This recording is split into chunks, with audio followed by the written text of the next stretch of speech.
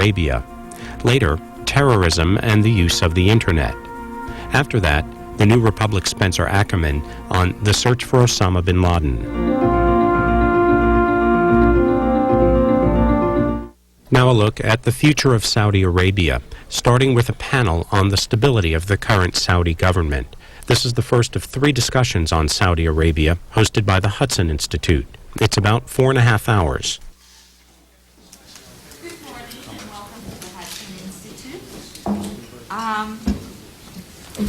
We at Hudson chose to hold a conference on Saudi Arabia this morning because it's becoming more and more clear to us that the kingdom is facing a great deal of trouble these days.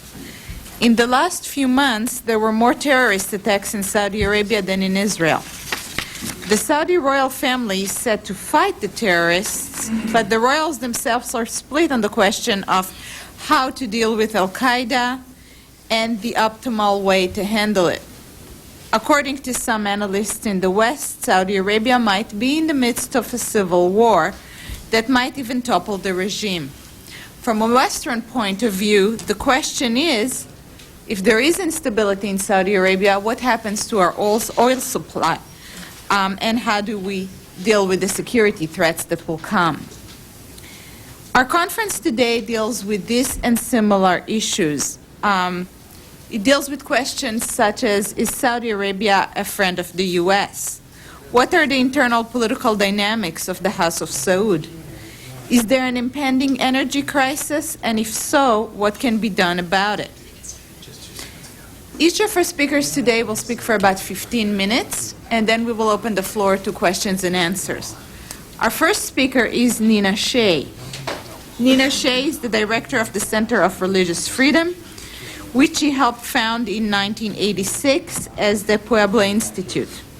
A human rights lawyer, she has been an international religious freedom advocate for 18 years and is nationally known for her book on anti-Christian persecution in the Lion's Den.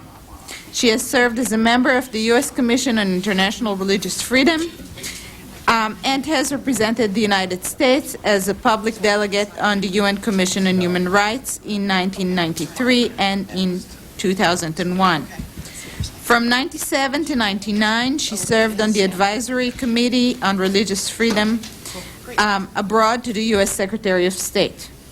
Newsweek magazine accredited Mrs. Shea with making Christian persecution Washington's hottest cause for her role on building a national coalition for religious groups on foreign policy.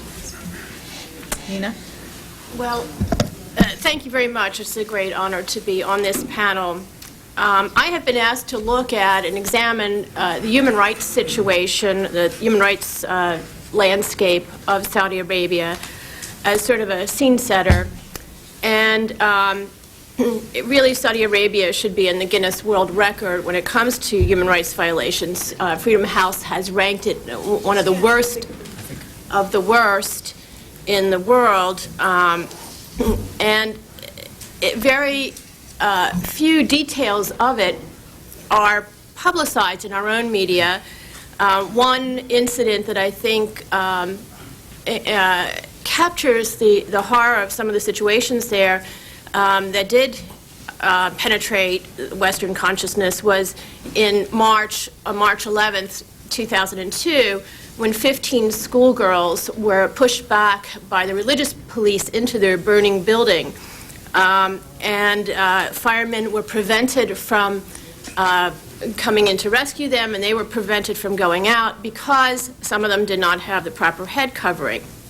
And the Interior Minister, Prince Naif, ordered a full investigation and found that there was really no one in the Mutawa, the religious police, at fault. And that is just one example of the problems in the country from a human rights perspective. It's obvious what was the problem there. And the human rights violations are really part of the fabric of the society. It's based on Wahhabi ideology, a religious totalitarianism. In the basic law of the country, the very first article, it states that the Quran and the Sunnah are the Constitution. It then goes on to say that the Sharia is the basis of laws. It is the Hanbali school of Islam as interpreted from a Wahhabi perspective.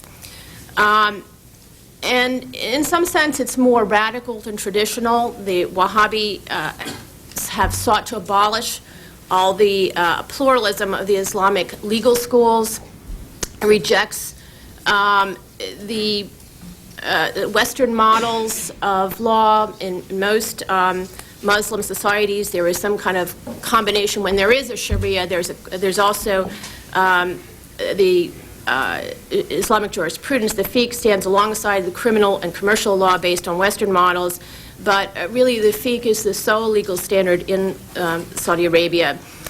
And the Islamic rulings are based on 5 categories of human behavior, everything from the forbidden to the obligatory, and then there is the Wahhabi militia, the Mutawa, the religious police, whose precise title is the League for the Promotion of Virtue and Prevention of Vice, that is charged with enforcing this behavior.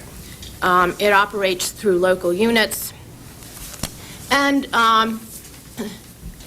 therefore you can see how all Saudis are deprived of their basic freedoms and rights. There are no elections at any levels. There were partial municipal elections promised a year ago or last October.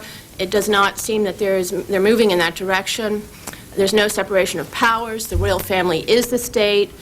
And throughout 60 years of its history, the royal family has ruled without checks on authority. There is no Bill of Rights, and the Wahhabis control the media, the educational system, the courts, and, of course, the religious institutions. Now, all Saudi subjects suffer from this lack of freedom, but there are really 3 categories that I believe suffer the most, and I want to touch on those today. The first is the religious minorities. And all citizens of Saudi Arabia are presumed to be Muslim, and Muslim means Wahhabis. In fact, there are 2 million Shia in the country who are native to the country. They live in the eastern oil-rich province, and they are from time to time arrested for heresy. They are considered heretics. They are sometimes forced to accept non-Shia names, and they are barred from leaving the kingdom. They have been arrested, forced to stand trial for heresy.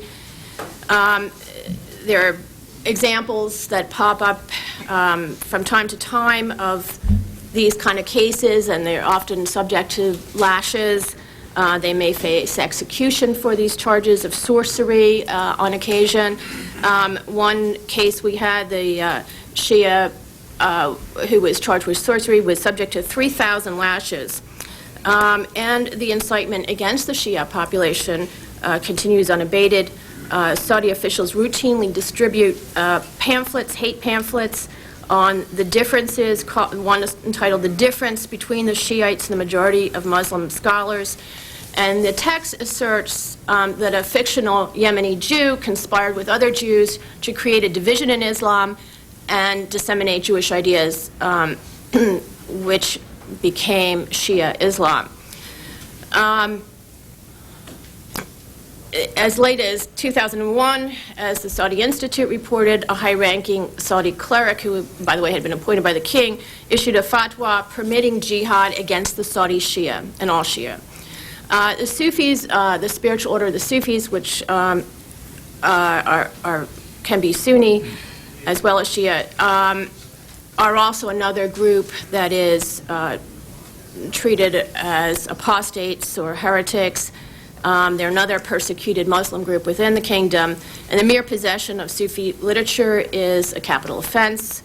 And there was a Sufi group here that issued a press release last month appealing to UNESCO to stop the Saudi destruction of 5 historic shrines that the Sufis claim that were built by Muhammad's daughter and his companions in Saudi Arabia, because there's an attempt to, again, impose this strict Wahhabi literalist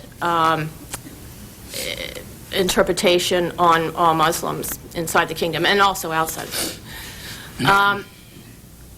The Saudis also prohibit any practice of non-Muslim religions among the country's expatriate workforce, and there are 7 million foreign workers, about 1/4 of the population. Many of these are Christians. Many of them come from South Asia or from the Philippines, India, Ethiopia, so forth. Visitors are required to declare their religion on a visa application, and then they are given visas. Their passports are taken from them by their employers when they enter the kingdom. Muslims are given green visas, and the infidels are given purple ones for easy spotting. It's against the law to bring non-Muslim religious literature or objects, Bibles, crosses, icons into the country. There's no religious clergy who are non-Muslim allowed in. There is theoretically, the royal families, royal leaders have recently said that there's a right to pray as Christians inside one's homes, but the religious police do not seem to respect that. When they are raided, these foreign workers' prayer sessions are raided. Their trials have been held in secret. The defendants have been denied counsel, and the courts follow summary proceedings. And we're following a case right now of an Indian Christian, Brian O'Connor. He has been tortured with electricity and lashings. He's, according to his brothers, in an attempt to abjure his faith. He has been charged with the capital offense of preaching Christianity.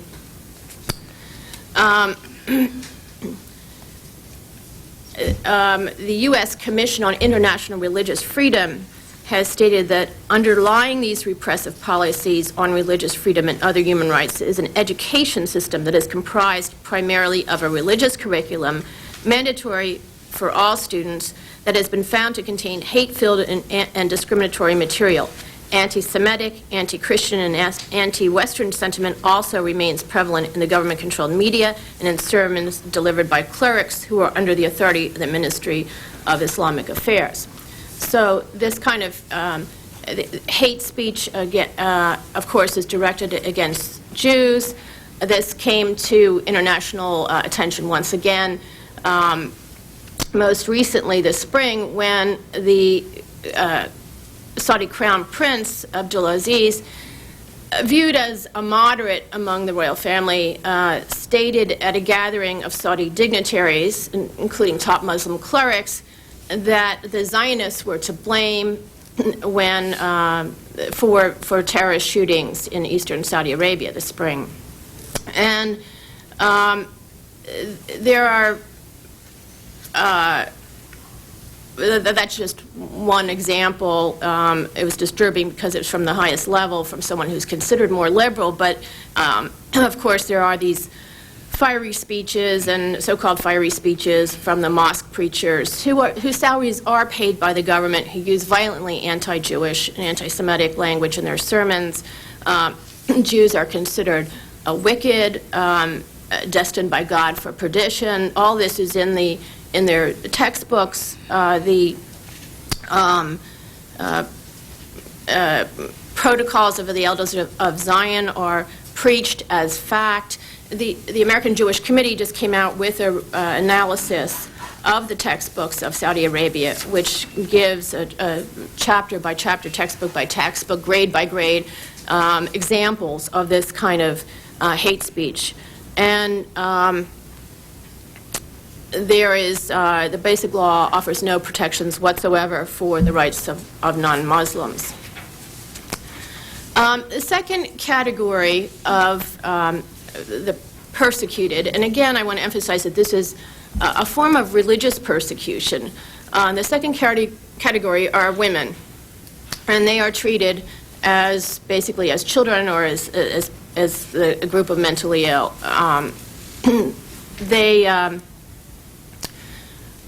The way religious law is interpreted and enforced in Saudi Arabia affects every aspect of the lives of both Saudi and foreign women and results in serious violations of their rights. Force is used to threaten or compel women to act in ways prescribed by the Mutawa and by the government's interpretation of Sharia. For example, women must adhere to a strict dress code when appearing in public. Women can only be admitted to a hospital for medical treatment upon consent of a male relative. While women formerly own 20% of Saudi businesses, they must deputize a male relative to represent them in financial transactions. Women are excluded from studying for certain professions such as engineering, journalism, architecture. They have no freedom of movement within the country and need to receive written permission from a male relative to travel inside or outside the country. Women cannot drive cars and can only ride in a car driven by driven by a close male relative or an employee, or they risk arrest by the Mutawa. And this is obviously different from every other country in the world, including other Sharia states. The personal laws are biased against women, and the criminal laws as well. The testimony by a man is said to equal the testimony of two women in court, and women cannot freely choose a spouse because they're prohibited from marrying non-Muslims. That same rule does not apply to the men. Daughters receive only half the inheritance awarded to their brothers. And it goes on and on. There's polygamy, except that there are weekend marriages, which are legal, in which the women relinquish their legal rights to financial support and nighttime cohabitation. In case of divorce, women can keep the children only until they're aged 7 or 9, depending on whether they're a boy or girl. Domestic violence is not regarded as a crime under Saudi law, and spousal abuse is prevalent. There's been recent reports in the New York Times about the foreign workers. The women have special problems when their passports are taken away by their employers. They're really at the mercy of their Saudi employers, and a number of them have reported being raped. It's illegal for a female farm worker to become pregnant in Saudi Arabia, so there are actually cases of these women being imprisoned because they have been impregnated by their employers, and some are kept as virtual slaves. One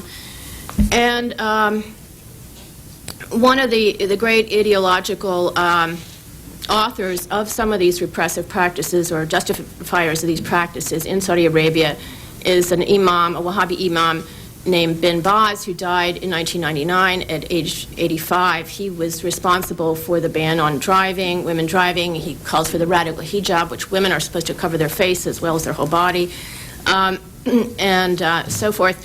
And this Bin Baz was issued a fatwa in 1969 titled "The Transmitted and Sensory Proofs of the Rotation of the Sun and Stillness of the Earth." And he argued that the Earth was a flat disk around which the sun revolves, and that any other belief was heresy. He corrected himself after Saudi Prince Sultan took a ride in an American space shuttle and told him personally that he had witnessed the roundness of the Earth, so he changed his mind. But this is the man responsible for a number of these pronouncements on women's rights. And it really shows how this is a religious issue of women's rights, because there are group rights for imams to determine the civil and political rights of women if there are no individual rights. There is a national dialogue going on, but it was interesting because the women were separated from the men. They weren't allowed to be in the same room during this dialogue that discussed women's rights last month. In the group photo, only the men were shown. But beyond that, the views of the participants were extremely far apart, with professors from the Teachers College arguing that women had far too many rights in the kingdom. Now, the third category, I realize I am running out of time now, so I would just say that the third category, I will summarize by saying that the third category of special victim class are the dissidents and reformers. And these are, all expression is controlled by the royal family, the media. The government owns all the broadcast media. It has the ability to remove editors-in-chief of the newspapers as a way of keeping control. Internet access is filtered and so forth. And those who dissent or try to reform, such as 3 current detainees, professors, human rights activists, they can be charged with destroying the unity of the nation, which is against their basic law, or they could be charged with blasphemy. So there's really very little ability to have a debate, a serious debate, for far-reaching reform. That concludes my presentation. Thank you so much, Nina. Our second speaker is Laurent Moraviec of the Hudson Institute, who obviously is not here because he's getting married in Paris this week. His speech, however, will be read by Jean Weicker of the Hudson Institute. Laurent is a senior fellow with Hudson in Washington, D.C. He was a senior international policy analyst with the RAND Corporation until 2002. His main research areas concern the application of anthropology to strategy, the revolution of military affairs, and information warfare. He taught philosophy in Paris and was a foreign correspondent in Germany and Central Europe for La Vie Française. He later co-founded and managed Geopol Services, a Geneva, Switzerland consulting company that advises multinational corporations and banks. Jeannie? Okay. You're going to have to pardon me. I have a bit of a cold, so... Anyway, I will start off with reading his executive summary. In the summer of 1916, it became apparent to all that Tsar Nicholas II was failing to keep together his regime. The combined weight of external events and internal pressure was becoming too strong to be sustained by the fragile ruler. As a result, every single Grand Duke, all the members of the royal house, started conspiring and plotting on his own. Power was there for the picking. All major powers and their intelligence services sent in their agents to co-pilot and co-conspire with the Grand Dukes and buy local help. The Japanese, the Austrian and German intelligence services bought up the Bolsheviks, while the British and the French bought up the Mensheviks and the social revolutionaries. A few months later, a fortuitous incident set off what became the February Revolution. An interregnum followed, a civil war, new rulers. A major new strategic reality had arisen with vast international ripples that shook the world indeed. The fall of the House of Saud will not have consequences lesser than the 1917 collapse of Russia and its later descent into hell. In the early 1960s, then Crown Prince, later King Faisal bin Abdul Aziz, launched the early Wahhabite grand design in earnest. He established a string of international organizations designed to assert Wahhabi dominance over world Sunni Islam. In doing so, Faisal was implementing the ultimate design of Muhammad ibn Abdul Wahhab, the founder of the creed endorsed by the Al Saud clan, a bizarre offshoot of Islam. In 1973, the Al Saud successfully conspired with other oil owners to gouge gigantic amounts of petrodollars from the consumers. There was a repeat performance in 1979. Ever since, the rating of the world economy through the mechanism of oil prices has continued in a more managed, but no less rent-exacting manner. This gave the Al Saud Wahhabi nexus the leverage needed for the religious imperial expansion. It also gave Saudi Arabia the means of purchasing itself a powerful Saudi lobby in Washington, D.C., under the guidance of the Saudi Minister for American Affairs, Bandar bin Sultan. With America under control, safely fastened to a strategy which placed the pseudo-stability offered by the Saudi princes at the center of U.S. policy, the Al Saud were able to move on. If recent history offers a clear-cut case of imperial overstretch, the Saudi Empire is it. The war against the Soviet and Afghanistan gave rise to jihad in the establishment by the Saudi authorities and secret services of the International Army of the Jihad. Osama bin Laden stands as a principal symbol and figurehead of this process.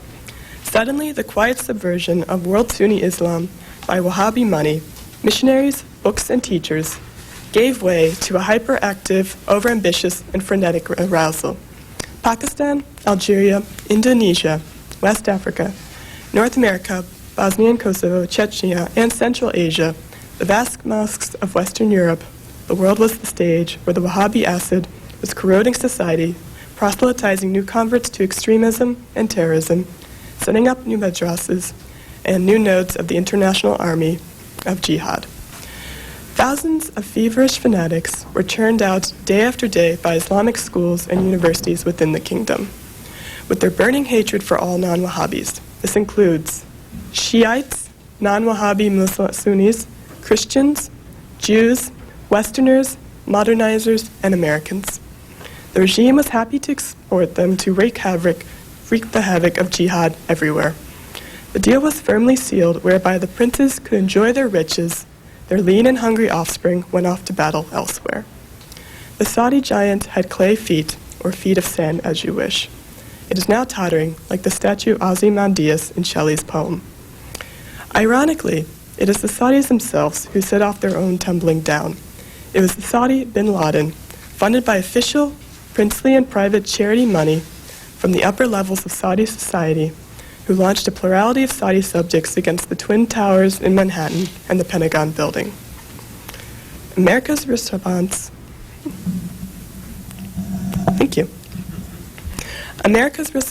first toppled the towers in Manhattan and the Pentagon. America's response first toppled the Saudis' puppet regime, the Taliban. It next turned to the greatest impediment to an American strategy to face the terror threat.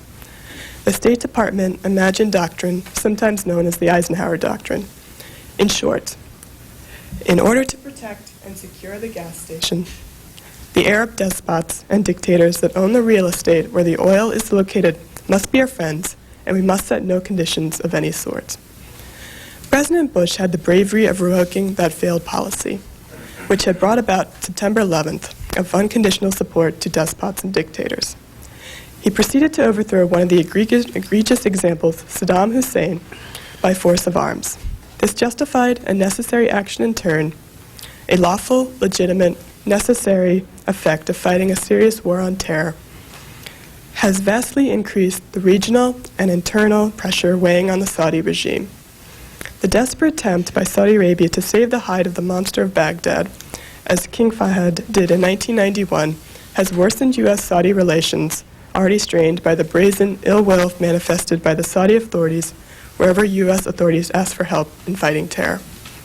Internally, the oil wealth, huge as it is, has proven insufficient to allow the royals to keep on buying everyone's loyalties. Cracks have been audible throughout the power structure. Since the 8,000-strong family of princes has operated somewhat like the Soviet Communist Party, as the structuring element of Saudi society and excluding all others, since no totalitarian society can tolerate autonomous power centers, cracks in the family shatter the entire house. The Al Saud family is hopelessly tangled in its internal disagreements. It has become incapable of taking any major decision. King Fahd has been in a quasi-vegetative state for years. Failure by contending clans to come to terms has resulted in paralysis. It simply means that the Saudi Arabia is either on automatic pilot or that contradictory decisions are taken and implemented by different clans and factions when they temporarily gain the upper hand. Concretely, one day, some prominent prince receives a group of reform-minded Saudis. Fanfare in the Western press. Reform is on the march. Next day, reformers arrested on the orders of another prominent prince. The State Department is definitely silent. Reform? Too little, too late. Flight forward into Islamicism? Very likely, and it is playing into the hands of the challengers. How can terrorists be caught when with three of them are besieged in a compound and escape the friendly clutches of the security forces? Crown Prince Abdullah's National Guard is riddled with extreme xenophobic forces, encouraged in this by the Crown Prince and his sons. There are also many extremely suspicious connections between the ulema of this and that prince in the uppermost crust of the Al Saud family, and individuals and groups very close to al-Qaeda. The leading Wahhabi clerics have not broken their links either with their best disciples. Saudi charities continue to fund London-based and other extremist groups and media outlets. How do we understand the rise in terrorist hits in the kingdoms in the last 6 months? Let us first remember that the royal family, so far, has only been a rhetorical target of the killers, the real casualties being primarily the Americans, Britons, other Westerners, Lebanese Christians, and some unfortunate average Saudis. I am proposing to you that the forces identified with the perhaps alive Osama bin Laden have become convinced that the weakness of the dynasty is such, and that their jihad inside Saudi Arabia has reached a point where they can shoot for the sky, or rather the jackpot. Topple the House of Saud, pocket the oil fields, the holy places, and the high-tech weaponry stored in the kingdom. Externally, senior members of the several Gulf dynasties have told me in recent months that they are extraordinarily worried. They feel the ground shake across the desert. They need protection, but not from a dynasty that cannot protect itself. Internally, the dynasty does not control much. Its manifest inability to subdue or even contain terror within the kingdom is a sure sign. They cannot even protect the oil fields. Imagine the effect of a mass exodus of Western managers, engineers, and technicians. The standard calculus of power practiced by every family, head in the country and in the region, reveals a tottering dynasty. Signs have been growing that the component parts of the Saudi Empire, the Shiite provinces of Hajar on the Gulf, the Yemenite province of Asir on the Red Sea, and first and foremost, the ancient, sophisticated Hijazi bourgeoisie now remember their ancient independence in the active fashion, and the Al Saud betrayal of promises of religious pluralism in Mecca and Medina. The Eastern Shia looks north, across into Iraq's Shia and Grand Ayatollah Sistani. It is most likely too late for the kind of national dialogue between Wahhabi and non-Wahhabi forces. Decades too late. If the foregoing analysis is essentially correct, the prognosis I issued 6 months ago that the dynasty would collapse in 18 to 24 months has been overtaken by events. Unsurprisingly, a crisis is a self-accelerating regime. James Baker, as I was told, has stated to visiting Arab dignitaries that he gave the Al Saud 5 years of survival. That was 18 months ago. A member of the Saudi lobbying firm in Washington, D.C. told me of his agreement with my timeline 2 months ago. Events are moving quickly. So, where does that leave us? We're not arguing whether the Saudi regime will collapse. We are trying to discern when. Timing is a difficult question. Some fortuitous incident, Mutawayin accidentally kills the son of some tribal chieftain. Events can cascade into an insurrection, loyalties clash, civil war can loom, provinces succeed, al-Qaeda tries a power grab. The U.S. administration should be in the business of talking to all potential Gorbachevs within the royal family, to all non-extremist opponents in and outside the kingdom, of consulting with U.S. friends and allies in the Gulf, of preparing policies with a coalition of the willing in the West and elsewhere, for it is in nobody's interest that the oil fields be either destroyed or grabbed by Islamic extremists. We ought to dust up military contingency planning to secure the oil fields in case of need, within minutes of any threat being detected. Diplomatic rationales, agreements with forces within the kingdom and the Gulf, we need that, and we need to prepare that now and not after the fact. We need to be proactive, not reactive. Of course, those in the administration and the bureaucracy who insist that the Saudis are our friends and they buy stability are hopelessly outmaneuvered by events. Otherwise, national interest is at stake at the highest strategic level. Thank you. Thank you, Jeannie. As you all heard, Laurent Moraviec does not think that the kingdom has more than 18 to maximum 24 months of life on it before it collapses. This was quite an interesting prediction. Our next speaker is Simon Henderson, and he will be speaking on the internal political dynamics of the House of Saud. Simon is a London-based energy consultant and an adjunct scholar of the Washington Institute for Near East Policy. He set up Saudi Strategies in 1999 after a 20-year career with the Financial Times, spanning from coverage of the 1979 Iranian Revolution to the editing of two different specialist Financial Times newsletters on the Middle East. He also runs the Iraq Strategies Business Consultancy. Simon? Can I stand? Absolutely, please. Does the microphone work? Yeah, should. Good morning, ladies and gentlemen. Sorry, I get fed up sitting down, and I spent 8 hours yesterday sitting on a plane, which might have been longer than that because it was also delayed. Anyway, I want to talk to you about the House of Saud. My credentials for doing so are principally because I once wrote a book for the Washington Institute for Near East Policy on entitled After King Fahad's Succession in Saudi Arabia. And I usually say at this point that I've never been to Saudi Arabia, which is a statement of fact. It's not a particular statement of pride, because I think it would be interesting to go to Saudi Arabia and useful to go to Saudi Arabia. However, if you write a book about Saudi Arabia, it's not a quick way of getting a visa. And if I were given a visa, I would be worried that I might stay longer than I would hope to. Saudi Arabia is in crisis. There's no doubt that Saudi Arabia is in crisis. The only question is the definition of the crisis and how many crises they might be. I think at the moment there are two discernible crises, which I'll talk about this morning. One is the crisis of terrorism, particularly the growing apparent strength of Al-Qaeda in Saudi Arabia. And the other aspect of the crisis is the worsening relations with the United States, which have worsened in particular since the events of 9/11, and have reached the point recently where it would appear that Prince Bandar has difficulty cashing a check in this town, because the accounts for the Saudi embassy here in Washington, which were with Riggs Bank, were closed down, and the embassy had difficulty finding another bank to handle its accounts. It's a few weeks since I was last here. They might have found another bank, but they were apprehensive at one point of being able to find a bank, and so they paid their employees for 2 months because they thought there might be a hiatus here. Saudi Arabia has faced crises before and has overcome those crises.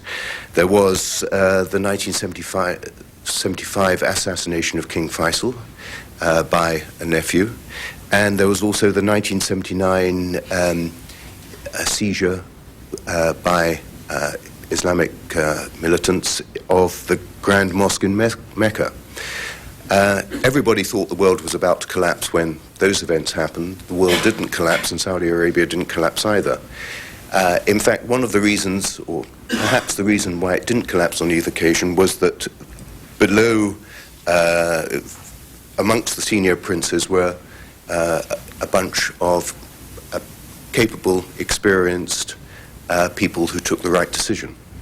The trouble is, today, is that those capable, experienced people are 20 years older, and instead of being more experienced and more wise because of that age, they're now geriatric. They are essentially past it. We think they are. They probably think they are. It's in the nature of the Saudi system that they can't actually change the system because people can't retire, they're not allowed to, and so they cling on to power. And this means that the normal system of decision-making in Saudi Arabia, which is a consensus-based agreement, is even more difficult to reach consensus on. And when you can't reach consensus, you delay or just don't take the decision, and one fears that that's the situation that we've reached at the moment. When I am analyzing the basic power structure in Saudi Arabia, usually think of it in two ways. In light of what I'd like to say that these were my own ideas, but this is my journalistic background, which is that you seldom have ideas of your own, but you're very good at taking other people's ideas. I found these two ideas quite useful. One, it both involves a triangle. One way of looking at Saudi Arabia is to see a triangle with the House of Saud at the top, and in the bottom two corners, on one side the Islamic establishment, and the other side the technocratic commercial middle-class elite. And under this analysis, the House of Saud needs both these components, but these components try to be more influential than the other. This is what I would call a Western analysis, so that this triangle, so to speak, is in a permanent state of tension as the middle-class technocratic commercial elite tries to get one over the Islamic establishment. An alternative way of looking at it, what I would call the Saudi version of this triangle, is to say the triangle is actually much steeper and the base of it much narrower, and the House of Saud, instead of being at the top of the triangle, is in fact on one side of the triangle. And on the other upright of the triangle is the Islamic establishment of Saudi Arabia, and this version of it reflects the more equal power or the equal political influence of both groups. And then at the bottom of this steep triangle, it's the technocratic commercial elite, and this group moves from one side to another under this version of the analysis, so that when it thinks it can get some temporary advantage. But again, it means that instead of a structure of stability, you've got a structure of tension. And this is, I think, a useful way of looking at Saudi Arabia at the moment. What do the Saudis want us to believe? It's always an interesting question. And if you are living in the West, as we do, either here in the United States or in Europe, you will have seen increasingly over the last couple of years the words of the English-speaking Saudis referring to something called reform, and the words of their people who think they understand Saudi Arabia from a Saudi point of view, who also use this word reform. For a while I scratched my head when I heard the word reform. I now just smile when I heard the word reform. They, in fact, under this term, as far as I can make out, are just handing out this word to keep us happy, to give us the impression that there is progress going on in Saudi Arabia, or there is progress that we should support in Saudi Arabia if we keep our mouths shut on the criticism and encourage the existing power structure to overcome the problem in their own particular way.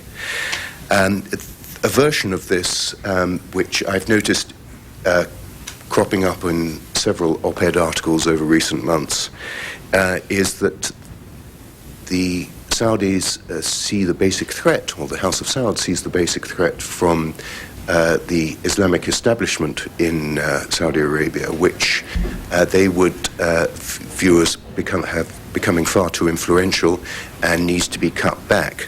It's a containment policy, so to speak.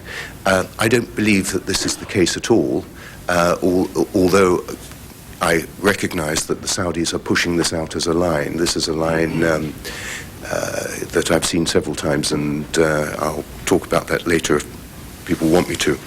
I think what it comes down to in Saudi Arabia is that the House of Saud wants to stay in power, is determined to stay in power, and they will do anything to stay in power. And what they are in fact doing at the moment is having a battle of legitimacy, a battle of Islamic legitimacy with them on one side and Osama bin Laden, Al-Qaeda, Islamic extremism on the other side. But in fighting this battle, they are doing it in Islamic terms.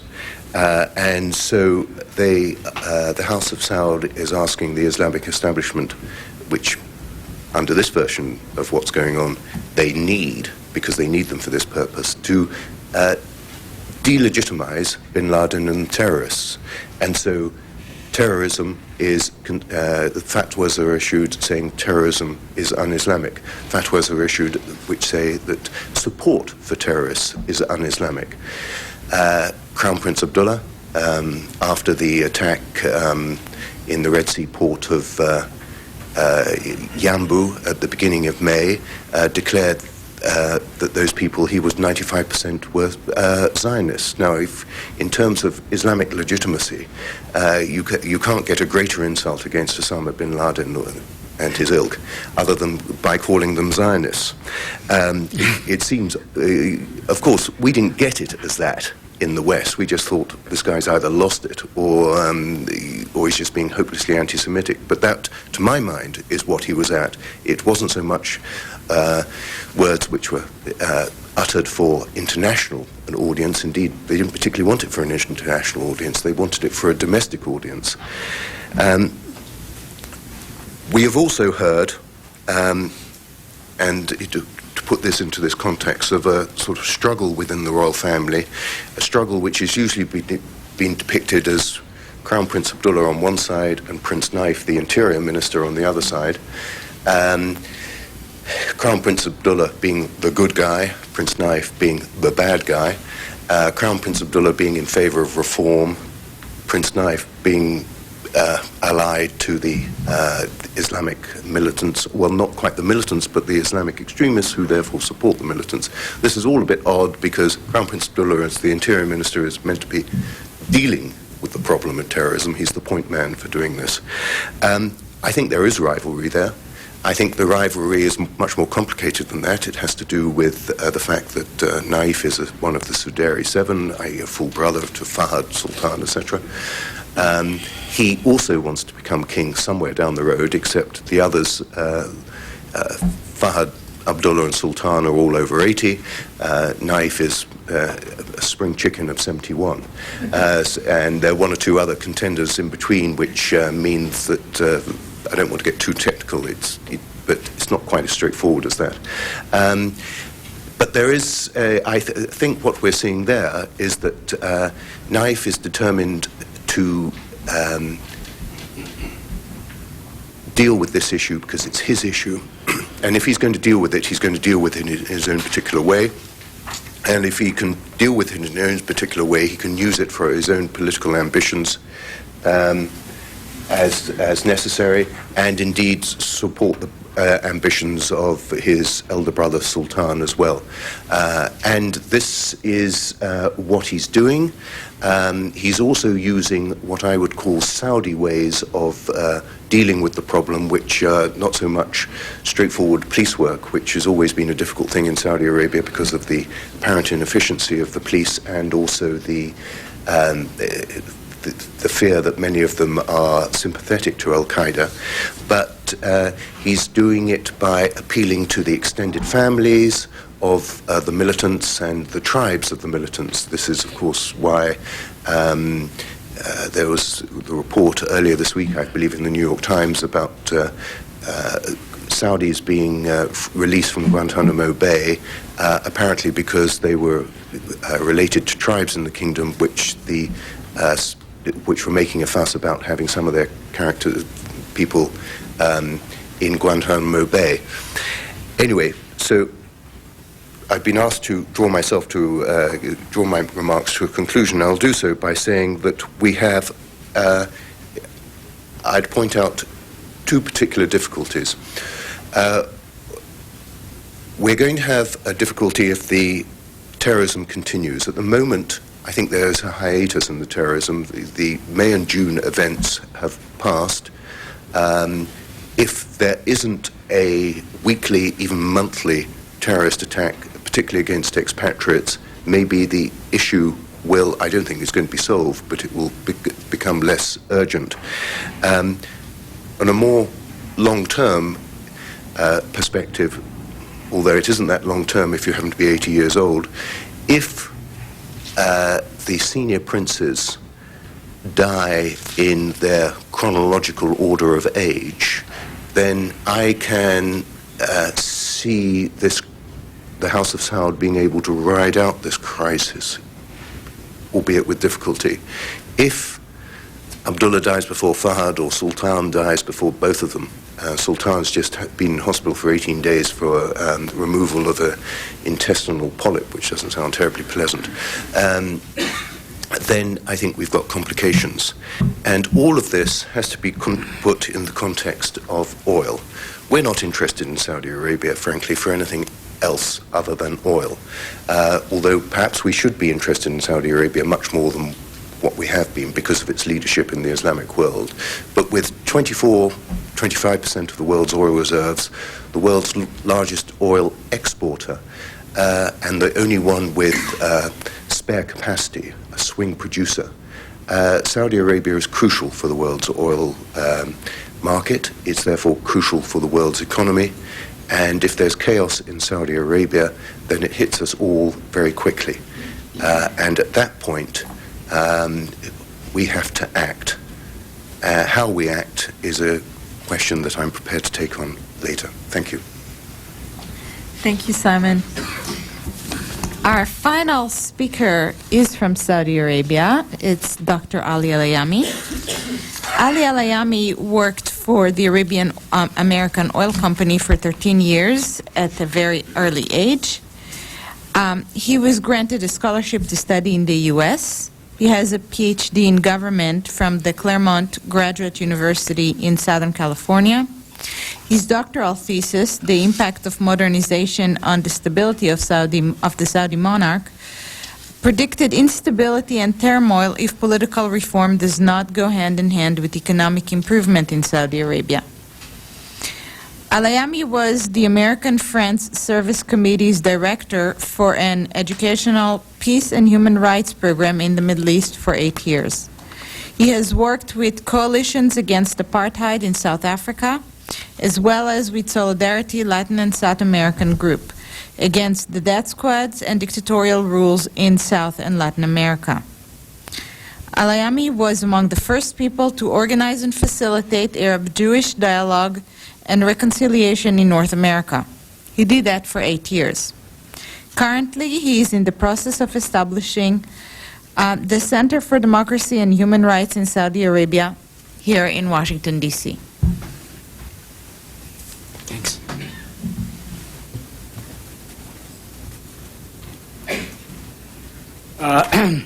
I too will stand up. You could tell that men are restless. They cannot sit any place long enough. Thanks very much all for coming, and I want to thank the Hudson Institute for inviting me to participate in this distinguished panel. I want to salute the Freedom House for their absolutely outstanding work on behalf of oppressed people in terms of religious and other persecutions. I have had the honor to deal with some of these folks, and I found them very great people. The institute that Dr. Romsars mentioned is being established here in Washington, D.C.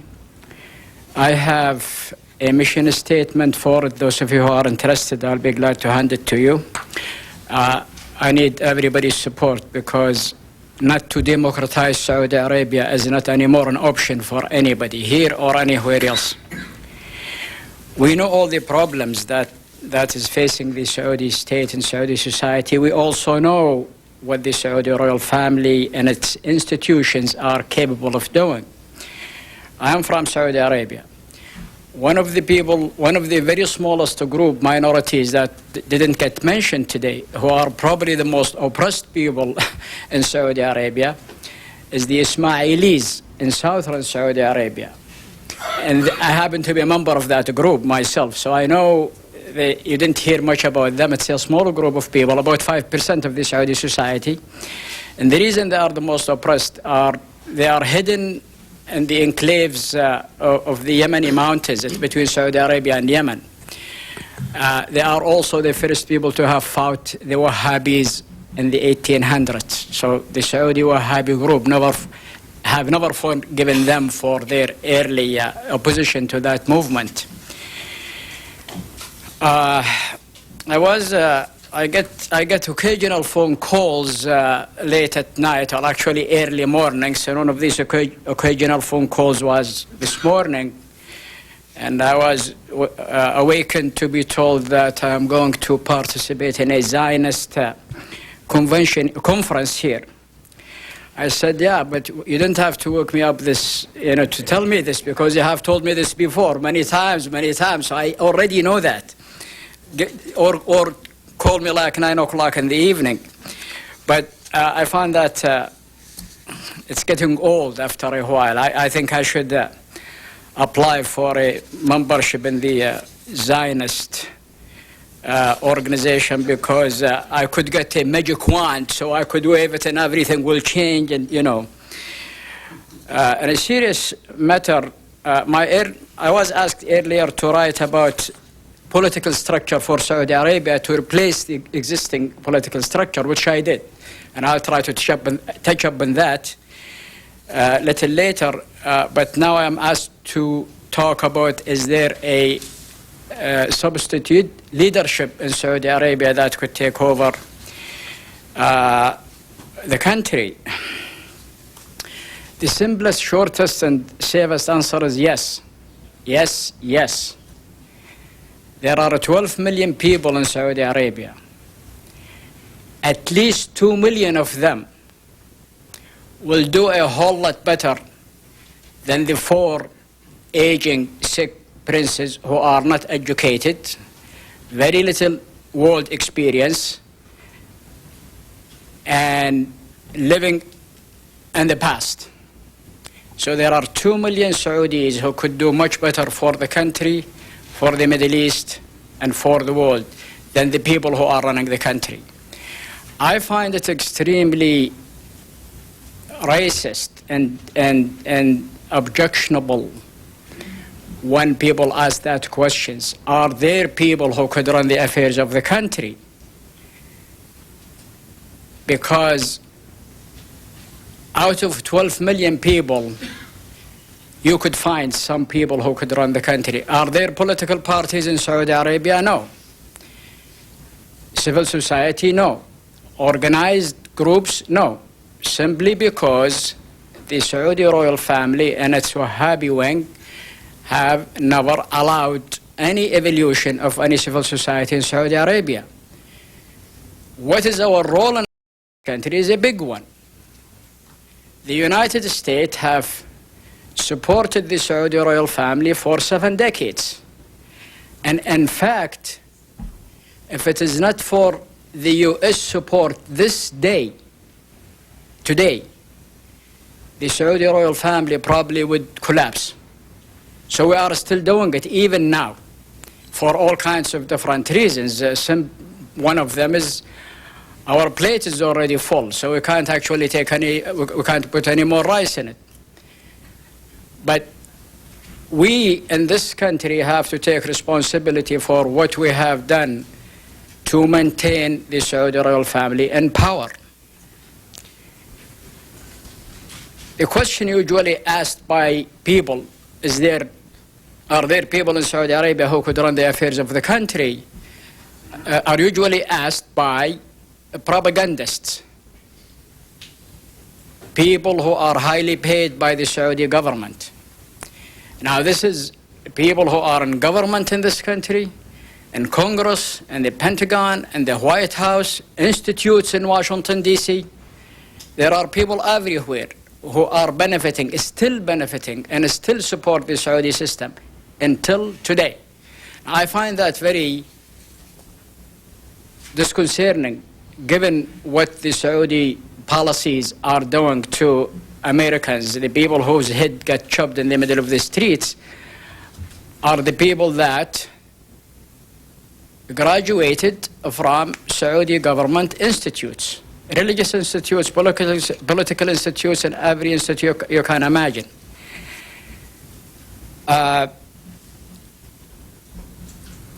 one group of people, and I want to put this question actually at least to this group to rest.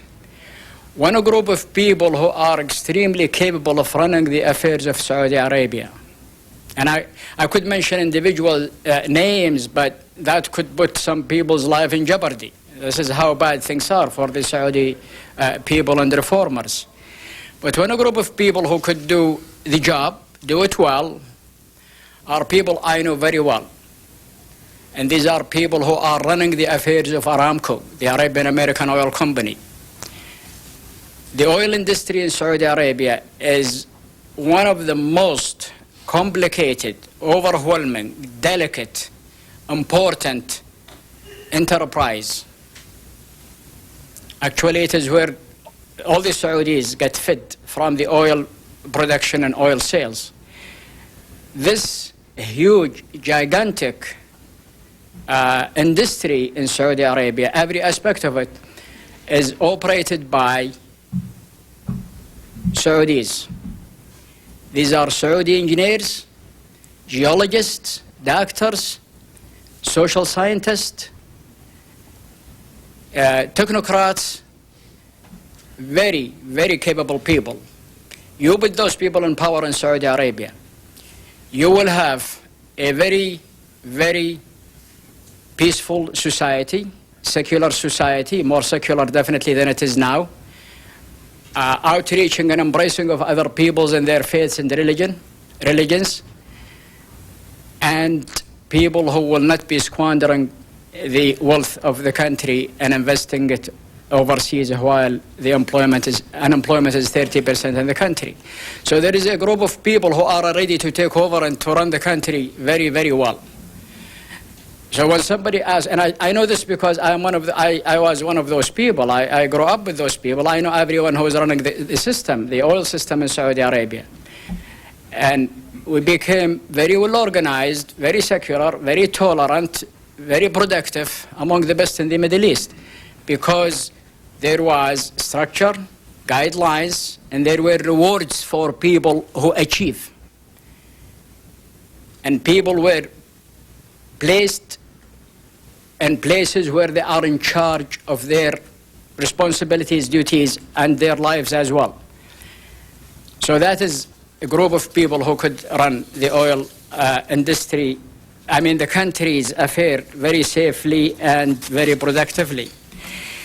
Now, to go back to my original theme, which is a new structure for Saudi Arabia, I have written about this extensively. I have been actually saying this for the last 30 years. And unfortunately, it took 9/11 for anybody to start listening to what we have been saying for a long time.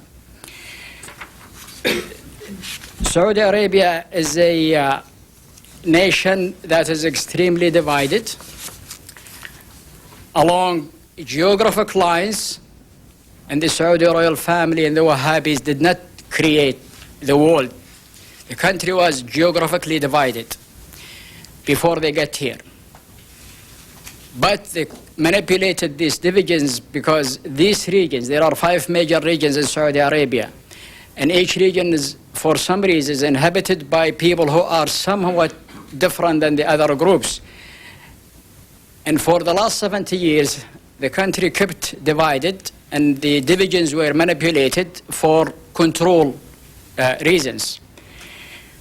So Saudi Arabia is actually a prime candidate for a federated system along the lines of Switzerland, Canada, or even Mali. I don't know how many of you know where Mali is, but it's actually a very poor country in Africa, and it's a very democratic country.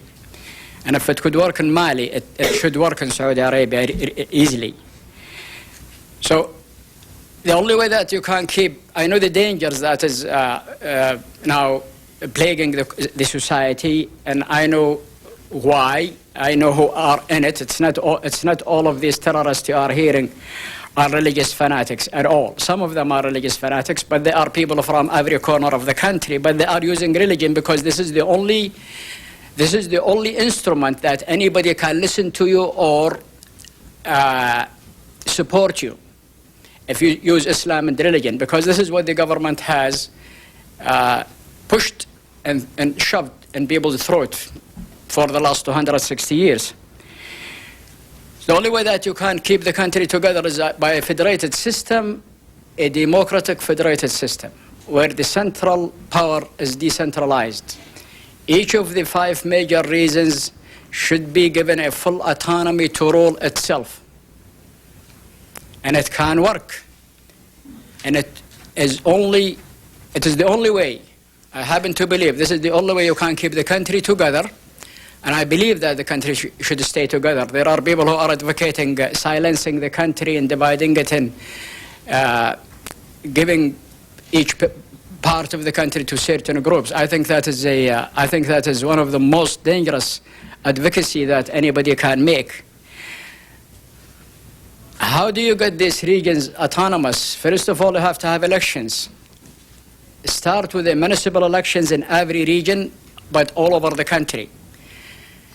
And then after that, you elect parliamentarian people to represent people nationally, regional governors, mayors, chief of police. Every aspect of governing in Saudi Arabia has to be elected locally by each municipality and by each region.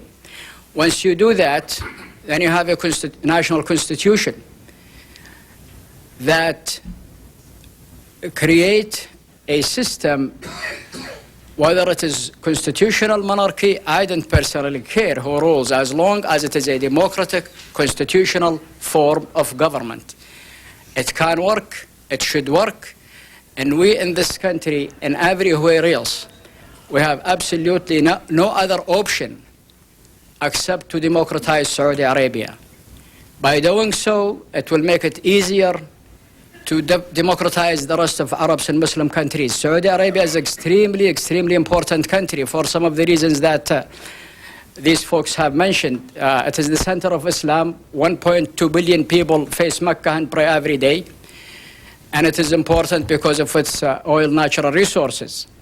We cannot just pack up and leave the country, even if we want to. So the best way to go about this is to keep the pressures on, to organize, to influence our the decision makers in this country, in Europe, Great Britain especially, and more important, reach out to the Saudi people inside the country. Support reformers. It's interesting that Crown Prince Abdullah will issue amnesty for killers, and there are reformers who are languishing in Saudi prisons. That tells you exactly the situation in Saudi Arabia. Thank you. I'm being asked that I'm out of time, and I'll stop right here. Thank you so much. We would like to open the floor to questions. Yes, Nimrod. My name is Raphael. I'm from Memory. Oh, please wait for the mic. It's Middle Eastern. Thank you. Yes, my name is Raphael. I'm from Memory, and I'd like to address a question or comment to Mr. Henderson. In concluding his presentation, he said that the interest of the West in Saudi Arabia revolves around the issue of oil. And that's probably correct only to some degree, because most of the Saudi oil goes to the Far East, mainly India, China, and Japan.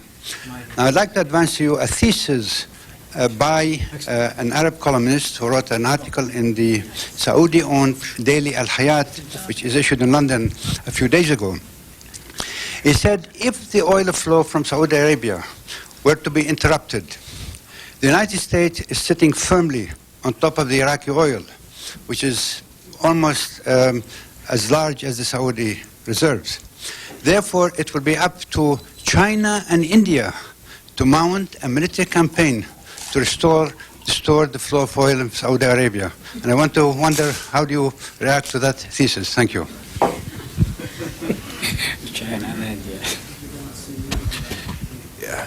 I think the thesis is the product of an Arab cafe society in London and falls down on a couple of points. One is that although there are many different types of oil, light oil, heavy oil, sour oil, etc., less sour, that's about my extent of technical ability on crude oil. There is a world oil market and there's a world oil price, and if there is a crisis in the Saudi oil fields, the impact will be on the price of oil all over the world. I agree, though, on if the government of Saudi Arabia, or we can extend it forward if there wasn't a House of Saud ruling Arabia, if that government was neither willing nor able to produce oil at the current levels with spare capacity, there would be an oil crisis unless there was an alternative swing producer, which may or may not be down the road many years, 5 to 10 at least, Iraq. If that doesn't happen, the price of oil will shoot up. I don't particularly want to see this day, but it will be interesting intellectually to know whether the world calls upon the United States to do something about it, or the United States leaves the rest of the world to worry about it. But frankly, there's only one country which has the military capacity to do it, and that is the United States. Yes.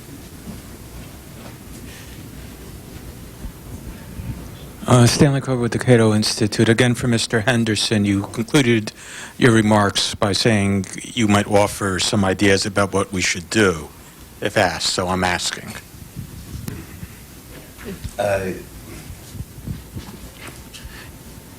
What we should do in event of an oil crisis. Yes. Well, actually, I'll use the opportunity to say that I used to look at Saudi Arabia purely in oil terms. I think the West used to look at Saudi Arabia purely in oil terms. I think the first lesson of 9/11 was that we had to look at Saudi Arabia in terms of Islam as well and its leadership role in Islam. So, we all had to do a lot of catch-up after 9/11. What do we do? If, Erwin Stilter, who is, I believe, a fellow at the Hudson Institute, wrote in a newspaper article which I read in London a couple of weeks ago that energy policy, American energy policy, should be based on two words: aircraft carriers. Now, that was a newspaper column, and it gets a belly laugh, but there's a degree of truth in that. But to work back in logic,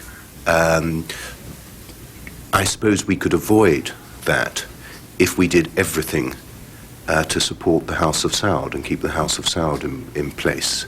But I think there are difficulties over that, and I can see objections about to erupt.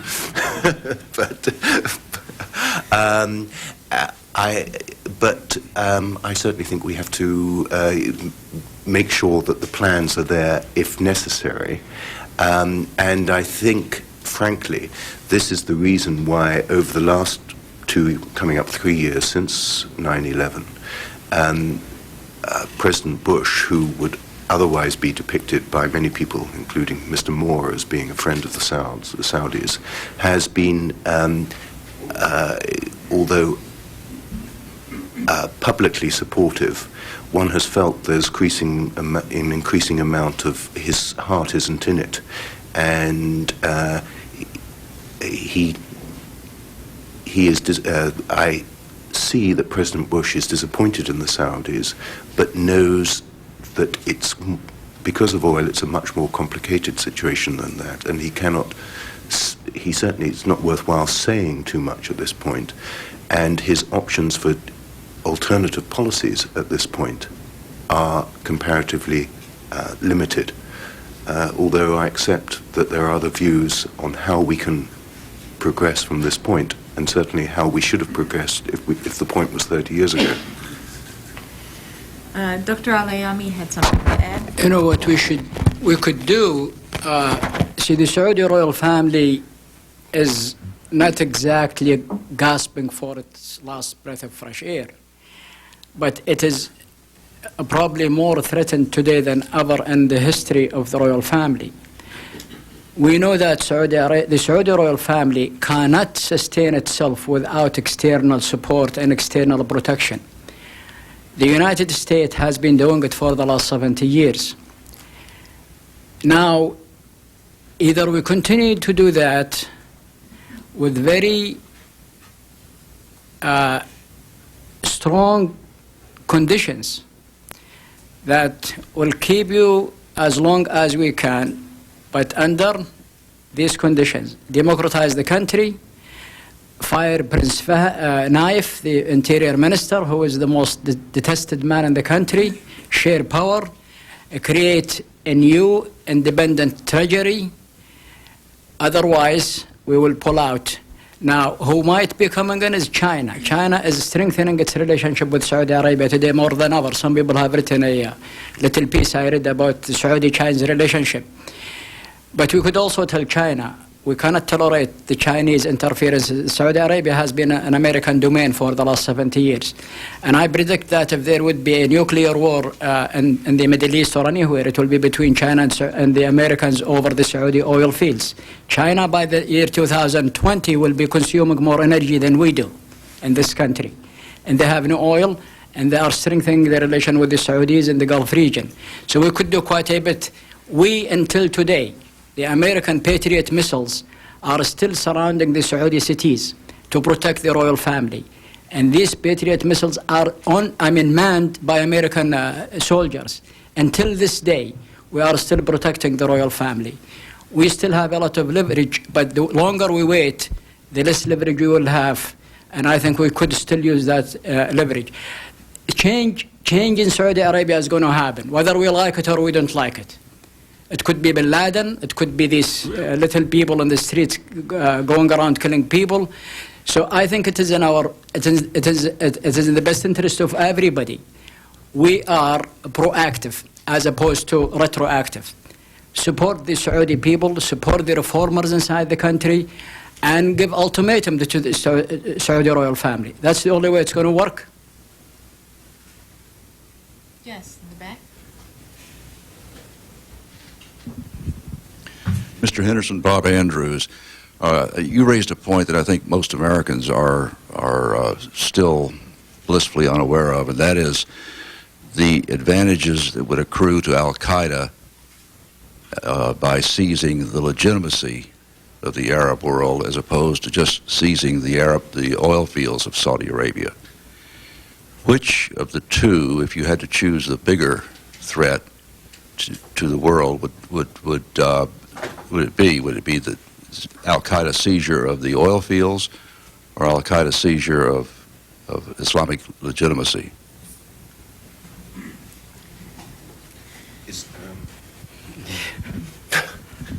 Is it a real choice? No. In the absence of Osama bin Laden, I think we have to go back to what he's previously said in the past, which is that he wants the removal of the House of Saud. He wants Arabia without the Saudi bit in front of it. And he regards the House of Saud as both religiously and politically corrupt.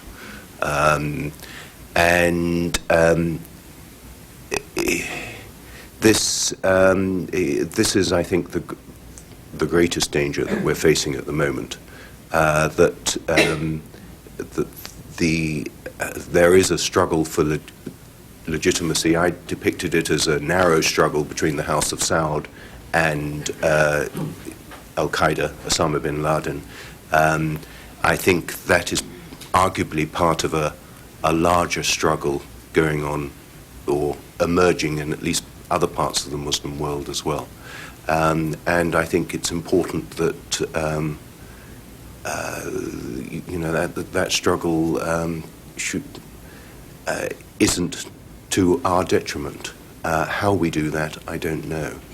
But the cost of getting it wrong is oil. and that's the problem. Yes, Max?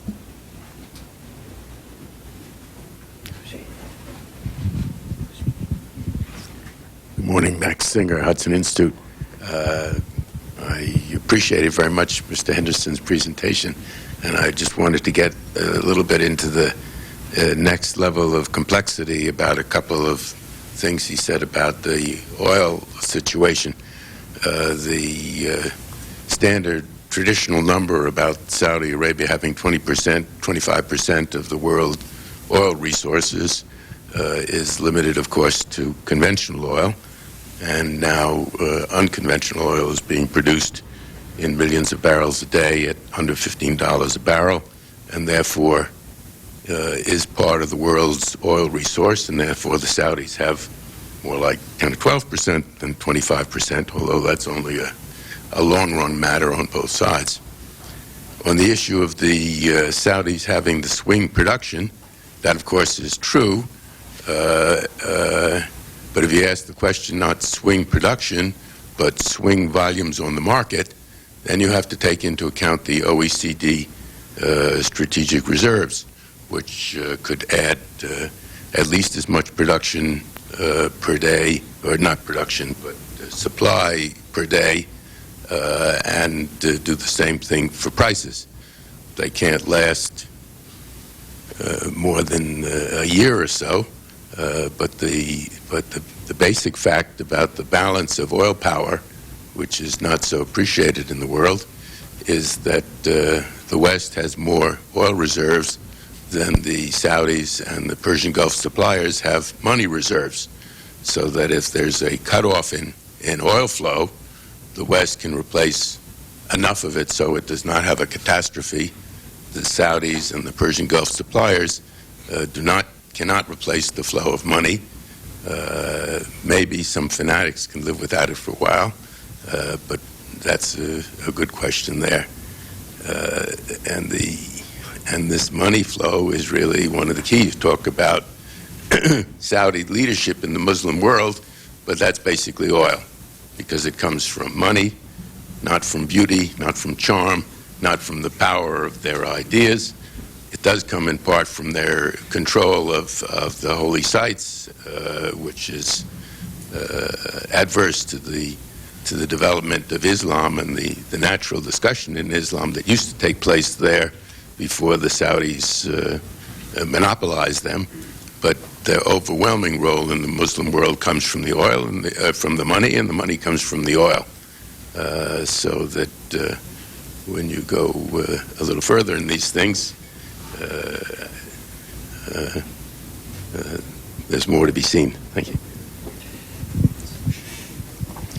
I don't know whether I can fully answer your points, but for those of you who spend your time looking at tables of figures, you might have noticed that the Saudi proportion of world oil reserves has dropped from 25 to 24 percent. And this in the last year, and this isn't because of any real drop in the amount of Saudi oil. It's frankly because Canadian shale oil has now become to be included in the calculations one makes of this, and indeed only partly included. About 10% of Canadian shale oil reserves are now credited to Canada's reserves. That's a reflection of what people think at the moment is the current technical ability to get at that oil. However, in riposte to that, the Saudis haven't said it officially yet, but are letting people know that they think, and this will no doubt go further into the discussion of the next session, and at lunchtime, is what they're saying is that instead of, I think it's 256 billion barrels of oil that the Saudis notionally have, the actual figure they have is around 400 billion, which upsets your figure. But I think what it comes down to is that we have a difficult 3 to 5 year time horizon ahead of us, whereby Iraqi oil is not going to be on stream in any significant volumes. Technological alternatives to reliance on the internal combustion engine are just not going to be developed.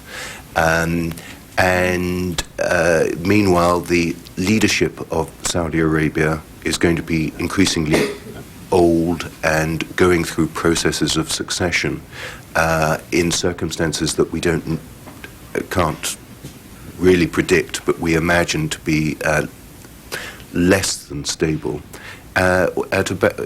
And meanwhile, there's the whole background of Osama bin Laden and Al-Qaeda, who will try and make the situation much more difficult than what it is. Frank Gaffney?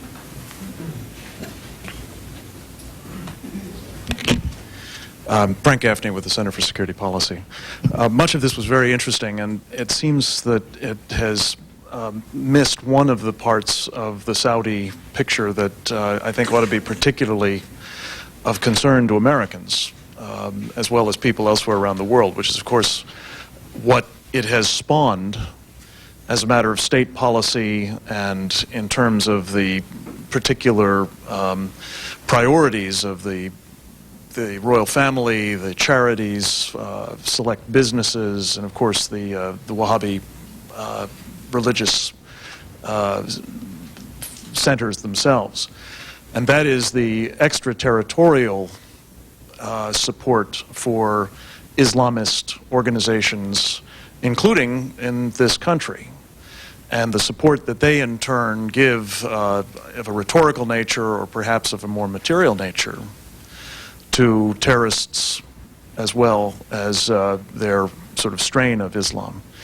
And I just wonder, as we talk about the kinds of uncertainties that arise about where the Saudi government is going to go and what might follow it if the turmoil persists there or gets worse, what could you say to illuminate the opportunities that are available to us to shut down these Saudi-funded institutions, the cumulative effect of which is frankly still probably to be felt, but that exist in this country, that exist in Europe, that exist in Central Asia, in East Asia, and that as best I can tell, whatever they're doing to constrain sort of terrorist operations inside the kingdom itself, continue to enjoy the support of those royal and other Saudi sources.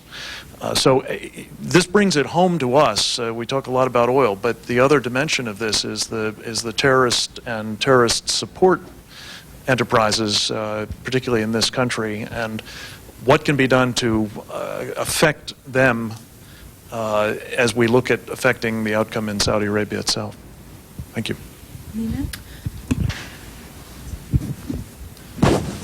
Well, Frank, I think you ask a very important question, because it's not simply either the House of Saud or Al-Qaeda. You may actually have both going on through this infrastructure of mosques, Islamic centers, and other institutions here and almost everywhere.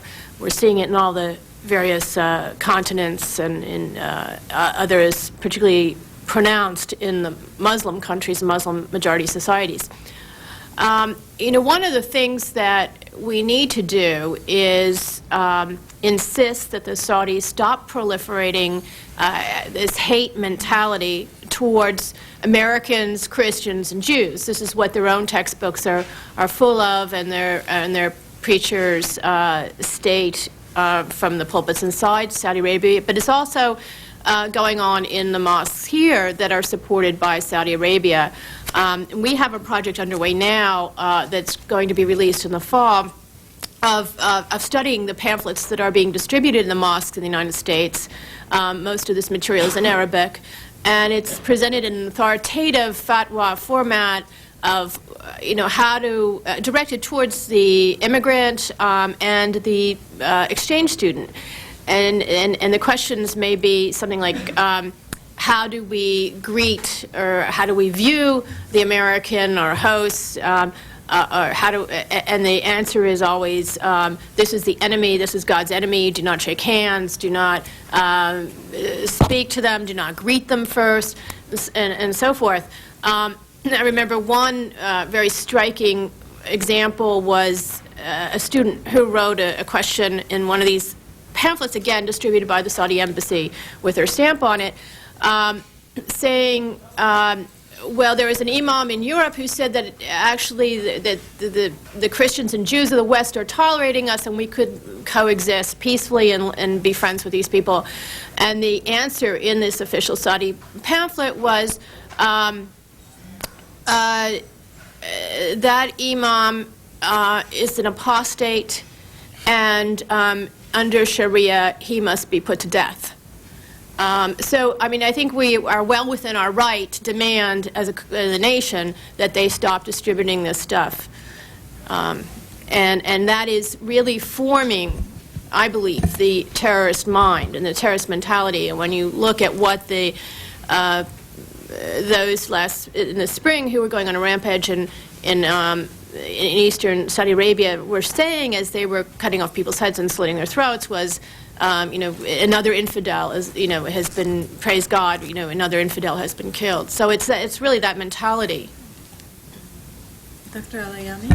Yeah, I think I think we should deal with the roots of the problems. The roots of the problems are the institutions of the Saudi government. The Saudi government, the Saudi royal family has only one legitimacy, and that is religious fanaticism. They are not going to cut funds to these people. They are not going to stop them. And I think this is where we should be focusing, on the institutions that created these people. And as long as the Saudi royal family is in power, these institutions will continue. There is no question in my mind about this, because they cannot live without the support of these people. It's as simple as that. In terms of the institutions, Saudi schools and stuff in this country, I think two things should be done. One is to put condition. If you want to open Islamic institutions in this country, we should be able to open Christians, Jews, Hindus, in every religious institutions inside Saudi Arabia. I think that's very simple demand as far as I am concerned. But we should not deviate too much from the roots of the problems. These institutions are only the symptoms of the main causes, and that's where we should be focusing, and that's our job now. I want to say something to an earlier question, and that Mr. Henderson was asked, and that is the oil and Al-Qaeda, for example. Somebody asked a question and left. The alternatives or the choices, neither of them is good. Oil is what feeds the people of the Middle East, and the Saudis are no different. And if anybody remembers, when the Iranian revolution was at its height, the Iranians were still selling oil to us, even though the streets of Tehran were full of people demonstrating and calling this country the Satans. If bin Laden takes over Saudi Arabia, and eventually somebody will, because the situation are not going to continue. If bin Laden takes over the power in Saudi Arabia, he and his groups, he's a businessman. His family is the richest people in Saudi Arabia. They make their fortunes of oil and from Americans, their relations with this country. They will be selling Saudi oil. Otherwise, they will die. Nobody in his right mind in Saudi Arabia would just take over and just shut off the oil fields. It's just not going to work. And if the Saudi terrorists who are roaming the streets of Saudi Arabia today, killing people, if they want to destroy the oil fields, I know, I work for the oil fields, they could have done it long time ago. It's easy, it's vulnerable. But that's not their target. They know what would happen to them from the people in the world. Their target is are the Saudi institutions and the Saudi royal family. I cannot say this enough. We should start supporting the people of Saudi Arabia. The more we keep the Saudi royal family in power, or at least the way things are, the more we are going to invite troubles to the shores of America and everywhere else. Thank you. The gentleman up front here. Sorry. That guy did speak. He's dead. Thank you. Evgeny Novik of the former Soviet Islamic Expert. I have a question that probably a little bit debated from the main topic of discussion, but I would want to ask the members of the panel, what is your attitude to the information coming from Russia and coming from other places, that there is a close relation between the Saudi family and the Russian family and the Russian government, and that the Russian government is using Wahhabi movement and influence of Saudis on Wahhabi movement in order to control the Muslim population inside the former Soviet Union, inside the Russia, and inside the Central Asia. Because there is information, for example, that the Hizb ut-Tahrir, which are operating for example, in Uzbekistan, the Uzbek government had the complaints that Hizb ut-Tahrir was supported by the Russians. There is the information, for example, that the people coming out from Guantanamo base and coming to Russia, they were released without trial and even get the money from the Russian government. There is the information from the Russian defector in London, Levchenko, that Zawahiri, the right hand of the Osama bin Laden, he got the training in the FSB a training camp in 1996 in Russia. So what is your opinion? Do you think that it is possible that there is a certain exchange of help, mutual help between the Russian government and Saudis, and in different fields, and especially Saudi helping through Wahhabi movement to control the Muslim population in Russia? Thank you.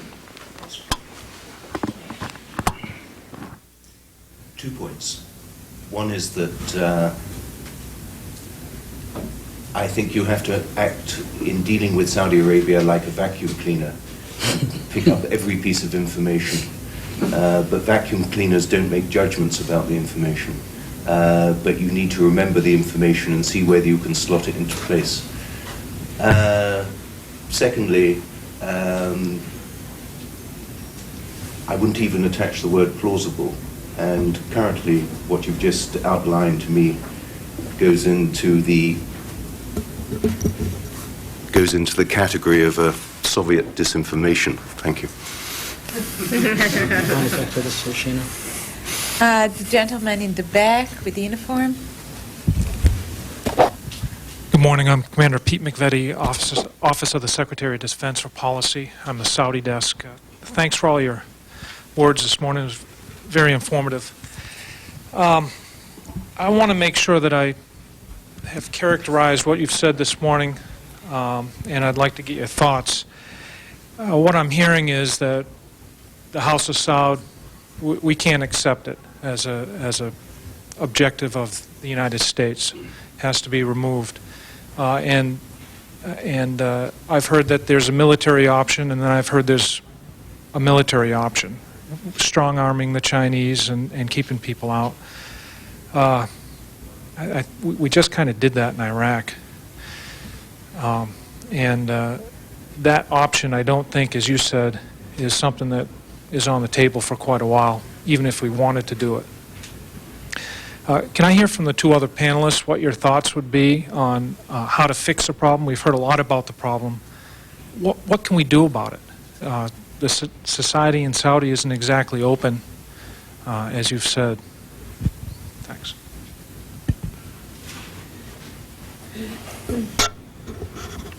Well, in my last response, I think that the most important thing is we have to insist that they stop proliferating hate speech both inside the kingdom and outside, that the deep hostility toward non-Wahhabis particularly towards Westerners, Christians and Jews and Americans, be stopped. And this is done, the religious establishment there are government employees. They're appointed by the king, they receive salaries, they are monitored and so forth.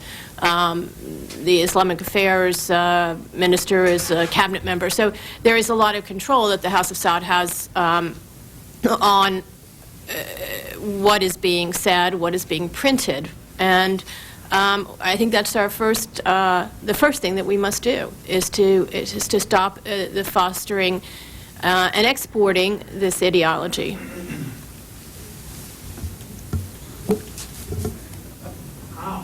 Hold on a minute. I wouldn't like you to go back to your office and write up a report of this morning's events in the terms which you've just suggested. I think we are here to be descriptive and analytical, and we can dance around at being coming up with solutions. But if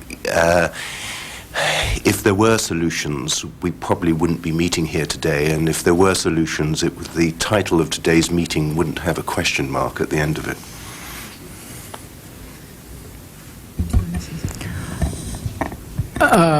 Again, I want to go back to the roots of the problems.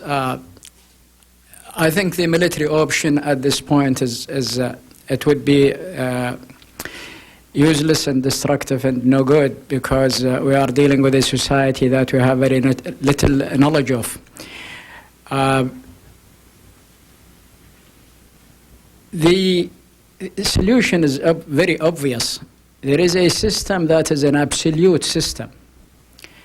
There is a group of men who control a whole society. No freedom of speech, no freedom of press, no women's rights, no minorities' rights, no expatriates' rights. It's a medieval system that has to be overhauled from bottom up. You will have less problems from Saudi Arabia once the people are the masters of their own destiny, once women are free. One of the easiest solutions, or at least a quick solution to the problems of terrorism, is to empower the Saudi woman. And that can be done, actually. If the religious community in Saudi Arabia and the royal family want to use Islam in a positive way, which they have not used since they took over, then they should issue a fatwa saying that the Saudi women are human beings. They should be recognized at least that they are human beings to start with. And second, they should have the right to be human beings and explore their potentials and participate in the building of their society without any restrictions or control of men. This is one solution that can be done, and done quickly and fast. And that actually will weaken the hands of extremists and terrorists. We have to go back to the roots of the problem. It is the institutes, it's the royal family, it's the policies. You could take all the religious books from Saudi Arabia today and dump them in the ocean. That's not going to change the situation in Saudi Arabia. The only thing that will change the situation is a new political system where people have a stake and have something to hold to and believe that the country is their country, and they don't feel that way today. We are seen in this country, we are being seen as in the way of all of that. That's why we are the target of bin Laden and anybody who wants to kill Americans. Hillel Fredkin. Hillel Fredkin of the Hudson Institute. I want to follow the commander's question, maybe stated a little bit differently, but I think it's in the same spirit. Mr. Henderson described the structure of the regime as being dependent upon at least two pillars, or maybe three. The family itself, the technocrats, and the fuqaha.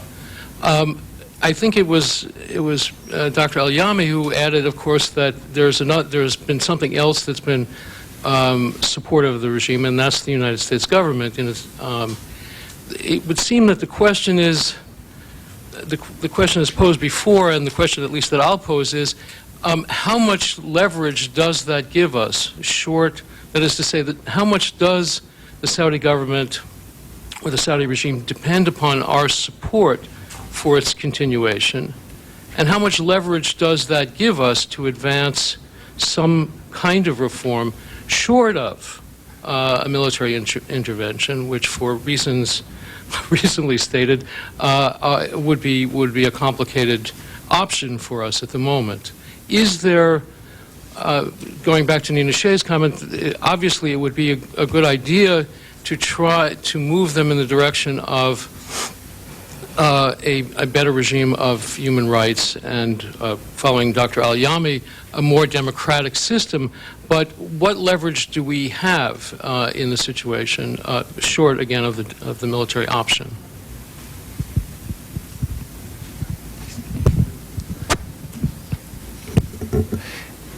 Good question. I'm not sure how much leverage we have, and I suspect generations of officials in the White House, State Department, and Pentagon have sat at their desks occasionally and sort of scratched their heads and thought for leverage. And we only have to think of the example of the ambassador, the American ambassador who left last year, who made what he considered probably as a bit of leverage at what he thought was a private dinner party to say that the throne should go to Crown Prince Abdullah, and after that to the next generation, preferably Prince Saud Al Faisal, the foreign minister, or somebody like him, to find that he was no longer acceptable in Saudi Arabia and he had to leave.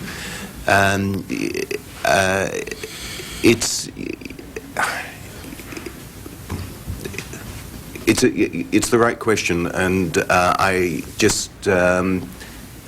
I'm just short on answers this morning.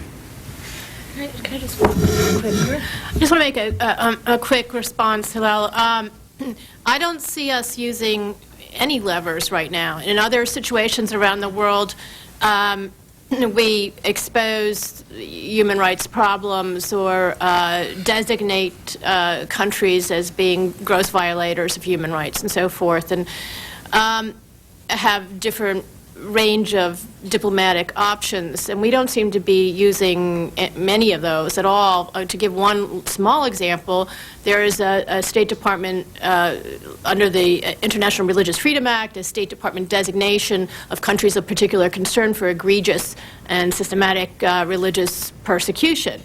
And although the State Department year after year puts out reports saying that there is absolutely no religious freedom in Saudi Arabia, we have shied away from actually naming them on this list. So China's on the list, Iran's on the list, but Saudi Arabia is never on the list. And so that's one little example of maybe some pressure we could put on the regime to liberalize.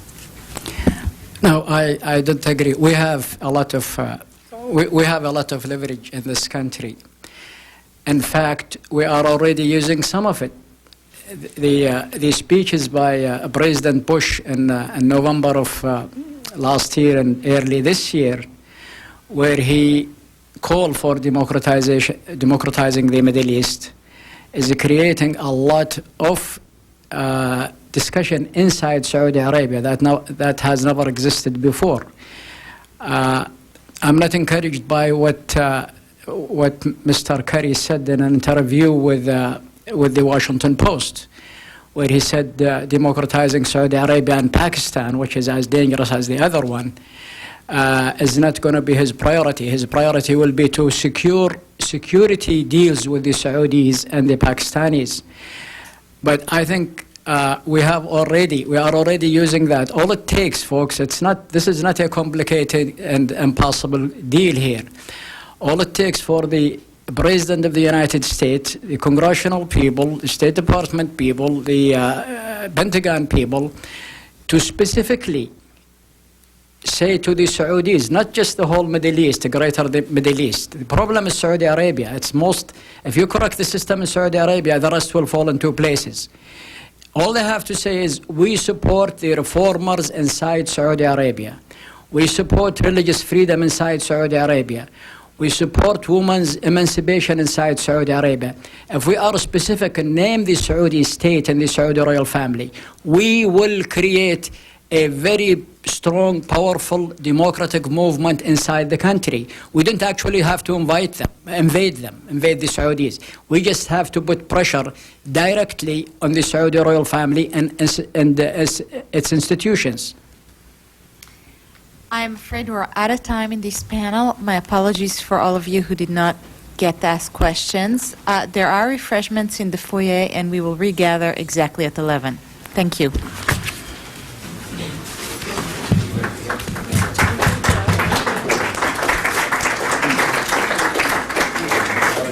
Good to see you again. Good to see you. Keep the good work. Yeah, I'll be in touch, yes. Yeah, me too. Okay, good.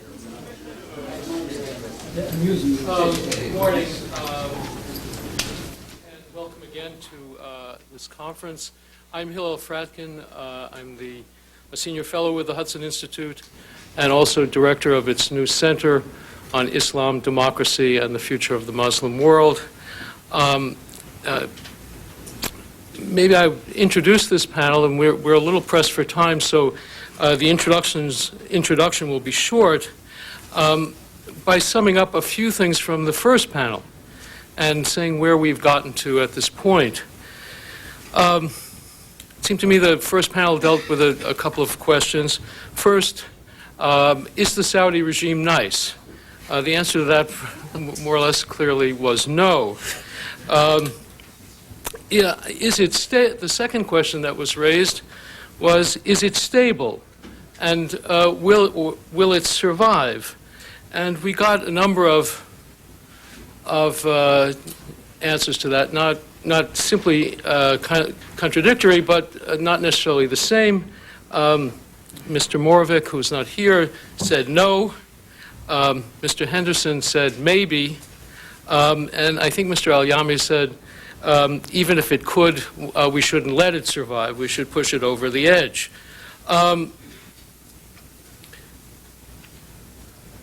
We come now, however, to the question which was sort of stated by Mr. Henderson, I think most forcefully, is why do we care? What is important here?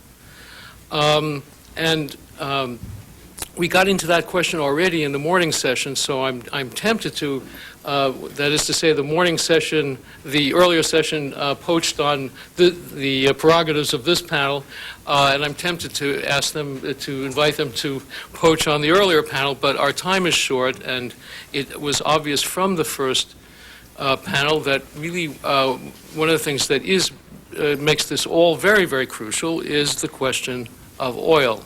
I do want to say that I want to underline what it seemed to me was an important point that Mr. Henderson first brought up and others seconded, that it isn't merely the oil, but of course the money that oil produces and the resources that are available for other sorts of mischief. But that is a question we'll have to come back to some other time. We are today fortunate to have an extremely distinguished panel. And again, since our time is short, I think what I'm going to do, with their permission, is just simply enumerate their names, their affiliations, and also the subjects that they will be taking up so that you have some idea how this panel unfolds or was designed to unfold. First, we will hear from Robert Heiler, Vice President of the Global Water and Energy Strategy Team, and he will be speaking about the Saudi-driven market volatility and its impact on the U.S. economy, which I suppose is question number one. Thereafter, we will hear from Michael Wiebe, President of the Global Water and Energy Strategy Team, on changes in the oil market, and in particular, potential new producers.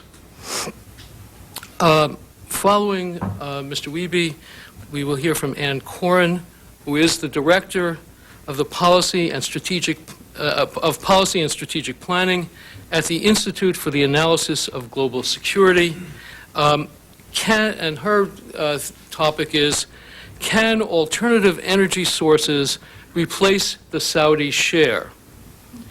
Finally, we will hear from Harold Waller, who is professor of political science at McGill University, and he, if I'm not mistaken, will be addressing in a way the question that came up at the very end of the first panel, at least one aspect of it, U.S. contingency planning for Saudi Arabia, military, political, and economic strategies. Let me invite first Mr. Heiler.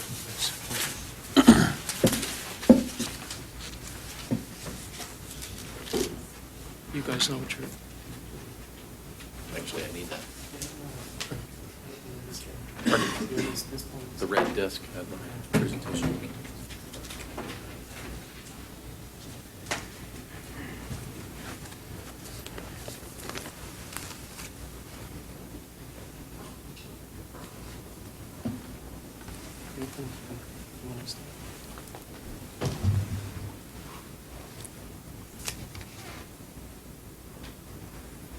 I'm so technically challenged. No, that's from my Hudson, July 9.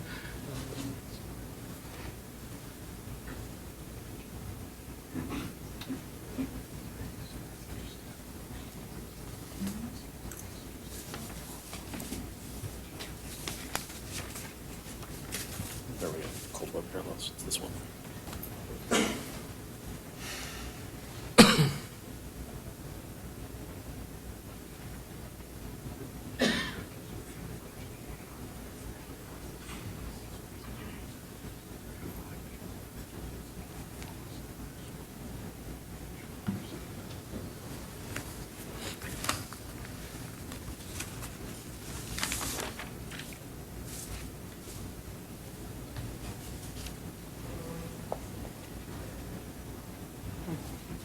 It's not happening. I can do without it. Let's just move on. Okay.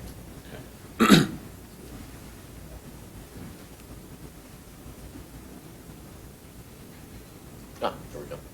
Slideshow.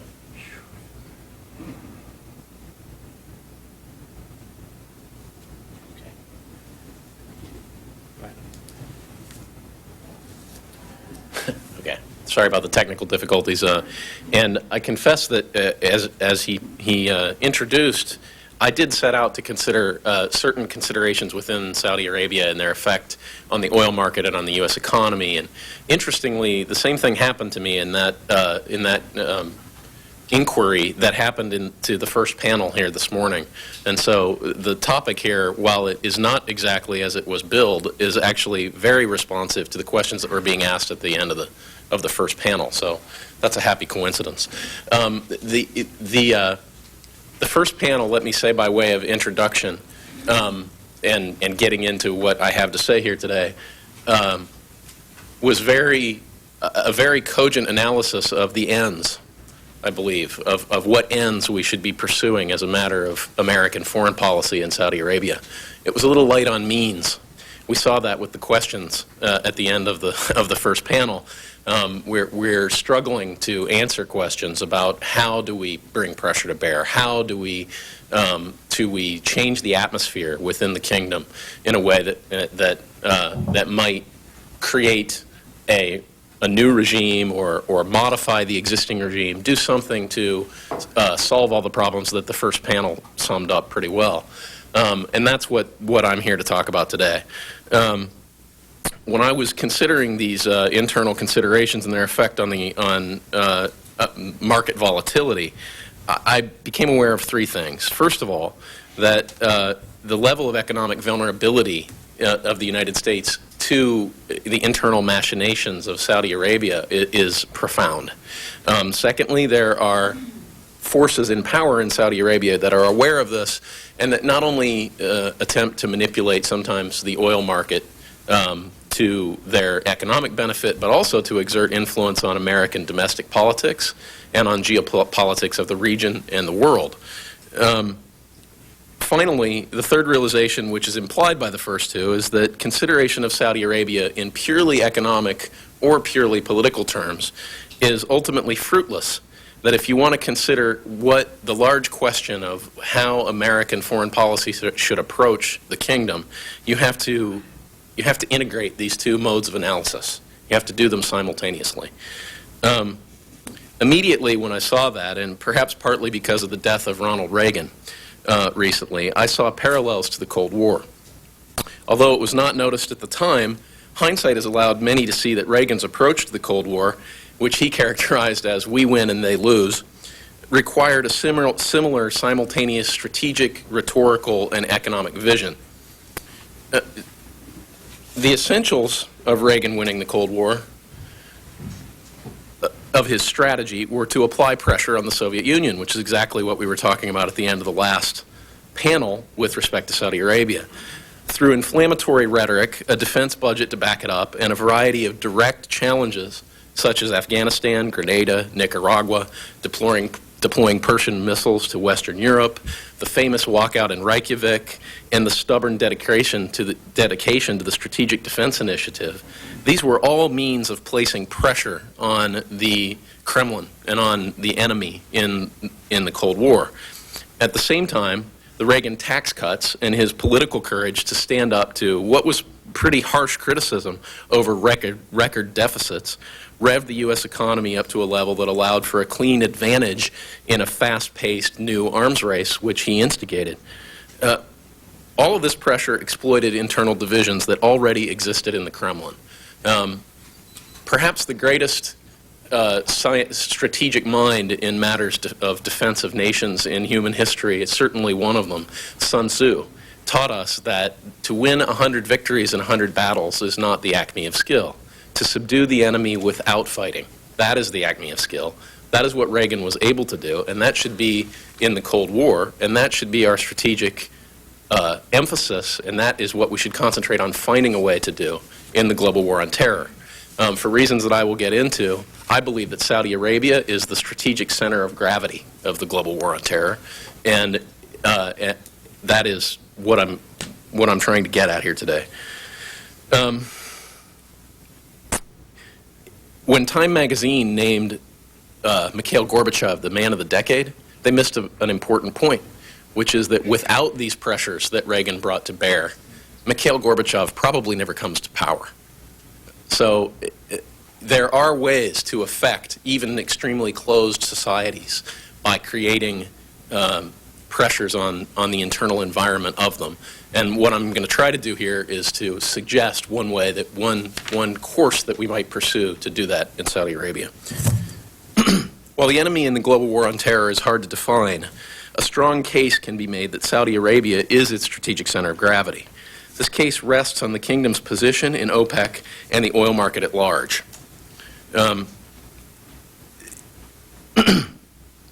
And also on its status as the birthplace of the home of Wahhabism and its cultural and religious position as the land of two mosques, home of Mecca and Medina. The oil market is the financial backbone of Islamic terrorism. Most of the funding of the Islamic charities that were referred to by Frank Gaffney's question are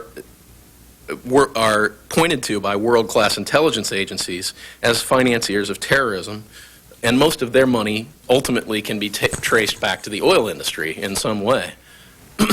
Despite official denials, strong evidence indicates Saudi bankrolling of Afghani and Pakistani madrasas that breed hatred of America and the West and teach terrorist strategy and tactics. Some major progress in dealing with that has been made since we went into Afghanistan, but it is still happening here in this country and around the world, as was pointed out in the first panel.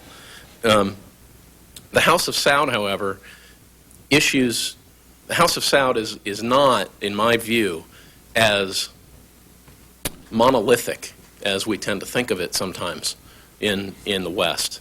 It's an internecine political arrangement itself, and there are different competing centers of power in the House of Saud. Some people do not think carefully enough about that when they're considering how we might affect the internal machinations of it. Recently, there have been public statements that were discussed earlier by members of the House of Saud calling for jihad against the terrorist elements in their own country, calling them apostates, bad Muslims. This is a schism that exists in all of Saudi society, and apparently within the royal family itself, that needs to be exploited by American policy if there's any hope of truly winning the global war on terror and reforming Saudi Arabia into a force that encourages Islamic reform. Strategically, no number of terrorists killed by Americans will ever be enough to win this war. And the reason for that is that when they're killed by Americans or Western forces, they become martyrs. Others pick up the swords and fight on. The only way that the war is going to be won is not a military way that is a direct confrontation between the West and the terrorists. It's going to be won by affecting other elements within the Islamic community that will transform Islam from within and put these people out. Put these people out of a position of power within the Arab and Muslim communities. This requires that American policy affect the creation and empowerment of a Saudi Gorbachev, if not an individual, then a movement that will pursue a new paradigm for progress that will result in, as Dr. Al-Yami advocated, a constitutional monarchy, a federated system, some form of government that taps into the millions of Saudis that are not members of the royal family and that are not part of the problem. They're what has to be part of the solution.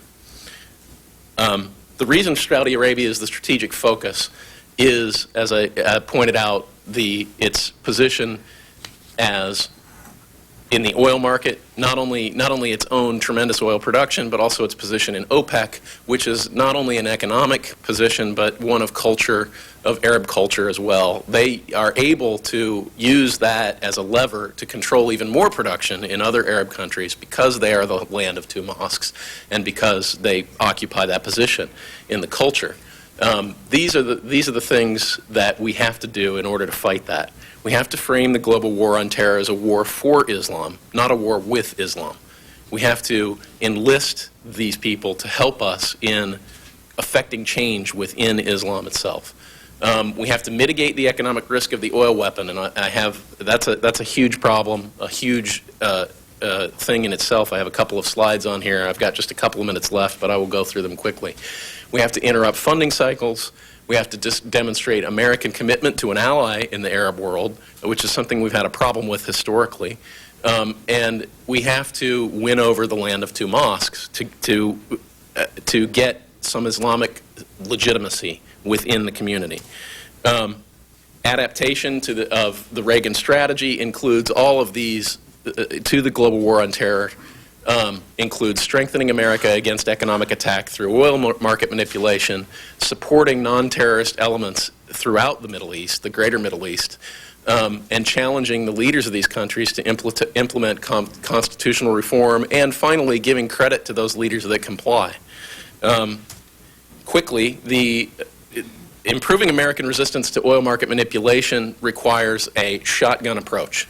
We have a lot of debate in this country about whether that should be focused on the demand side or the supply side. The answer is it should be focused on both. We need to increase our own production. We need to find other sources of production in places like Canada, Mexico, South America, and West Africa that are not part of this enormous strategic battle that we are, or not as much a part of it as Saudi Arabia and other Middle Eastern producers are. And we need to encourage alternative energy sources, wind, hydro, hybrid vehicles, if that means that we give tax credits for the purchase of hybrid vehicles, things like that. That's something we should do. And the president needs to use the bully pulpit to make energy conservation a wartime priority and explain that the money that we pay for this commodity is part of the problem, and we need to put ourselves on a better economic footing so that the Saudi Arabian and other forces within the oil market that target us through it will not have as much power. And we should establish a tactical petroleum reserve that is used for times of price spiking. The use of the Strategic Petroleum Reserve for this purpose is not a good idea. We need to keep that in reserve for when the spit really hits the fan. But we could establish a second one, build up more reserves over time, and have a ready supply to release into the market when there's a crunch. So that is one way of looking at how do we get it done? How do we hit the strategy? What is the strategy for affecting change within Saudi Arabia, which is the first place we have to start on a strategic level. We've obviously already started in Iraq, but that's one attempt to answer the questions of the last panel. So, thank you. Michael, do you want to go there as well? We'll now hear from Michael Wiebe. I'll keep reminding you of the subjects: changes in the oil market, potential new producers. Well, thank you very much. I really appreciate having been invited to the panel.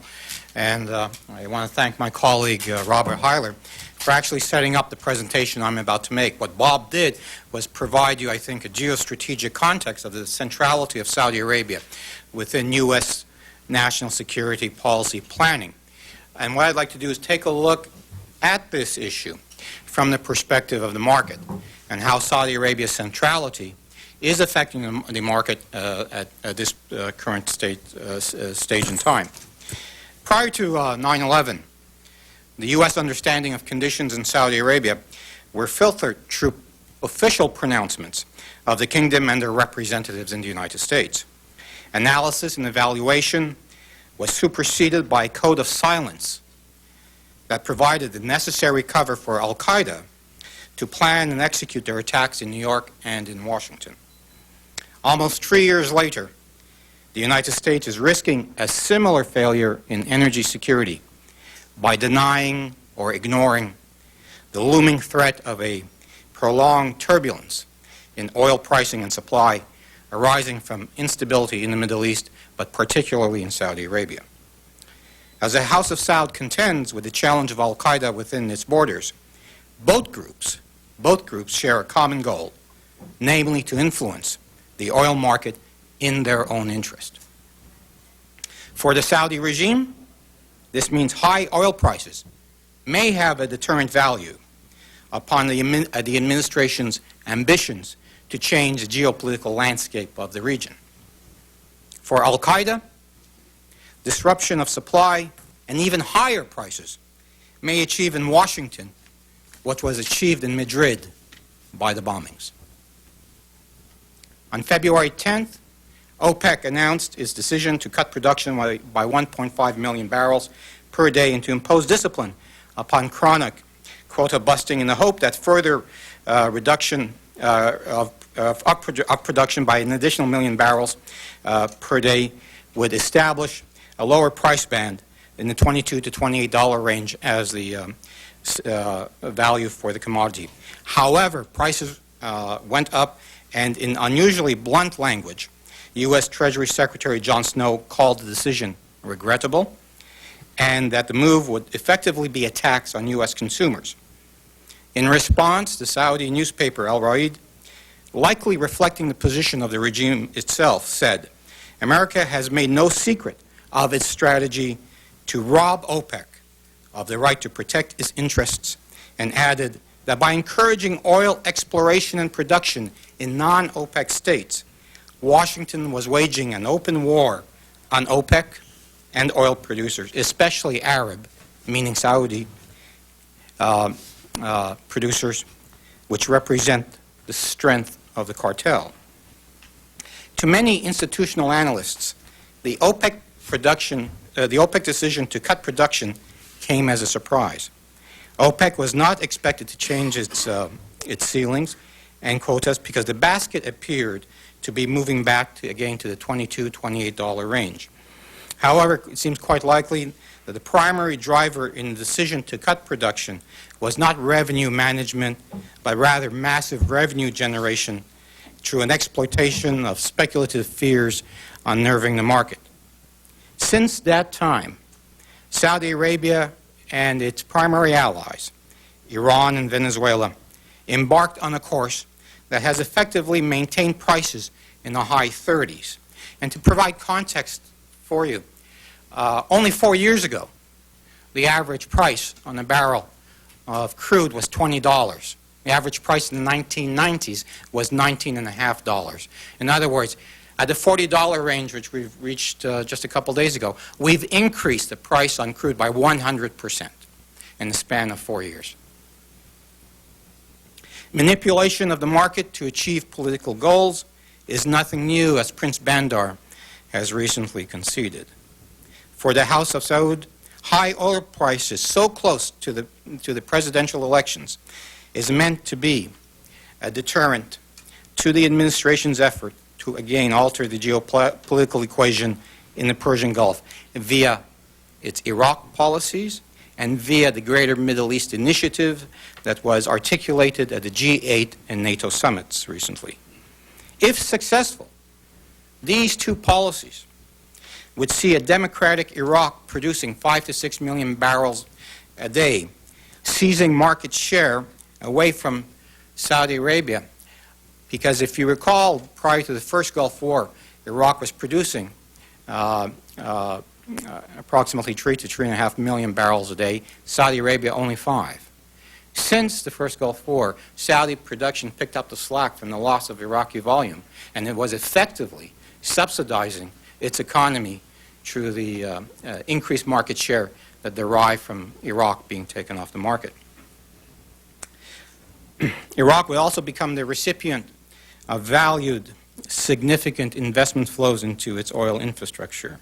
Furthermore, these American initiatives would place greater power or shift greater political power to the Shiites of the region, the Shiites of Iraq, but also the Shiites of the eastern province, the oil-rich eastern province of Saudi Arabia, who constitute a majority in that region of the country. It's not surprising, therefore, that we've seen some very interesting moves by the Saudis in the last few weeks, including an ailing King Fahd joining with Egypt's President Mubarak to issue a communique rejecting President Bush's plans for Middle East democratization, rejecting the invitation to attend the G8 summit in Georgia, and pronouncements by Saudi Oil Minister Naimi, which conflict one with the other in terms of whether OPEC intends to increase production, lower production, whether OPEC wants to maintain within the $22, $28 band, or pursue a $30 to $34 band. These conflicting and contradictory statements add uncertainty to the market and in turn generate even higher prices.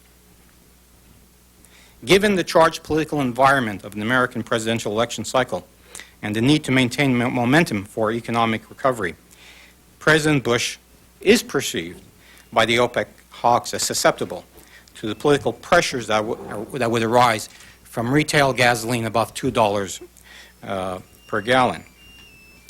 Indeed, on March 1st, the New York Times quoted Venezuelan President Hugo Chavez as warning, quote, "The people of the United States should know that they will not get another drop of oil from Venezuela should the Bush administration carry out what Chavez called American aggressions against Venezuela."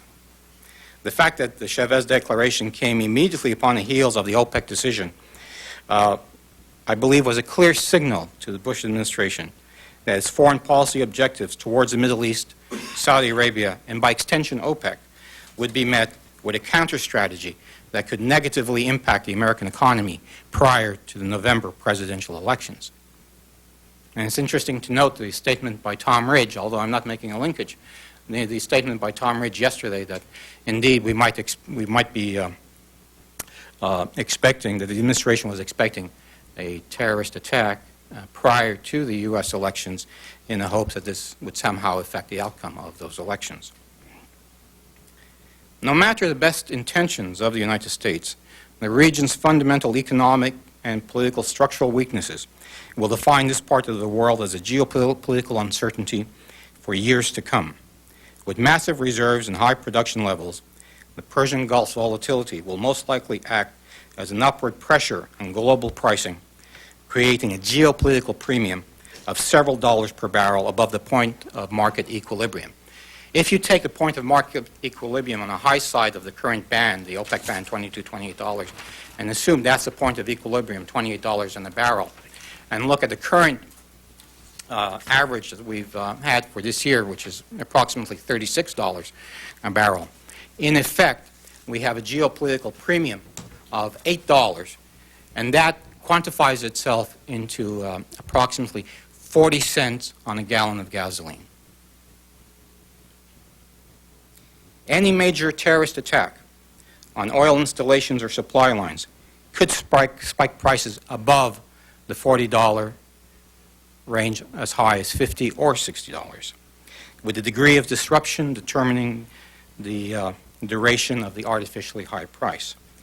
Julian Lee, senior analyst at the Center for Global Energy Studies in London, and Fadel Gahed at Oppenheimer suggest the possibility of $80 per barrel and a built-in fear premium of $15 per barrel, depending on certain conditions in the security environment in the Persian Gulf and along the chain of supply. In terms of al-Qaeda, it's our assessment that al-Qaeda has adopted a rational and coherent strategy to destabilize the Saudi regime in a manner similar to the well-organized and ideologically committed Bolsheviks of Tsarist Russia. Al-Qaeda and its allies inside the kingdom are taking full advantage of schism within the House of Saud and ensuing internal political paralysis to execute a campaign that would erode the regime's standing with the Saudi population, the international community, and the global oil market. Supplemented with a clear understanding of the antipathy that many senior members of the royal family have towards the Bush administration's post-9/11 policies to alter the landscape in the Persian Gulf, which would most likely lead to the eventual loss of power by the Saudi monarchy. The props that hold this regime up are being eroded slowly but methodically. Al-Qaeda's low-level but sustained campaign of urban guerrilla warfare has two short-term objectives, both of which impact on market conditions. The first objective, partially attained, is the reduction or elimination of skilled foreign workers, especially U.S. and Western oil engineers and technicians and security consultants. The second objective, which may have already been fully achieved, is the shattering of Saudi Arabia's carefully constructed and maintained image as the bedrock of stability in the oil-rich Persian Gulf and as the cornerstone for OPEC's ability to maintain pricing stability. The success of the latter is evidenced by the departure of major corporations like Citicorp and the near elimination of the presence of U.S. supermajors from a field of investment to which they have been historically connected since the 1930s. Recent advisories by the U.S. and U.K. governments that their nationals leave Saudi Arabia accurately reflect a deteriorating domestic condition that recently prompted the Saudi government to request of the United States experts to train Saudi security forces with crash courses in counterterrorism. It's possible that the next phase of al-Qaeda operations in Saudi Arabia may target the country's oil installations and facilities in a manner to replicate ongoing sabotage of Iraq's oil infrastructure. On July 7th, Secretary of Energy Abraham said, "I don't know what al-Qaeda wants, but at least one area being targeted by the terrorists is oil supply. At least that is what we've seen in Iraq and Saudi Arabia." The opening of such a new phase of operation following the attacks on foreign workers and the creation of an unprecedented high-risk investment climate in Saudi would create an entirely new economic and security dynamic in that country, which could eventually compel the United States to consider any number of contingencies to deal with disruption of supply and possible further destabilization of the regime. The possibility then exists that al-Qaeda, with its intimate and sophisticated knowledge of the market, could, using selective techniques or applying selective techniques to the market, spike prices up as high as $60 a barrel. 60 is an important number because that basically equates to $3 on a gallon. When the American consumer has to deal with $3 a gallon gasoline, there will be political repercussions. That may be one of the reasons why, a few months ago, California was considered as a possibility for the Republicans to play in insofar as the November 4th election. $3 a gallon gasoline hit California about a month and a half ago, and I think California, safe to say, is off the map in terms of the Republican efforts to win that state in the November 4th election. The April edition of the Al-Qaeda online magazine, Voice of Jihad, referred to the manipulation of the global commodities markets and the means by which to undermine the American economy. The authors of the magazine were cognizant of not only military objectives, but also objectives of an economic nature and the use of a free market in the Western world as a tool against itself. Accordingly, a new potent factor has been injected into the calculus of the market, a calculus that Alan Greenspan has recently acknowledged as driven by fears of long-term supply disruptions in the Middle East. Whether generated by psychological or supply dynamics, speculators from around the globe are breaking new and advantageous ground and fueling an already artificially high price for oil that Secretary Abraham laments as a faulty logic of hedge funds and speculators who keep prices high. This then is the current state that the market has to be viewed in a market in transition, a market in flux, high volatility, multiple scenarios, requiring solutions reflecting that period in transition, when one solution may be the creation of an entirely new pricing mechanism to replace OPEC.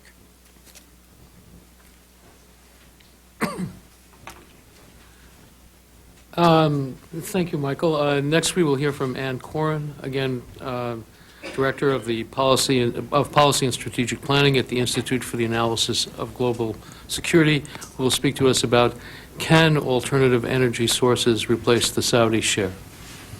Thank you. The speakers before me were excellent. Let me just emphasize a few points here. And harking back to the previous panel, I want to touch on the military solution. Let's not forget, we can conquer any part of the Persian Gulf that we wish, but holding a part of the Gulf and extracting the oil is quite a different matter. If we look at Iraq, we see over 130 attacks on pipelines since the end of hostilities.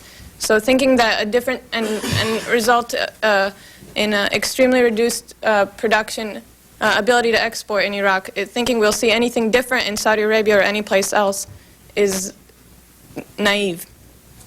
Second, looking at oil as a terrorist target, as Mr. Wibby raised, I just want to cite a quote that really shows that this is a case. If we look after the attack on the French tanker, the Limburg, off the coast of Yemen, let's recall what Al-Qaeda said, which is by hitting the oil tanker in Yemen, we have hit the provision line and the feeding to the artery of the life of the Crusader nation.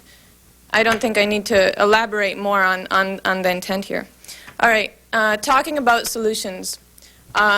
After 9/11, there's been a lot of talk about, well, you know, we're too dependent on the Middle East. Middle East is too volatile. Let's start looking outside the Middle East. And this really recalls what Churchill said in moving the Royal Navy, the British Royal Navy, from coal to oil, which is, as you can see over there, that safety and certainty in oil lies in diversity of supply and that alone. Well, is that something that is really realistic today? There's been a lot of talk about Africa, Russia, the Caspian. What do the reserves tell us? First of all, when we look at Africa, let's remember not to include North Africa, because Libya and Algeria should rightfully be considered part of the Middle East. Second, Middle East and North Africa contain almost 70% of world oil reserves. And if we look at the reserves to production ratio, which tells us how fast countries are producing, oil producers are producing as compared to the reserves, what we see is that outside of OPEC, the reserves to production ratio is much lower than in OPEC. And for obvious reasons, OPEC producers produce according to a quota, non-OPEC produce as much as they can, and so what we see is that if we continue at the current pace, we're going to be creating a much worse problem down the line as we deplete non-OPEC reserves much more quickly than OPEC. We will end up much more dependent on the Middle East down the line. Second, let's look at Africa as a particular example. Africa has 4.5% of world oil reserves. West Africa, that is. Let's look at also those are proven reserves. If we look at what the U.S. Geological Survey says about potential for discovery, they give a 50% probability to discovering another 70 billion barrels of oil in Africa. If we add up the undiscovered and the proven reserves, we come up with 6 years of consecutive total world consumption, which is just not a lot. And let's not forget that in Africa we face many of the same problems as the Middle East. Nigeria is half under Sharia law. Many of the most corrupt countries in the world are in this area. If you've been following the news, you know that Total stopped production for a few days in Nigeria. There's ethnic strife. There's continuous disruption of oil supplies there. So not a stable region. And I think we see that with other regions that we look at. Let's not end up exporting the problems of the Middle East to other areas of the world. Next thing, Canada. A lot has been said about tar sands, and some questions were asked about it here. First of all, you know, Canada is a positive addition to our energy portfolio. But let's look at the reality, and the reality is that less than 20% of the tar sands, the heavy oil in Canada, can be produced economically, and that production requires a lot of natural gas, and we're in the midst of a natural gas crisis right now, which is not likely to get better anytime in the future. So let's not bank on Canada too much. So what can we do? I want to play on your point about Reagan. I think this is exactly right, and let's focus in specifically on SDI, the Strategic Defense Initiative.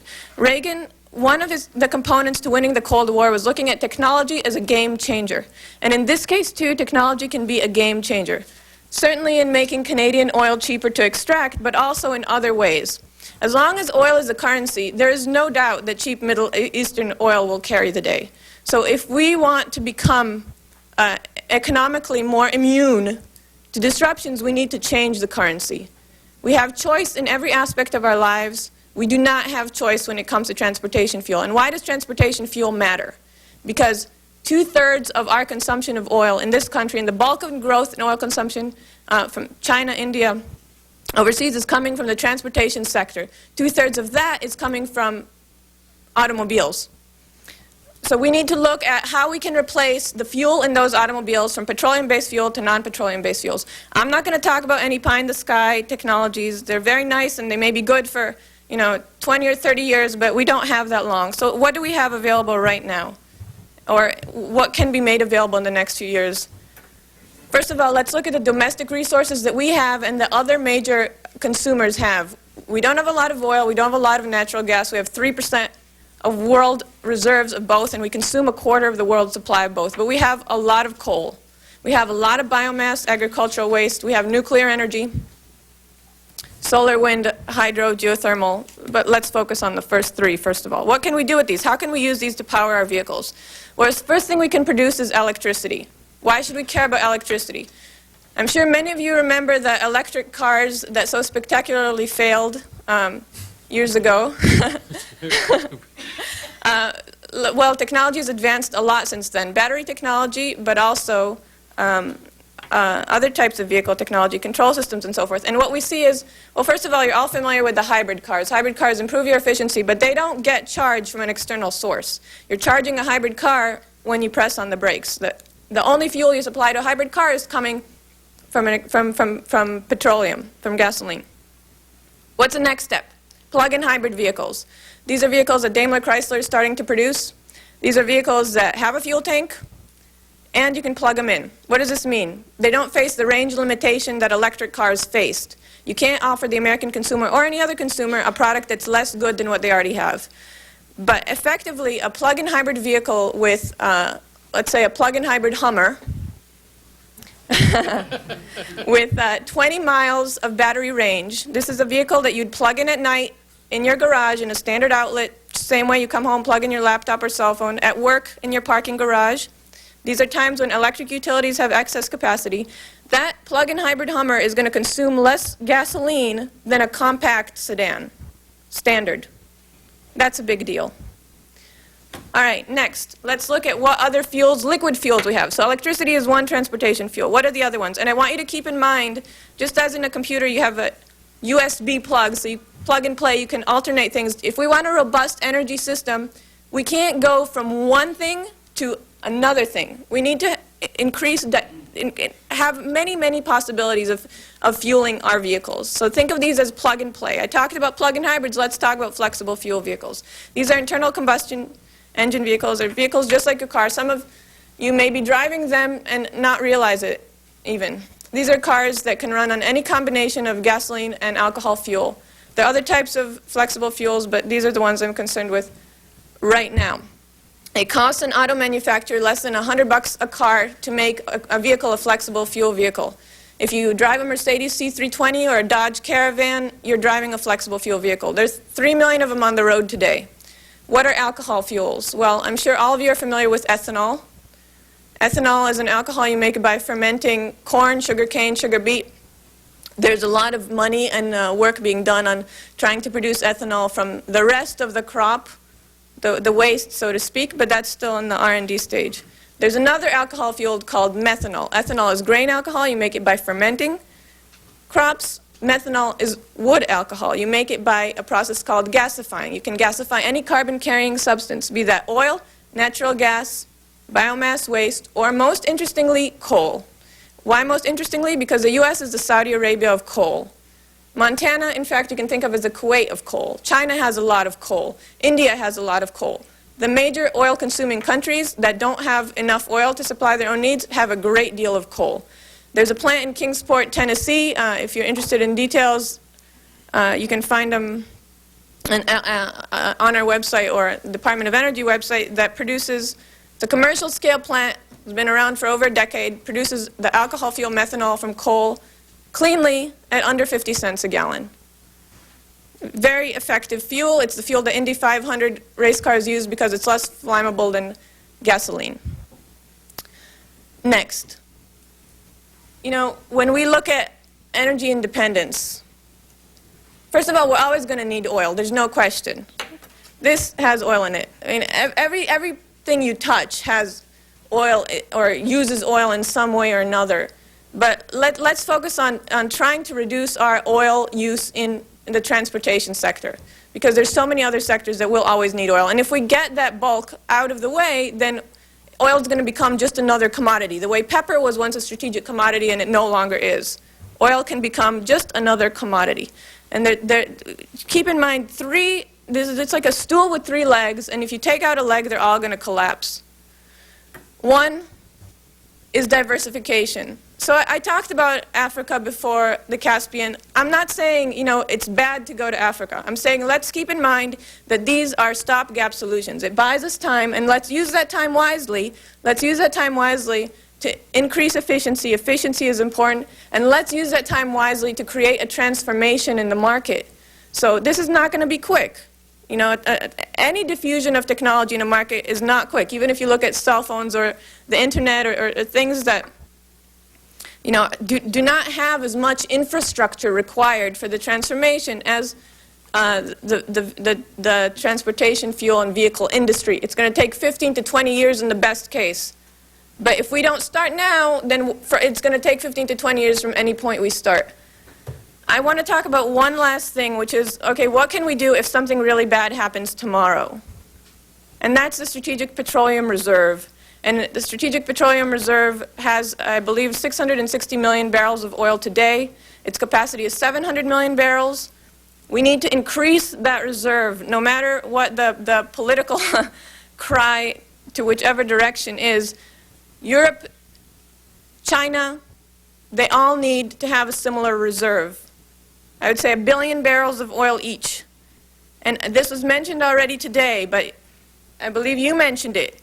If we have enough of that reserve, we do 2 things. One, it's like a blood bank, okay? So if something bad happens, it helps us keep our head above water for a while until hopefully, the blown terminal can be fixed, the refinery can be rebuilt, or whatever. But the other thing it can do, if we have more oil than we need for such a contingency, is that it can replace the Saudi spare capacity. If we have enough oil in the Strategic Petroleum Reserve, and no question, this is going to be really unpleasant to the market in the short term to create such a big reserve around the world. There's going to be a lot of screaming. There's going to be a lot of pain in the market because of it. But if we create such a reserve, then what we do is we are no longer beholden to the Saudis and their price games and lowering the supply and raising the supply to extract more money out of our economy. We simply respond with, releasing oil from that reserve when they're playing games in the market. But we can only do that. We can't do that now because we don't have enough of a reserve to tide us over in case of a catastrophe. We can only do that if we have enough oil in there to act as a secondary liquidity reserve. Thank you very much.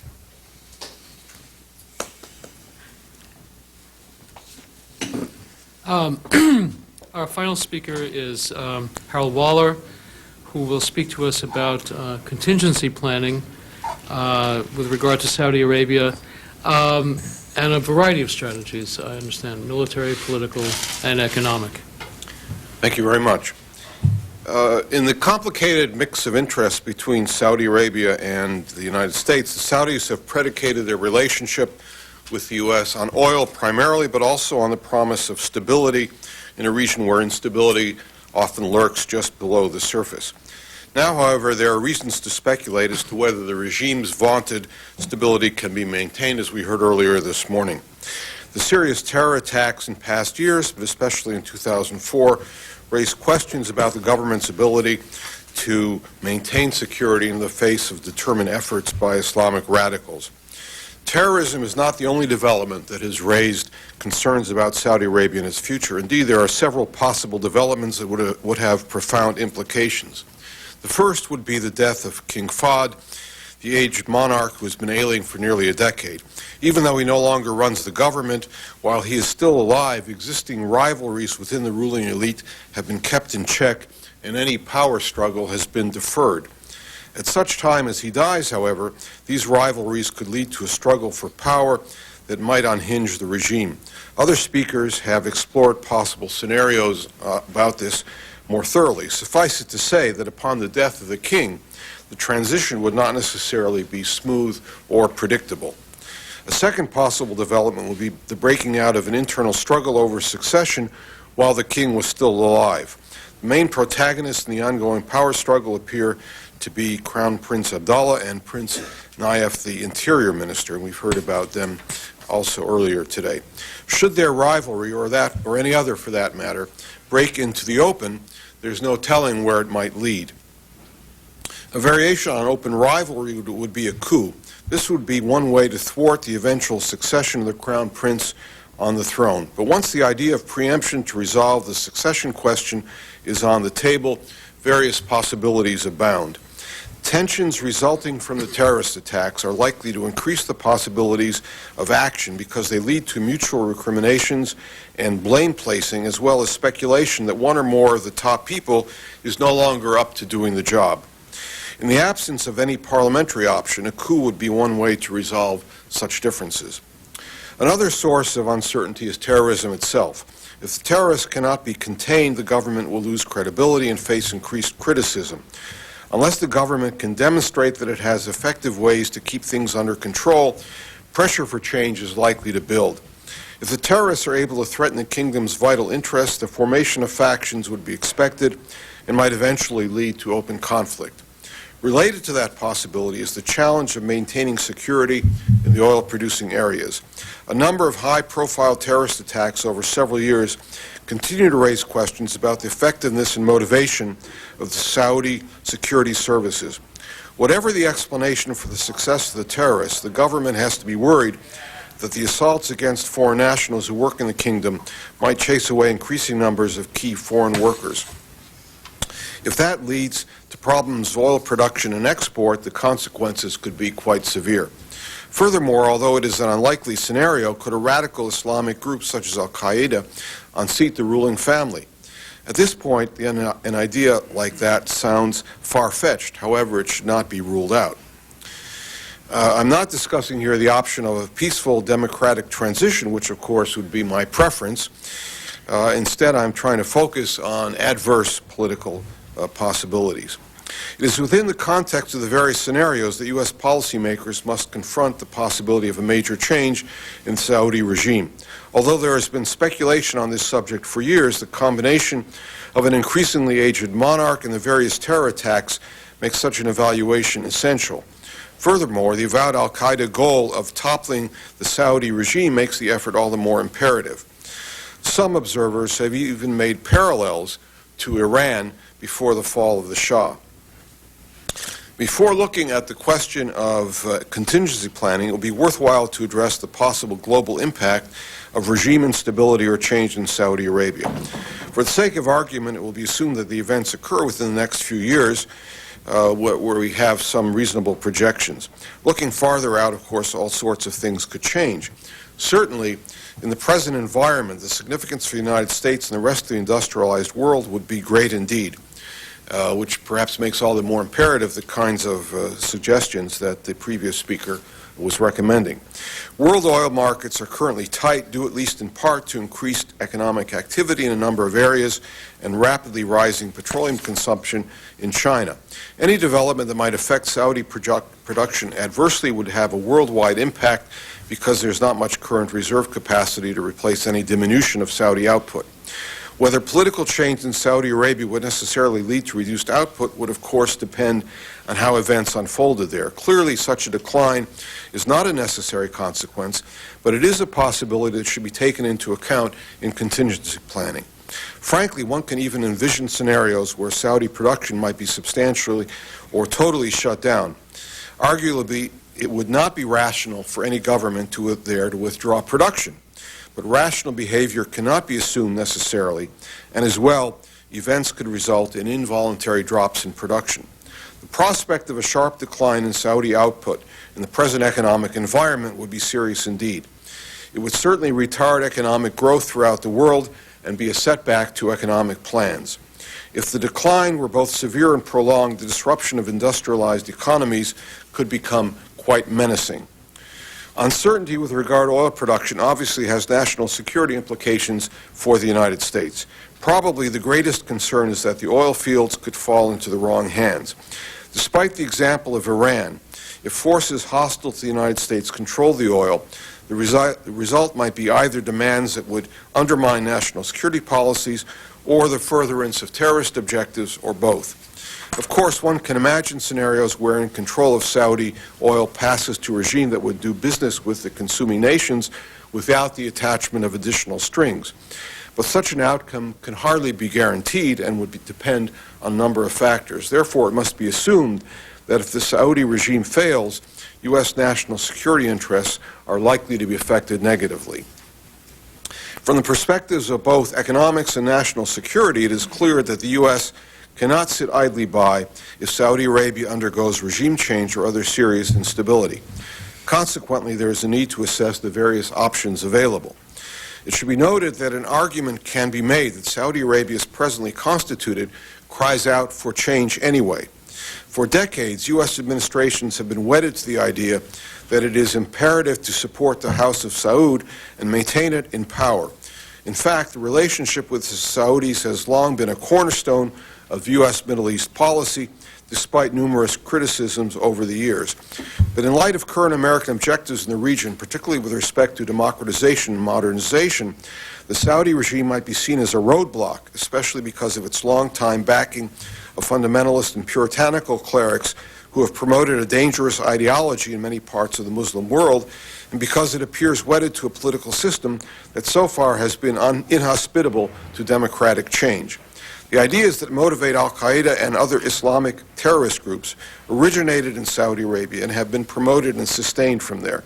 Moreover, it can be argued that some of the hostility that the U.S. faces in the Muslim areas derives from its backing of a Saudi regime that is unpopular in many places and is criticized for its stewardship of the Muslim holy places. In this view, a change of regime might be seen as beneficial, especially to broad strategic interests in reshaping the region. Understandably, such grandiose thinking has declined in popularity quite rapidly as the Iraq situation has deteriorated. There is no doubt that reverses in Iraq complicate long-term policymaking for the region. Nevertheless, at some point, these issues will have to be confronted. On the subject of Iraq, any examination of contingencies for Saudi Arabia based on a change of regime in Riyadh must take into account the Iraq situation, especially the impact of the insurgency. The Iraq experience necessitates a re-examination of assumptions that may have been taken for granted for years, particularly with regard to the deployment of U.S. military forces in an Arab country. Furthermore, the impact of President George W. Bush's democracy initiative will have to be assessed. For example, what would free and democratic elections mean in Saudi Arabia? A recent poll showed considerable support for the ideas and principles of Osama bin Laden, though not for his personal leadership. What if elections brought about some kind of Islamist regime that might be more aggressive than the present government? The situation in Iraq has other implications as well. The path that Iraq follows will undoubtedly have an impact in Saudi Arabia too. If the new Iraq progresses in the direction originally envisioned by President Bush and his advisors, a questionable proposition, the demonstration effect throughout the Arab world would be powerful. But if things move in a different direction, then that could be very serious indeed. In fact, it's possible to conceptualize Iraq breaking into three parts. This is worrisome because some of the benefits to groups that were subordinated, despite some of the benefits to groups that were subordinated under the rule of Saddam Hussein. Of particular interest is the possibility of a Shiite state emerging in the southern part of the country. Given the prominence of Shia on both sides of the Persian Gulf, Iran might well be tempted to try to extend its influence throughout the Shia-dominated areas around the Gulf. Until now, Iraq has been a barrier to any such ambitions, and Saudi Arabia has thwarted them too. But if Iraq broke up and there was regime change in Saudi Arabia, Iran might well try to draw the Shia part of Iraq into its orbit.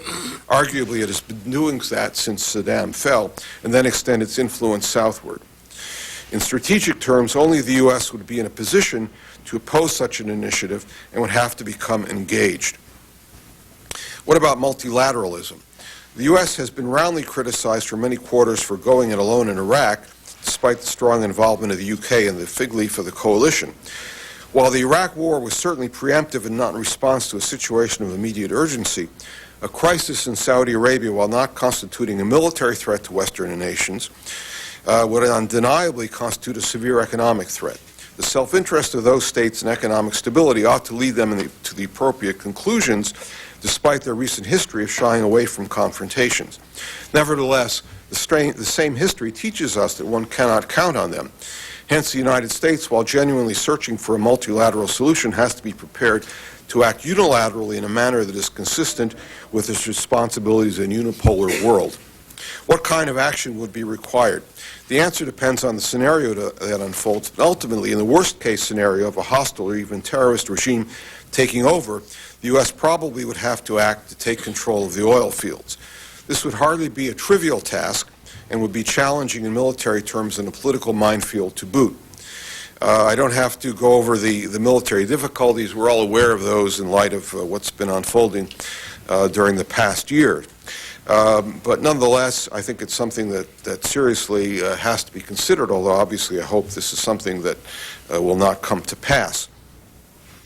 There is a political response to the obvious pitfalls associated with a military incursion. Even the oil-producing countries, both those that are OPEC members and those that are not, must realize that the economic disruptions and rocketing oil prices that would follow a Saudi crisis would not necessarily be in their own long-term interests. We can no longer tell the oil exporters what the price of oil should be, though we do often make suggestions, but we can emphasize to them that economic chaos in the industrialized countries will not be beneficial to their own economies and treasuries. Indeed, they benefit from the long-term growth of Western economies that provide relatively steady demand for their products.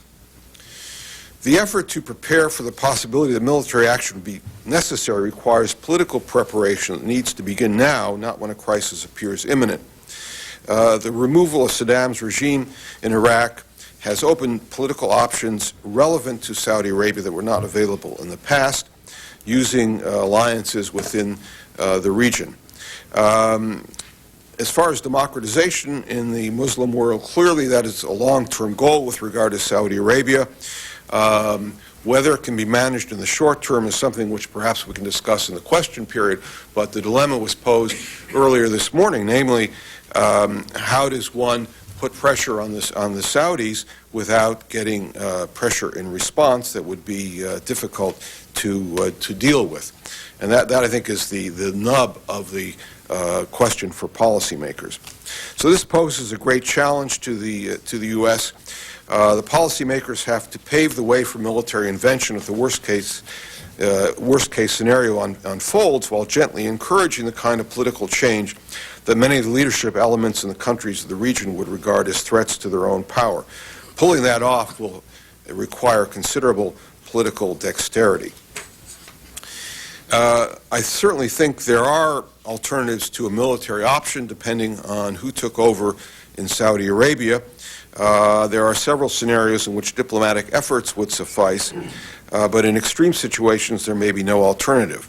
The main thing to consider here is dealing with energy policy, which I'm not going to go into in any detail. We've just had an excellent presentation on that. The discussion today recalls discussions that were held in this city 30 years ago at the time of the Arab oil boycott, when it was resolved by many people like myself that it was necessary to take steps to reduce dependence on petroleum. And now here we are in 2004, and we have an even greater dependence on petroleum than before, and less room to maneuver. So I think that a serious dealing with the question of energy policy is an essential element in any solution to this problem. The reality is that measures to reduce energy consumption, even if implemented, will not have an appreciable effect soon enough to ameliorate the problem of possible regime change in Saudi Arabia within the next few years. Within the same time frame, Saudi Arabia will remain the key oil producer as long as the oil market remains tight. If there is regime change, the obvious first option for the U.S., provided the new regime is not inherently hostile, would be to maintain commercial relationships. But in the event of the emergence of a hostile regime, especially one that could be manipulated by Islamic terrorist interests, the U.S. could well face the necessity of taking over the oil fields militarily. That would hardly be a preferred course of action, particularly in light of the overextended ground forces and the international political situation. Nevertheless, the prospect of a substantial loss of Saudi output for whatever reason, or the use of Saudi oil to extort political concessions from the United States would constitute a threat to vital American interests. During the Cold War, the U.S. was prepared for military actions of the most extreme nature, but with the hope that such would never take place. The potential seriousness of the oil situation in Saudi Arabia similarly calls for an advanced state of preparedness and a hope that knowledge of that preparedness will act as a deterrent to hostile interests. The threat of a disruption of oil flows may not be as dire as nuclear war with the Soviet Union was, but the potential for economic calamity is real and must be taken seriously. In another time, there might have been others ready and willing to share the responsibility of action. At this time, the United States must be ready and prepared to act. Thank you.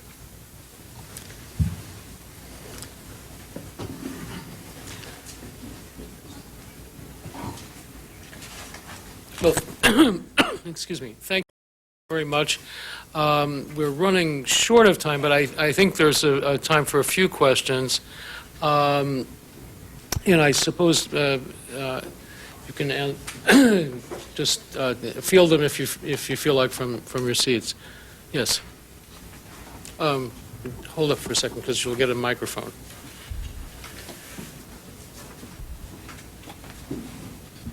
Thank you. Gal Luft, Executive Director for Institute for the Analysis of Global Security. One stick, or one leverage that has not been discussed here today has to do with the deliberations that are currently taking place regarding the admission of Saudi Arabia into the World Trade Organization. Now, I cannot think about anything that is more antithetical to free trade than what the Saudis have been doing, manipulating the oil market for years and years, including this year, as you all know. I think Saudi Arabia should be told that under the current behavior, it will not be part of the World Trade Organization. And that is, maybe it will help, maybe not, but it should be conveyed. The other thing that we need to remember is that I want to say something nice about the Saudis for a change. They have done what we have not done. They have become, on many issues, less dependent on us than we have become dependent on them.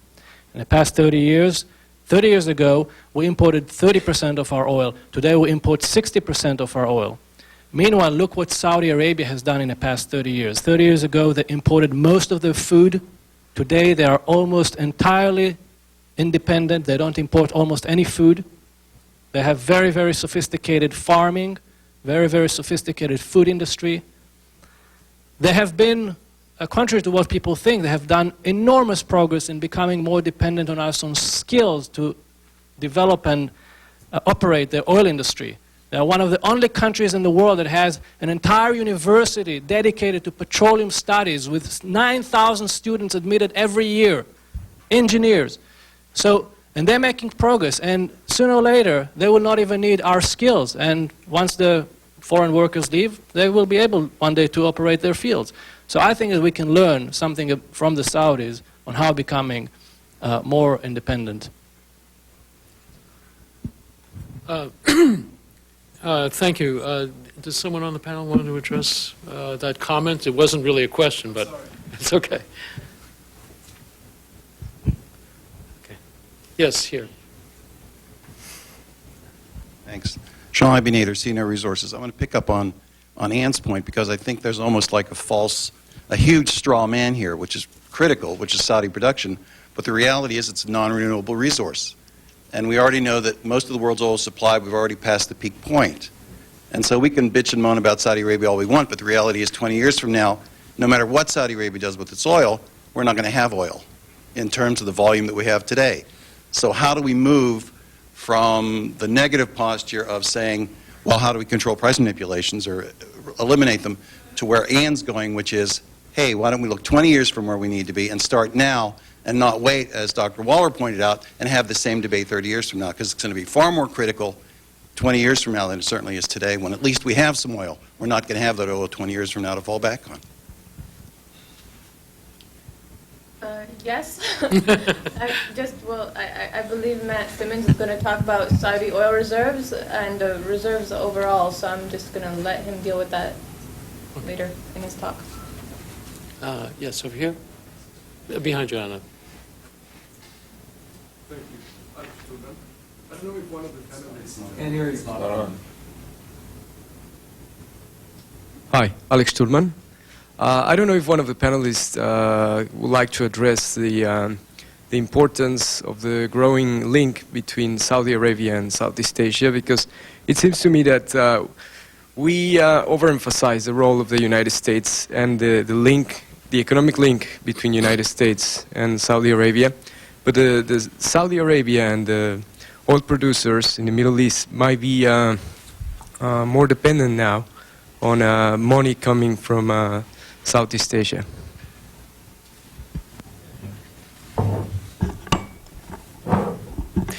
Clearly, the market for Persian Gulf oil is centered currently in Asia, and that will probably grow significantly over the next several years. What's interesting here is the strategies being used by the various consumers in terms of their long-term relationship with suppliers. In the case of Japan, Japan is heavily dependent on Persian Gulf oil, primarily UAE, but I think Saudi volumes will surpass the Emirates in terms of the Japanese market. And that, in turn, means that the Japanese economy is extremely vulnerable to supply disruptions coming out of the Persian Gulf or through that supply chain going right through the Straits of Malacca. That has important implications in terms of U.S. naval deployments in the region. In the case of China, the Chinese have a different strategy. The Chinese are placing tremendous emphasis on diversification of supply. They are investing heavily in places like Sudan, other parts of West Africa and Latin America.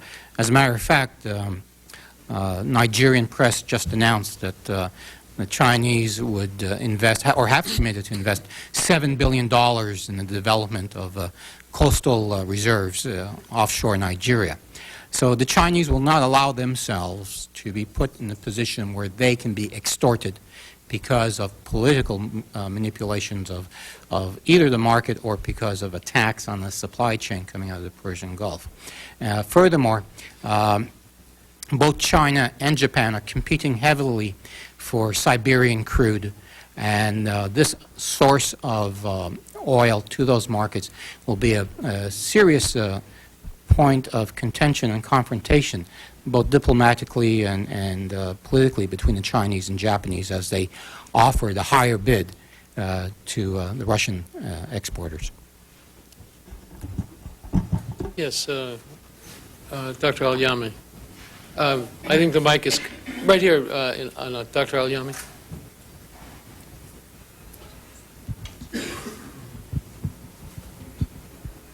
I think an presentation is excellent one, that oil is we're going to lose it one way or the other because of the consumption, and we should find some resources before we are totally out of it.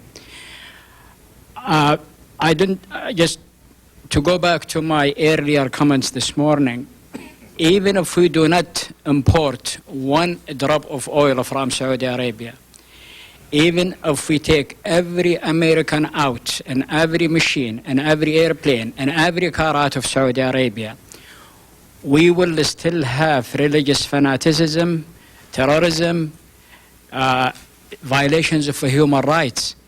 I think concentrating on how are we going to get some sources of oil, secure sources of oil, and ignore the basic problems that will be haunting us and jeopardize our liberties in this country, I think we are missing the point. I think we should stick to the point, and that is democratizing Saudi Arabia, eliminate sources of terrorism, violations of human rights, and that will give us easy access to oil and fair trade. You bring up a very important point, and I have three words to answer you, and that's natural resource curse. I think what we see in Saudi Arabia, Jim Woolsey puts it very well. He says it's as if Torquemada was sitting on a quarter of the world's oil reserves. I think that the fact that when we look at countries that really, other than Norway, Canada, and the United States, maybe I'm missing another one, the countries that had or have a lot of oil did not have established industrial base beforehand or an established democratic governing structure or anything like that.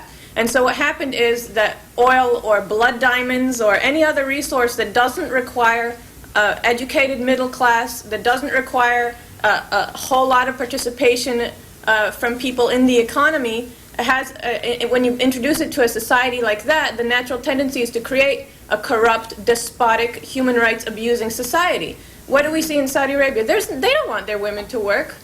They don't want their women to be involved in the economy. They don't need their women to be involved in the economy. They don't need other non-Wahhabis to be involved in the political system. Why would they want that? It'll only interrupt them from siphoning more of the oil wealth and building chalets and pleasure palaces outside of Riyadh and doing all sorts of horrible things. I think we can look at Venezuela as a really, really good example. You know, Venezuela, before it really became a big oil country, had I think the highest per capita income on that continent, and it was a fledgling democracy. And we can see Perez Alfonso, who was one of the founders of OPEC and Venezuelan oil minister, he said, "Oil is a devil's excrement. It will bring us ruin." Look at Venezuela now. Look at Venezuela now. I submit to you that if we want to democratize the Middle East, and this isn't going to happen in 2 years, it's going to take a while, but if we want to democratize the Middle East, then the Middle East is as addicted to oil, Saudi Arabia is as addicted to oil as we are. Okay? If we want them to reform, we need to take away the drug. We need to take away what enables them to keep themselves in power without involving people in work, without building a diversified economy, without educating their entire workforce. That's it. If I could respond to that, I'm familiar with that devil's excrement quote, too. When we talk about Venezuela, we should consider what part of the devil's body Hugo Chavez came from as well. But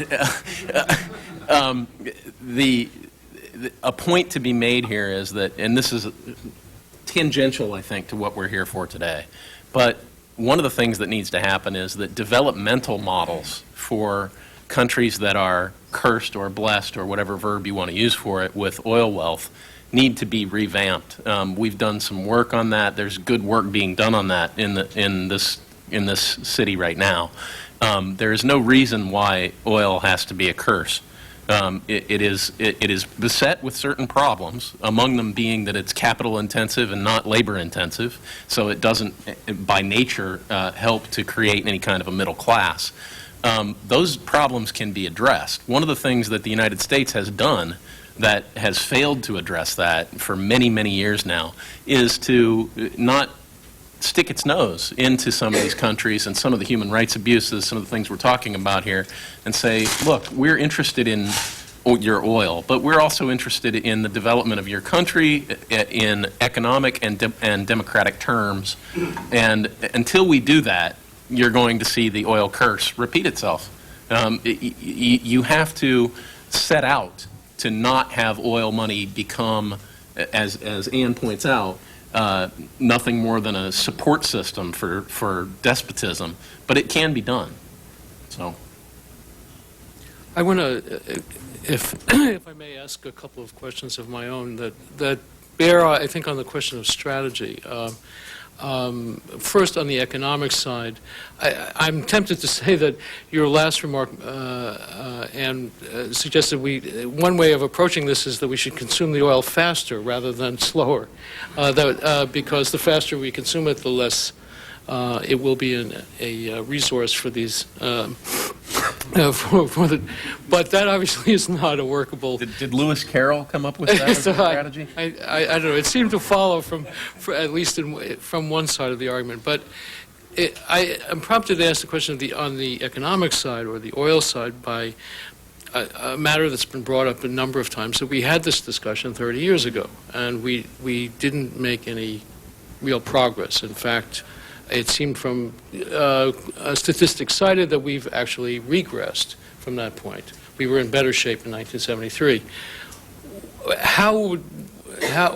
What would one say were the causes of that failure, and what can we learn from that, and how would we actually proceed successfully?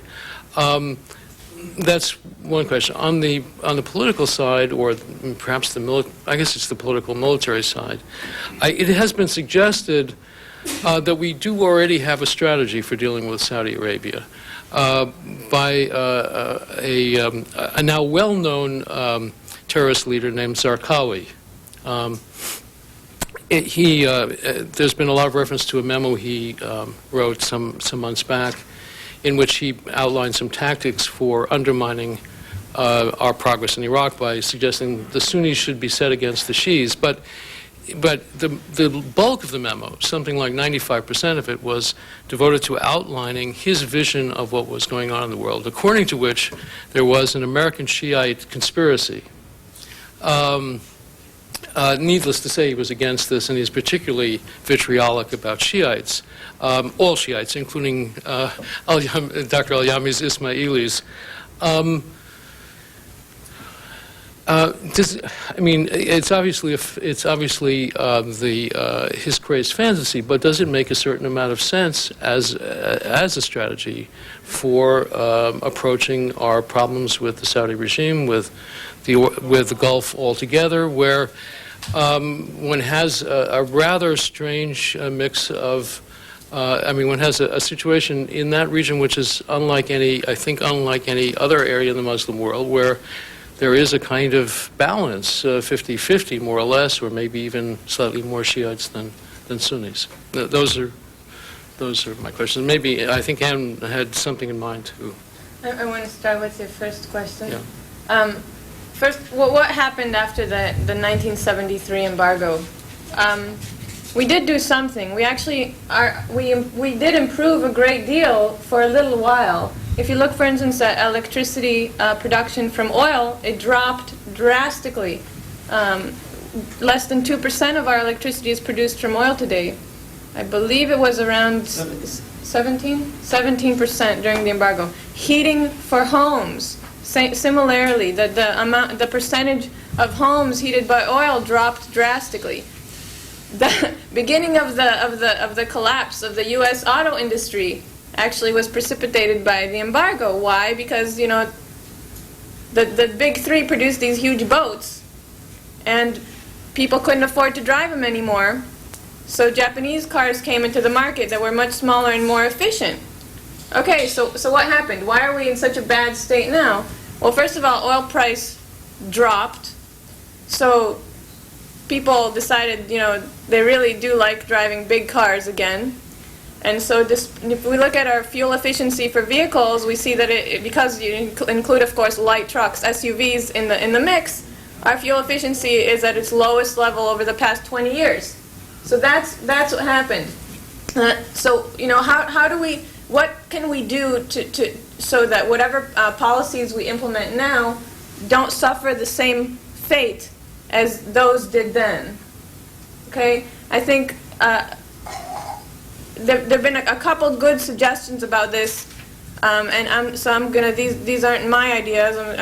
I'm gonna cite some other people's ideas here. The idea of a tax on gasoline is one of the most unpopular things, I think, politically in the United States, and anyone that brings it up is really unlikely to get elected. But, you know, if we really wanted to create a situation where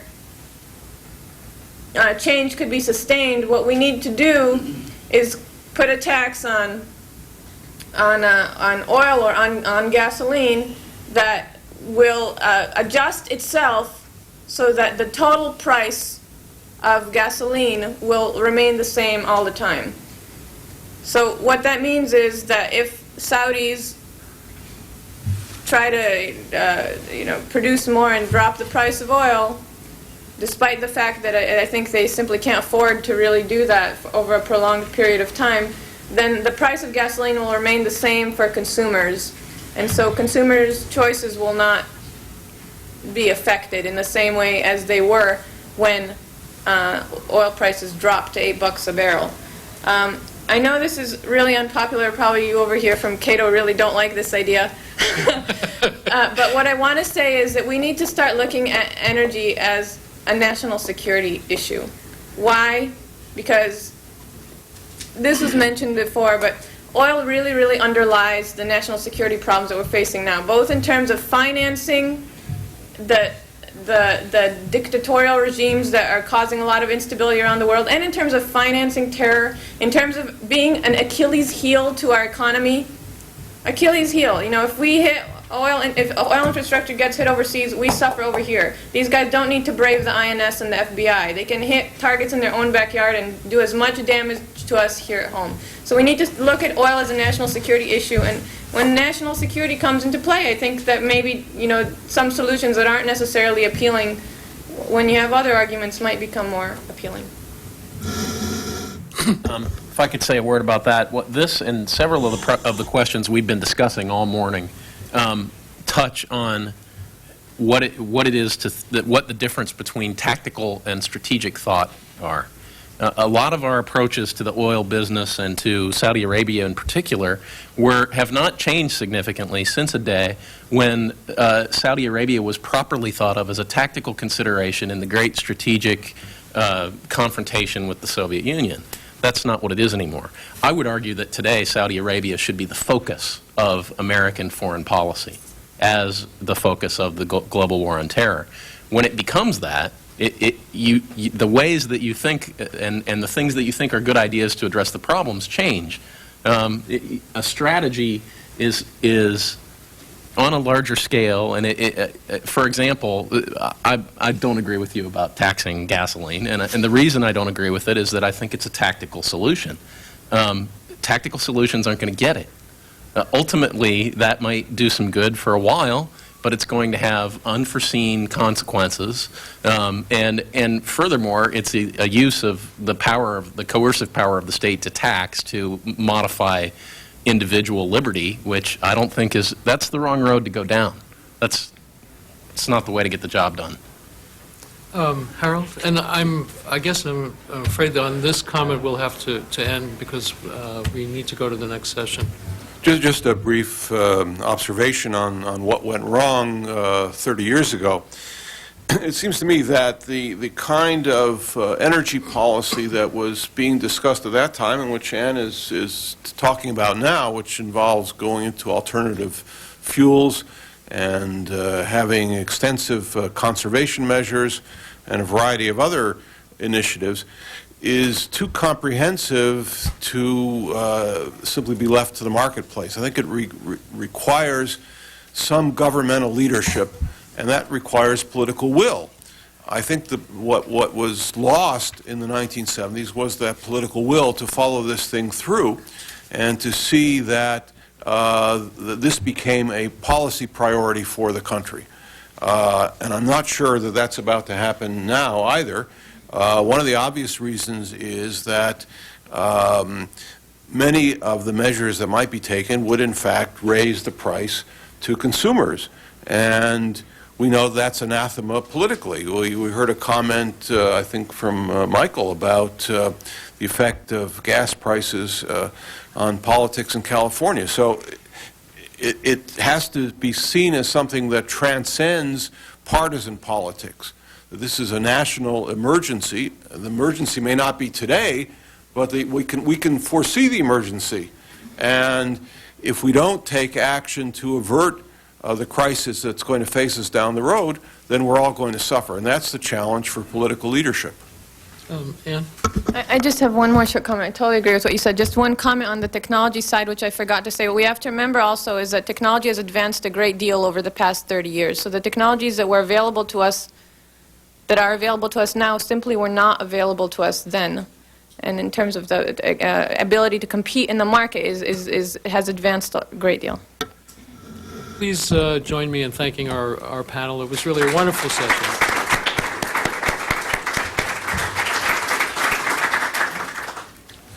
I'm sorry I didn't come to this. I thought you should say something about, the technology vision, how that...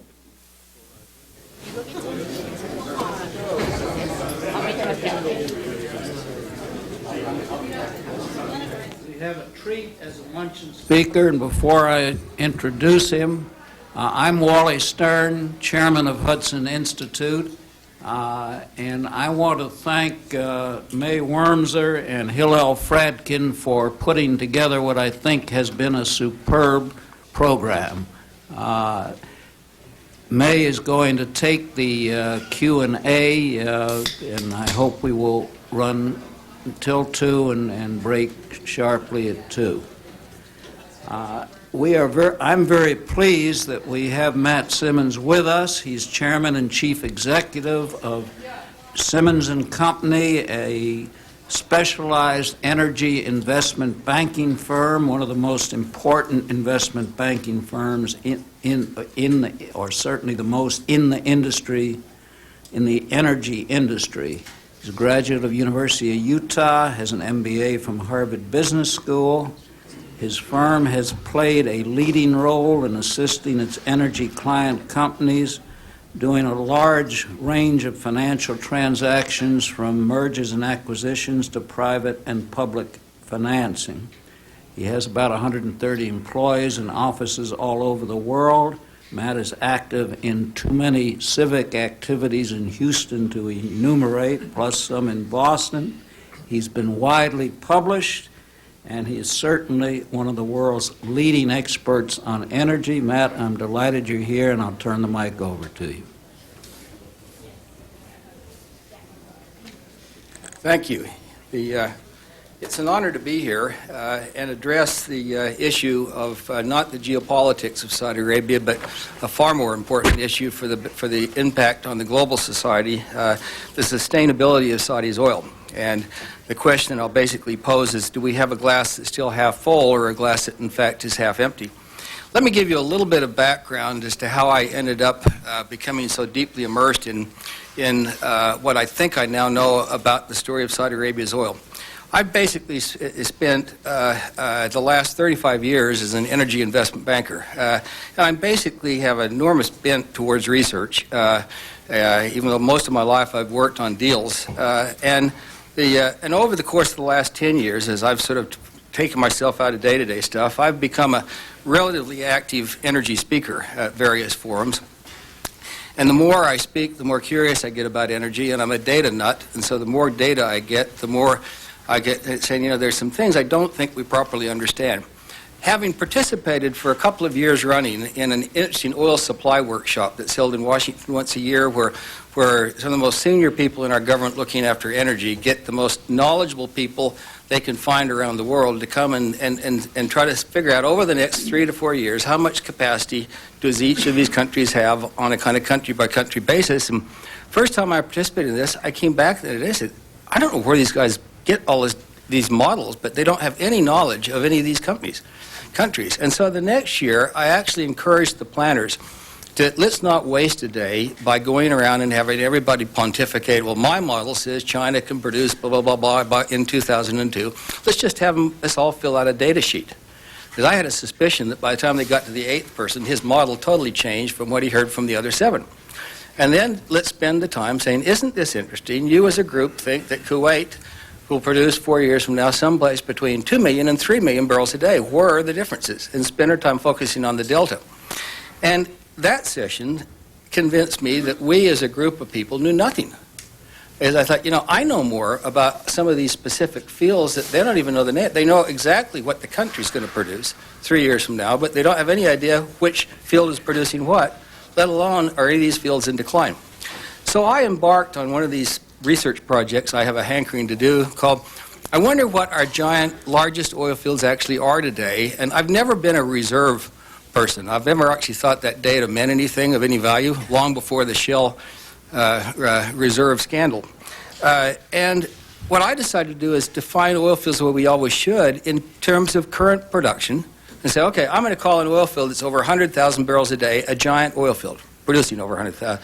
And I'm going to see if I can figure out the list from number 1, which I know is Ghawar in Saudi Arabia. I know number 2 is Bergen in Kuwait. I have no earthly idea who the next 8 are, let alone how many we have.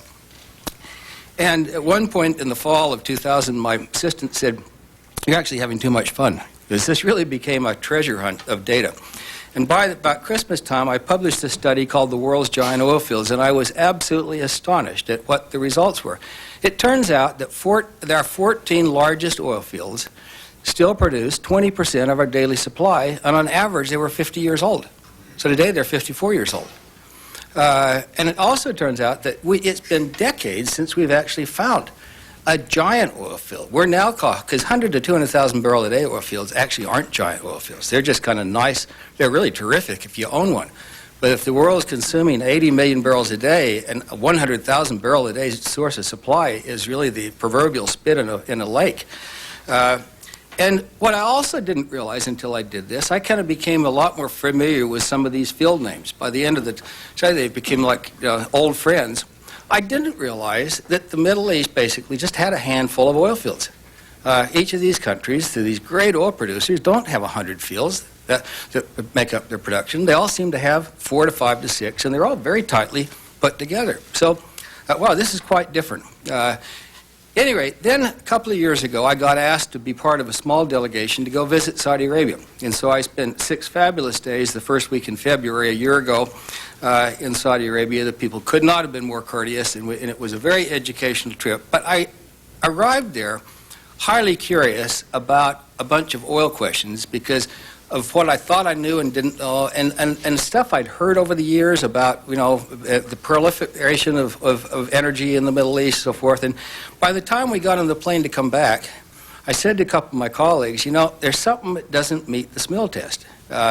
first of all, I can't imagine where 2.5 million barrels of excess capacity you could turn on a wellhead and process it into usable oil could actually even be.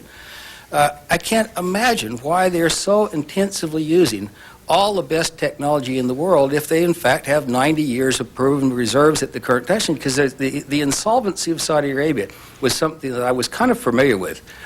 There was a presentation we had at the Expec Center at Saudi Aramco where one of the senior guys said, the reason we're employing this technology so intensively is it now takes fuzzy logic to basically make sure we're maximizing our natural resource base. And I'd never heard the term fuzzy logic before. So during the Q&A, I raised my hand and actually asked two questions. I said, was that model you did of Gawar, all those dots, were they wellheads? And he said, oh, yes. I said, how come they're all at the very north of the field? Oh, we're just making an orderly progression from north to south. Trying to be wrong. Then secondly, what does fuzzy logic mean? And it was really interesting. He said, well, fuzzy logic, which is a very common scientific term, but I just had never heard it before. Fuzzy logic is the difference between the other end of the spectrum from crisp logic. Crisp logic is true or false. A man of 10 is young, true or false. A man of 20 is young, true or false. A man of 30 is young, true or false. A man of 100 is young, true or false. When you get towards the center, there is no true, there is no false, and it now takes fuzzy logic. And I said to myself, if they have 260 billion barrels of reserves, if they could basically just keep turning on a tap, why does it take fuzzy logic? So I came, and I wasn't going to be facetious. I just say, there's something that doesn't meet the smell test here. And I never realized, even in doing this giant oil field study, it took me sitting in the hotel in Tehran, looking at this nice book we were given on the Eastern Province to suddenly start realizing that you could draw a ring road around these handful of great fields and it would fit within the Great Salt Lake. I grew up in Utah. It's not a very big territory. So I came back and I started discussing this with some of my colleagues, and one of my colleagues, about a month later, brings in the Journal of Petroleum Technology. This is a publication done by the Society of Petroleum Engineers in August 2002, and he said, funny thing is, I was just about to throw this away. And I noticed that there's an article in here about a little section of Gawar, which I'll hear a lot more about. And, you know, I read this, and you just never see individual field-specific things in the JPT. Well, I wouldn't read a lot into this because it's a very small area. Well, the first time I read it, I couldn't read anything into it. It was so technical that I really barely understood what they were talking about. By the time I'd read it the third time, I thought, you know, I took up my drawing that I did of Gawar when I said, are those dots all in the north? I said, if you could ever find about 5 more of these papers, you could really start stringing together maybe the real story that you never hear about. So ironically, the Offshore Technology Conference was having once a year at 1st of May. It's the largest energy confab in the world, and the OTC planners were having a press conference the next week to promote the upcoming OTC, and they asked if I'd be one of the people on the press conference. So on a Sunday morning, I emailed the president of the Society of Petroleum Engineers, a guy named Mark Rubin, and I said, Mark, before you come to Houston on Tuesday, do me a favor. Ask the librarian, this SPE is headquartered in Richardson, Texas, ask the librarian if there's ever been another paper done on Gawar. I'd really love to basically read it. And within about 5 minutes, I get an email back saying, Matt, you're a member of the SPE. We've digitized the entire library. It's very user-friendly. You ought to go out. I'm sure there must be loads. By the end of that week, I downloaded 39 papers. And by the time I'd read these 39 papers, I thought, this actually is if I'm reading this correctly, the oil fields of Saudi Arabia are in terrible shape. And so I decided, I think this summer I'm going to do another white paper. And so I got it, as a couple of you know, I like to spend the summer in Maine. It happens to be quite a bit more enjoyable than being in Houston. So I got to Maine about the 1st of July, and I thought, you know, rather than do this sort of haphazardly, I'm going to actually go back and put into that Google search machine every single field, every single key term, and just see how many more papers we basically get. Well, I got a list of about another 275, and I clicked through another 105. Can't tell you the reaction I had the day they arrived at FedEx in Maine. What on earth have I done? Do I really want to spend the summer reading through a stack of papers like that? And for about 3 weeks, I didn't. And then I finally got back into it, and with a vigor. And by about the end of August, I had a sinking feeling that I'd basically spent the summer touring the oil fields of Saudi Arabia. and actually speaking to people over a course of 4 decades. Because once I'd finished in totality these papers, I then could figure out by fingerprint, because luckily towards about the last 3 or 4 years, they started using individual field names versus saying, this is a large carbonate onshore field. I said, no, this is Abcake. And so I then went back and reordered the papers by field chronologically, so I could start out with the oldest paper done on Abcake, as a for instance, all the way up to the most recent. And by the time I finished that, I said, you know, I'm going to write a book. And I now have a book that's being edited and hopefully will be out this fall. Around Christmas time, I'd finished a really rough, cumbersome manuscript, and I picked about 12 people that I thought were the most knowledgeable technical people on earth that I knew, and asked if they would very carefully read through this and give me their comments. And as a result of all that, a copy got in the hands of a board member of Saudi Aramco, and then Bob Ebel from CSIS arrives in Saudi Arabia, and I'd given Bob a copy, saying, you know, why don't you read this? Because he's a senior energy fellow at CSIS, and Bob gets there and he runs into this buzzsaw of this wacky guy in Houston. He's not a petroleum engineer. He's written this crazy book, and to Bob's incredible credit, by the end of the week, he pulls these guys aside and says, you know, I don't think you're going to do yourselves any good by just calling this guy a nut, because he's a fairly respected energy person. I'd like to suggest that we use the good offices of CSIS, because we're going to ask Mr. Simmons to present his findings anyway, and then you bring whoever you'd like. And so at the end of February, as some of you might have attended, we had this incredible energy debate that really began the opening up of information about the oil secrets of Saudi Arabia that had been closed for too long. And so what I'm going to basically do is sort of update you on where this whole issue is. And let me start out with just 2 or 3 obvious reminders as to why this is basically such an important issue. There's no question that Saudi Arabia is the world's oil cornerstone. It's not just that it basically is one of the 2 largest producers along with Russia. It's the fact that Russia actually uses a lot of oil and Saudi doesn't. So it's by far the world's top oil exporter.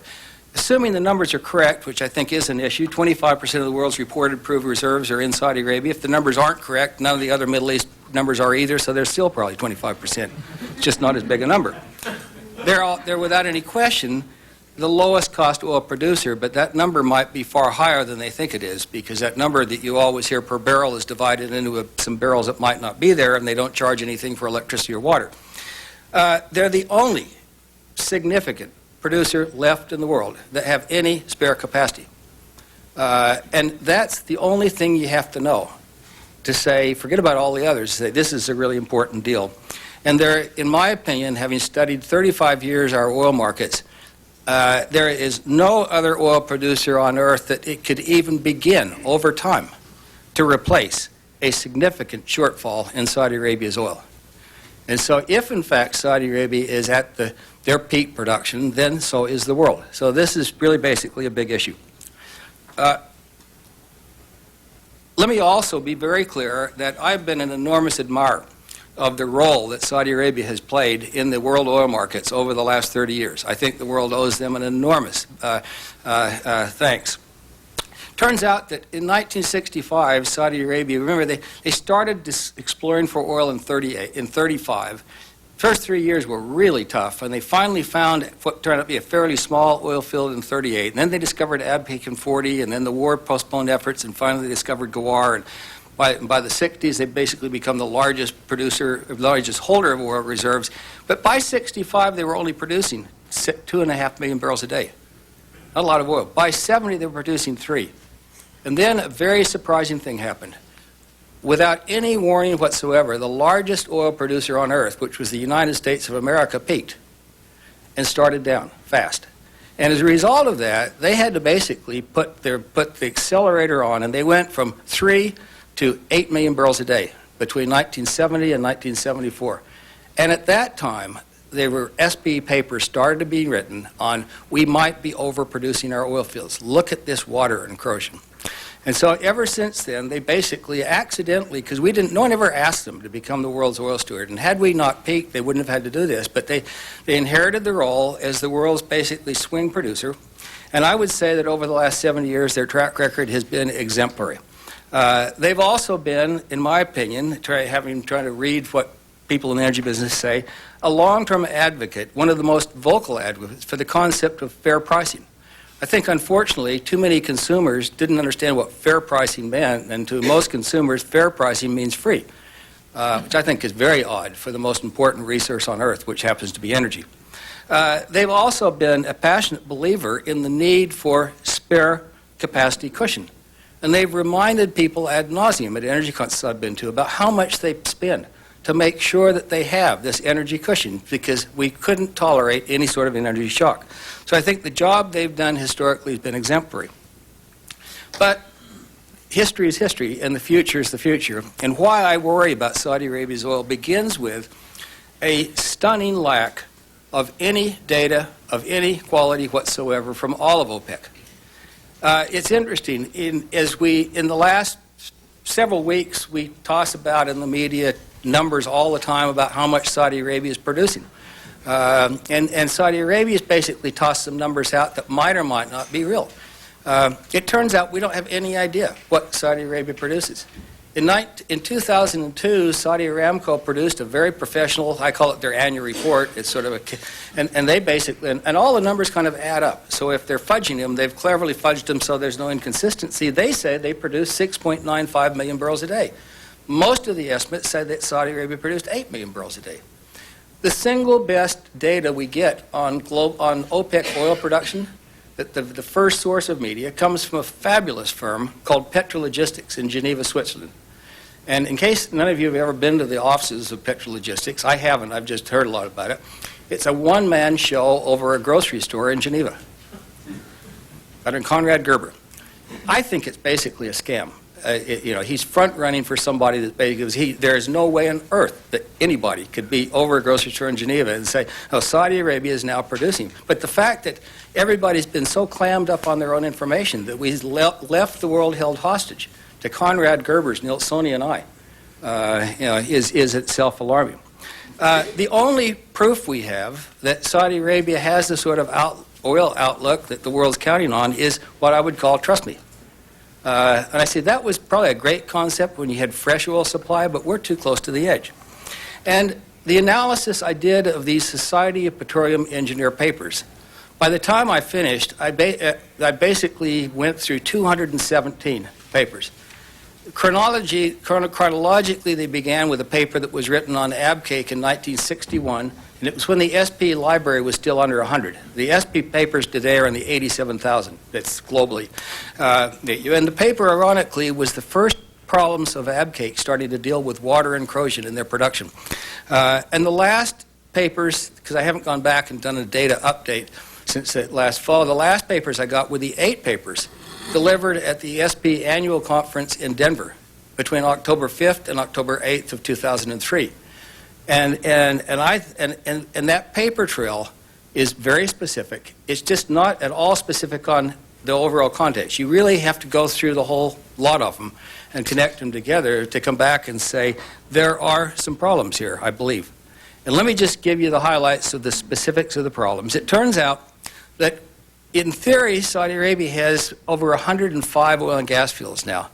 Most of those, I suspect, are what I would call a structure, which is basically a field that might or might not sometime produce anything, but 5 to 7 fields have produced, from 1950 to 2003, 90 to 95% of all of Saudi Arabia's output. If you didn't know anything else, you'd say that's uncomfortable. The King of Kings, Ghawar, which is the largest oil field in the history of the world, has accounted for between 60 and 65% of Saudi Arabia's output. So if anything went wrong with Ghawar, then we have a problem in the world. All but 2 of these key fields were discovered long, long ago and have been in production for a long, long period of time. They have all used intense water management to keep reservoir pressures high. And so as the fields age, they postponed that natural depletion that usually happens, and then you go to a secondary recovery. They were doing secondary and primary at the same time. And that created the illusion that basically this high productivity would go on forever. But at some point, totally unannounced, because it's always come unannounced, there's no kind of early warning system when this happens, their reservoir pressures on each of those fields will end. And when those reservoir pressures end, it's unfortunately very similar to the human body as you finally start really going into very old age. Yeah, when you slow down, the concept, well, I'll get better next week, doesn't ever happen. You just continue to slow down. Over the last 30 years, one of the great myths is that the Middle East is unexplored, and that most of Saudi Arabia has been unexplored. Over the last 30 years, there has been an intense exploration effort to try to diversify themselves away from this asymmetrical distribution. And unfortunately, most of it didn't work.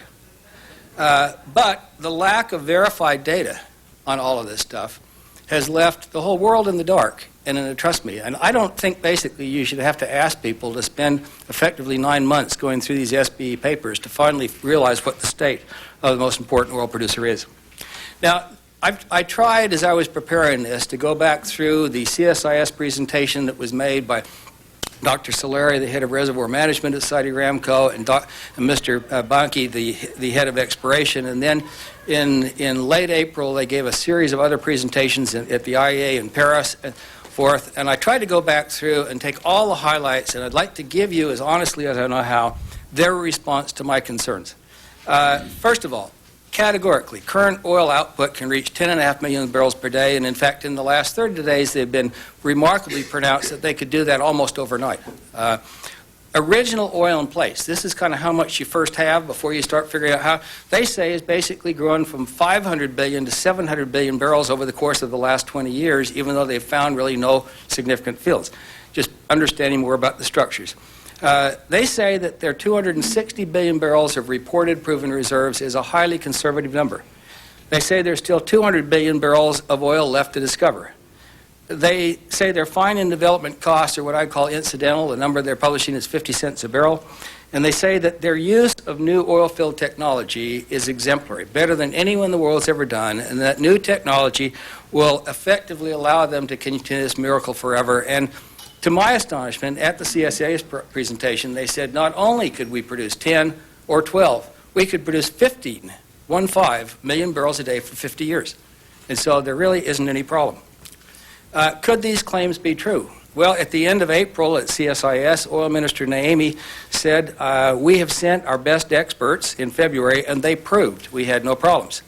At the program in February, after we finished the program, at a lunch for about 20 of us, Dr. Saleri gave me my lecture.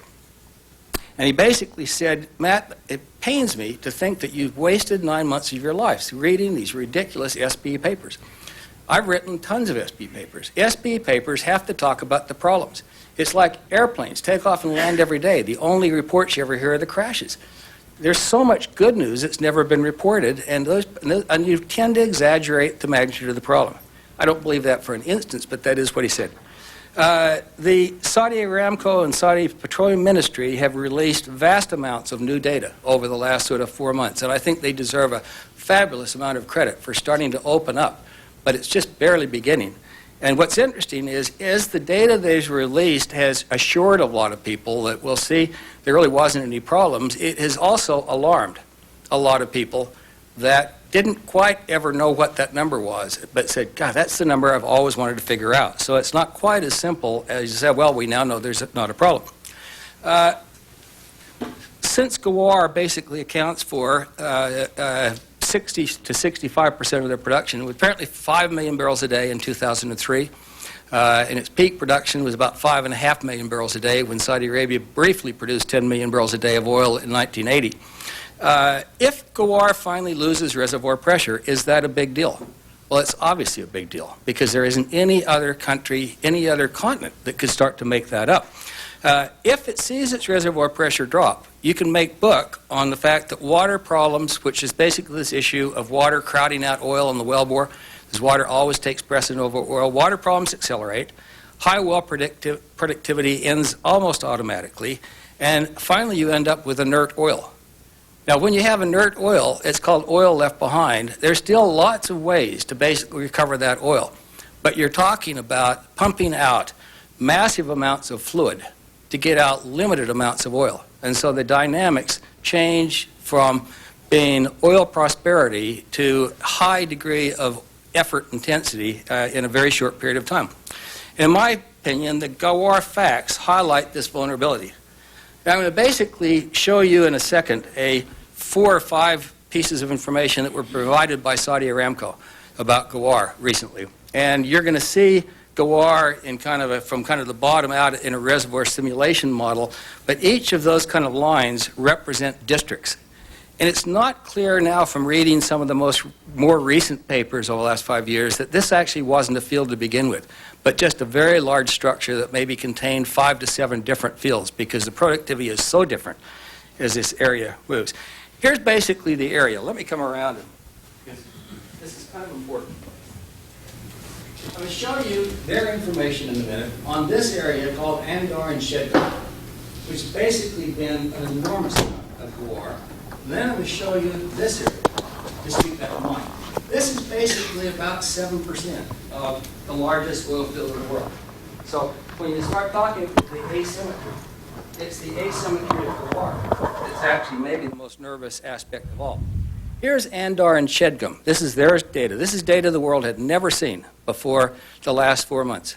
And in fact, this was really basically almost everybody within Saudi Aramco never saw this data. This stuff was the stuff they locked in the vault for some odd reason. This is basically 2 million barrels a day of the 5 million barrels a day, coming from 8% of the field. That top line is what they are so proud about. They have maintained from 1951 through 2003 constant reservoir pressure.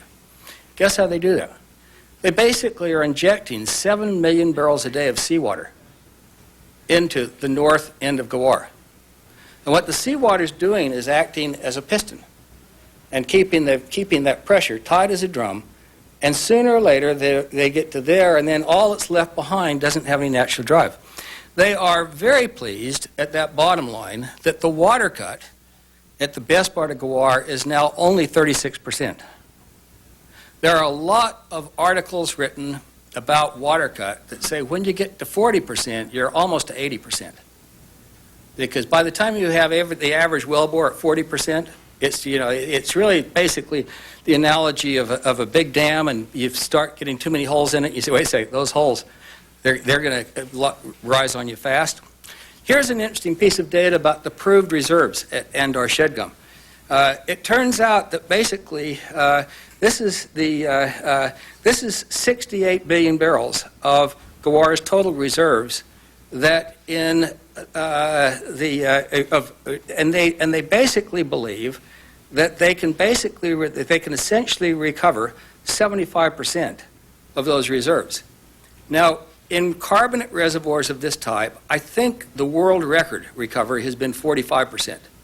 So if they do this, it will basically define the physical properties of carbonate fields. But it's also interesting that about the stage that they're at now is generally where productivity starts falling dramatically. And so this data is either good news or bad news, depending on kind of how you want to interpret it. Here's their water cut at all of Gawar. And they were basically very proud in February to say that it rose to a peak of 36.5% in '99, and now we've got it under control. Well, the reason they got it under control is that 1999 is when they stopped drilling vertical wells in the Kingdom of Saudi Arabia. The vertical wells were too close to the water, and they were watering up in about 30 to 40 days. And so this is a temporary reprieve, in my opinion. And here's basically the bottom end. This is the toe of Gawar. And basically, this is the last part of Gawar to basically be attempted to produce.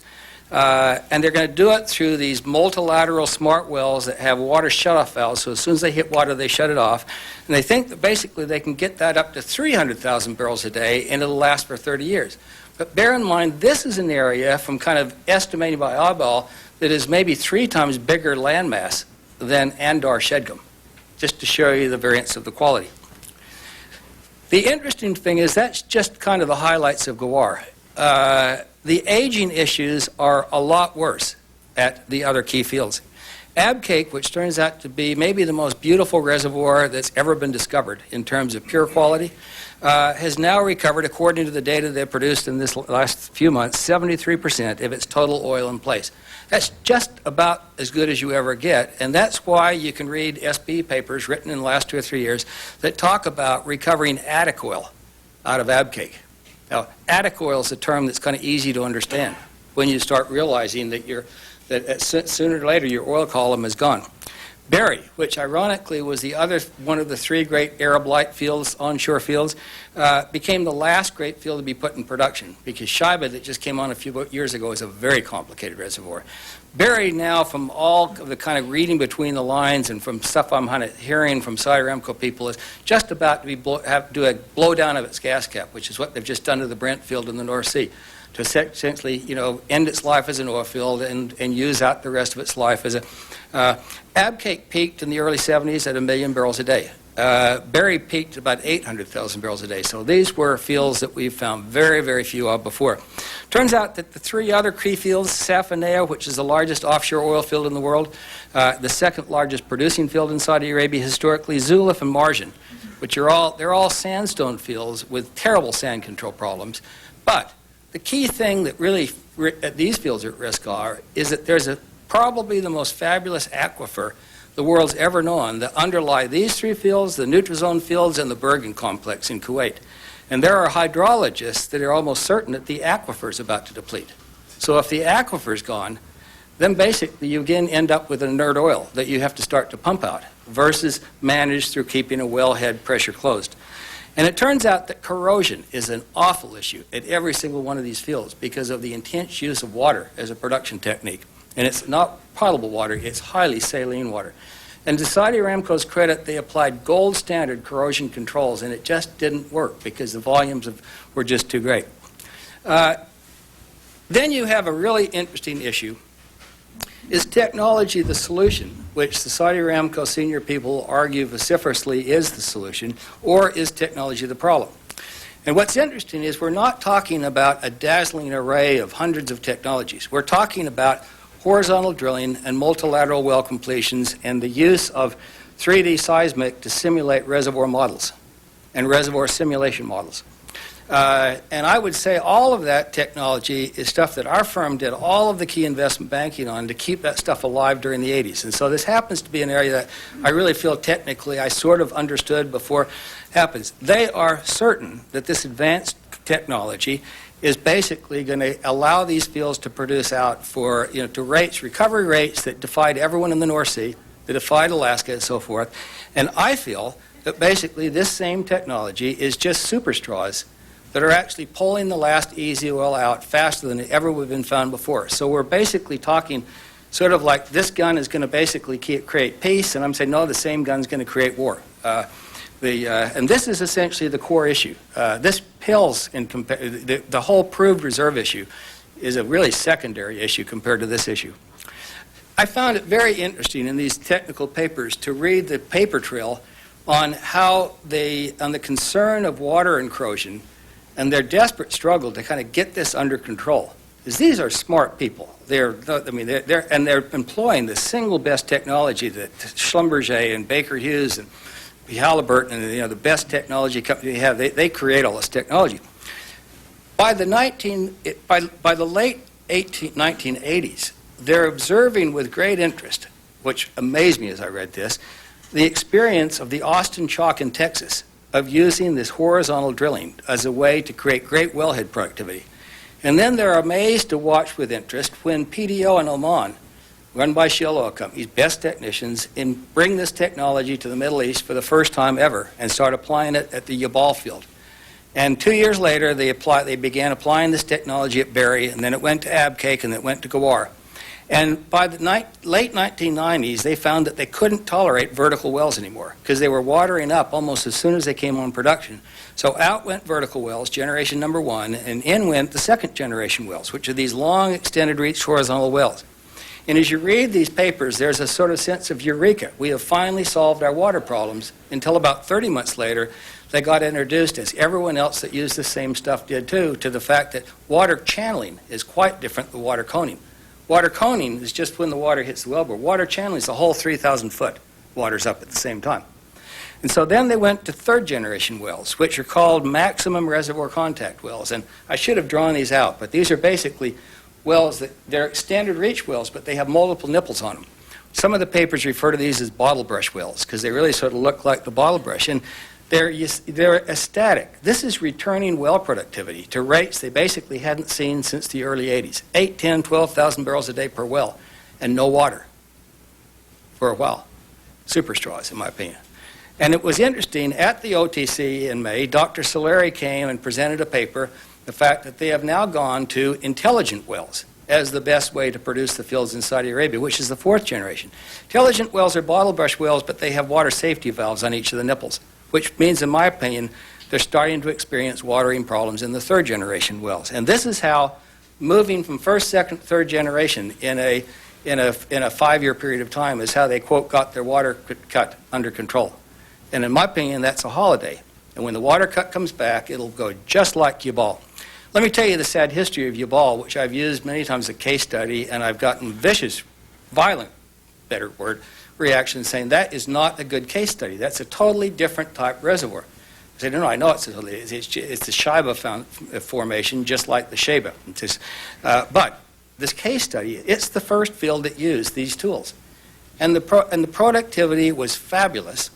And so Shell Oil Company, now forget about all the stories about Shell, about their proved reserve. This is the best technicians at Shell, went to the Mon government in 1997 and said, we are so pleased with the use of this great technology that we're recommending that we basically spend the money and increase the productive capacity by 30%, because it will last for 10 years. Unfortunately, with the benefit of hindsight, 1997 was when the Yabal field peaked at 250,000 barrels a day, and it's down to about 30,000 barrels a day today. So when the end ended, it just came down like a Niagara Falls. And I think that Yabal is basically what we need to worry about in all 5, 6 of these key fields. And obviously they disagree with that. What I also find interesting is to read in detail about their new projects that they have coming on. The biggest one is Qatif. And that will be a very key test. It comes on stream, I think, sometime, they say maybe late July, early August. Qatif is not a new field. Qatif actually was discovered in 1945. So it says sandwiched between Abqaiq and Gawar. But it's a field that they could never get to produce. And even in the 70s, when they're starting to worry about we're overproducing Gawar, maybe we should find a way to rest this field, but the market needs our oil. By 1977, they turned Qatif into a storage cavern for excess naphtha at the Ras Tanur refinery on the knowledge that it might destroy the reservoir. But they didn't care. The average H2S cut is basically about 10 to 20%, and H2S, if you breathe it, kills you instantly. This is a very complicated field. They think that they're going to be able to produce this field at 500,000 barrels a day for 30 years. I think watching this, if you can watch it with any quality information, will be one of the really telltale signs, because if this fails, everything they have behind it gets worse. And then they have a field called Al Basafu, which is they share the production with Bahrain, and in fact Bahrain's paying for the project. That they've already placed the world's largest order of electric submersible pumps. Well, for 30, 40 years, you didn't need to use a pump in Saudi Arabia to produce oil. You used a wellhead being shut in to keep the oil from flowing more. So these are sort of the next 2 best things they have to bring on. And then from and what's also interesting is last December, they made quite a to-do at 2 or 3 energy conferences that, don't worry, this is not going to be excess capacity. We're doing this to start replacing the normal declines in our mature fields. That argument totally went away in February, once this debate erupted, and now these fields are basically proof that they can just keep going up to, and that they have lots more behind this. This will be extremely interesting to watch. Behind this is the next big project they're talking about, and it's the Curious field. Curious turns out to be the 2nd largest onshore structure ever discovered in Saudi Arabia. But after drilling 90 producing wells, which was almost the same amount that Gawar had in the early 70s, they just couldn't ever find a way to get quality production out of Curious. Well, they now think that modern technology solved this puzzle, and they're talking about 800,000 barrels a day out of Curious, but back in 2001, 2002, Curious was going to be the first field coming on, and then for some reason they dropped that and decided to do Qatif. So they also say that between Curious and Manifa, if I pronounce that right, Manifa, are 41 billion barrels of Saudi Arabia's proved reserves. You can't find any data whatsoever in any SP paper ever written about Manifa. It's never produced anything. So what they have left might be fabulous, and it might be really meager pickings. Are there vast areas yet to be explored? Well, what I know from reading SPE papers, because they've been very specific, is that Saudi Aramco applies state-of-the-art geophysical tools to desperately search for oil outside this small concentration in the eastern province.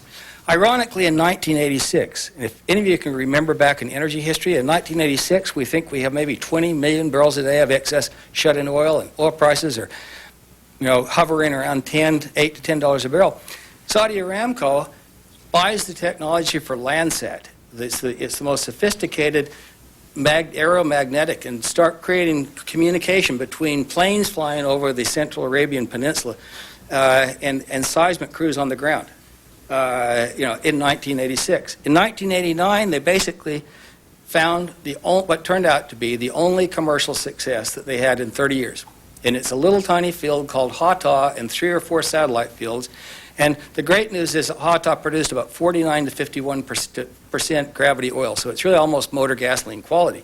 The bad news is that the maximum, through very tight rocks, they got 200,000 barrels a day out of this complex, and then to get it out, you had to inject water from an aquifer nearby, and the aquifer was loaded with bacteria. And now this field is almost corroded away. So the only really new field they found is really in very bad shape. The other remaining areas, and this is also interesting, if you listen carefully to their side of the debate, they don't actually say there's oil every place. They say there are 3 areas left to be explored. Right along the Iraq border is an area that's never had any exploration, and it's kind of maybe the size of California. They say. It doesn't look like that from that to me, but that's it. They said the deep water part of the Red Sea and the very bottom end of the empty quarter. But that's not a lot of territory left. And you could also make the case, as you look at the western desert of Iraq and then right south of it, that it might not actually be worth exploring, because we've intensely explored in Syria, Jordan, and the rest of Saudi Arabia and never found anything. So this might or might not have some oil. So I say that the idea that, well, if they ever needed more, they could just drill for it, there isn't any data of any quality to support that claim. And then there's finally an interesting thesis called the Royal Family of Hydrocarbons that the French Petroleum Institute created about 3 decades ago, when they spent a couple of decades, or at least a decade, studying the exploration history in kind of all the hydrocarbon-bearing places we know. And they said what's interesting is what seems to happen like clockwork is in about the first 5 to 7 years, you tend to find the queen, the second biggest field. Occasionally you find the king. Then it takes 2 or 3 years to actually hone in on either the queen or the king, which you didn't find. And then after that, over the next decade, you find 6 to 10 lords. Once you've done that, you've got the royal family. After that, there are just lots of pockets of tiny hydrocarbon. Could the royal family theory be alive and well in Saudi Arabia? Well, it's just interesting to look at the history. Abqaiq was discovered in 1940, and that was the queen. While Safanea was the biggest of the queens, the reservoir quality is so much worse in Safanea. I'd say it was this queen's stepsister. And then the king of all kings, Gawar, was 48. And then Beri 65, Zuluf 64, Marjan 67, Shaba 68, and that was the last. Isn't that interesting? That's a long, long period of time to go without finding anything any better. What's also interesting in this context is to stop just a second and share a little bit of data about the gas initiative. Because it turns out that Saudi Arabia is listed as the 4th largest holder of proved gas reserves in the world. And about 4 years ago, there was all this big excitement about the gas initiative, $25 to $30 billion. And for the first time in 30 years, the major oil companies are going to come back into Saudi Arabia. And then the thing just finally fell apart. It was falling apart during the last year ago, February, when I was there. And once I started reading the SBE papers about gas, I thought, well, I know why this is falling apart. The reserves are awful. It's interesting that they went back and they divided the gas initiative up into little packages so that it would attract more parties. And early this spring, they basically announced the 4 winners. The 4 winners were basically Lukoil, Sinopec, Repsol, and Eni. I happened to ask one of the senior executives of one of our very large oil companies in the United States who spent a lot of time working on the gas initiative. I said, were you guys really surprised that nobody from the Western oil companies showed up for that? He said, not at all. The reservoirs are awful. And I thought that's interesting. They sounded awful to me in the SBE paper, too. Why the gas thing is so important, though, is that Saudi Arabia today has about 24, maybe 25 million people, headed to 40. It's given their population demographics. Every added person in Saudi Arabia is going to need water. The only way they can create incremental water is desalination. And desalination has the energy intensity of a steel mill. If they don't find natural gas, and if they don't quickly buy what's left of Qatar's gas, then it's really problematic how they actually continue to grow their water supply and their electricity supply. So it could turn out that deficiencies in gas are actually a lot more important than oil. Well, there's finally an issue about the reserves, because if in fact their 260 billion barrels of proved reserves are correct, then they have 90 years. And so all this stuff basically might just become moot. Or it could turn out that they basically, like all the other producers in the Middle East, got into bragging rights and during the 80s just upped their reserves by a pencil, and that the reserves could be no better or worse than what the single best people on earth thought they were that knew how to do this stuff in 1975. Because there's in public domain the reserve, field-by-field reserve estimates of Aramco when it was being run by Exxon, Chevron, Standard Oil of California, and Mobil in Texaco.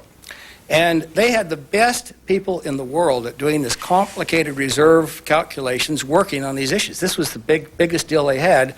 They thought that all the fields collectively had 108 billion barrels.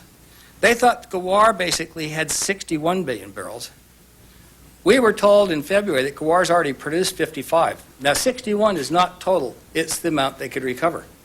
So if it turns out that these guys are sort of correct, and it's interesting, one of my neighbors in Maine is the retired chairman of the board of Texaco in the 70s. I actually saw him in Maine the week after the CSIS thing, and he came up to me, he said, boy, every Texaco employee I've ever known has been on the phone saying, do you have any idea who this Simmons guy is? He said, yeah, he's my neighbor. So we were chuckling about that, and I said, hey, Butch, tell me, in all seriousness, back in the 70s, how dumb were you guys? Butch Granville's about 6'8", and he looks at me and says, you're not calling me dumb, are you? I said, no, I'm just joking. But I told him these numbers. I said, your best people at Aramco thought that Gawar had 61 billion barrels. They've now produced 55, but they claim that Gawar has another 125 that it can recover. 125 plus 60 is 180. Could you have missed Gawar by threefold? And first time I've ever seen this gentleman not in a jovial mood. He said, those are real numbers? He said, we couldn't have missed it by over 20%. Impossible. And he said, we had better people working on this calculation back in the 70s, and really, because we've really deteriorated as a society in the ability to basically do these complicated reserve calculations. We've created a generation of what a couple of my scientific friends call Nintendo geologists that just sit on a workstation and do modeling and say, oh, look at that field. And if it turns out that the old 75 numbers are right, then we really are almost to the end of the miracle, and we should be preparing for the beginning of steep declines in the 5 great fields. And so my bottom line on all of this is not to say I know this is going to happen, because I don't. But I think this is an enormous worry for the well-being of the world. And I happen to believe that, in fact, as much as you might dislike energy, it's the best thing that we've ever had. And it's modern energy that basically created every aspect of our society today. And unfortunately, there's still 5 billion people on Earth that are just starting to use modern energy, and this is a bad time to basically say, oh no, that era ended. So basically, I think that it's time to take real seriously an era of real data reform and create some real transparency that means something. If we were all the owners of a refrigerator company, or let's say BMW, and we've just designed a fabulous new line of cars, we say these cars are going to sell like hotcakes, and then someone says, I know that only thing that makes me a little nervous is we have one steel mill that provides us all of our rolled steel. We haven't actually, I've lost their phone number. But I just found it, and I said, how good are your steel mills? Oh, our steel mills are in great shape. Don't you think that we would basically want to send someone there and actually check them out and just make sure they were ready? And I think it's time to have a check them out and a total. I'm now not talking about Saudi Aramco. I'm talking about every single oil producer on earth that wants to be counted serious, including Exxon, BP, the whole 9 yards, because we're too close to the edge.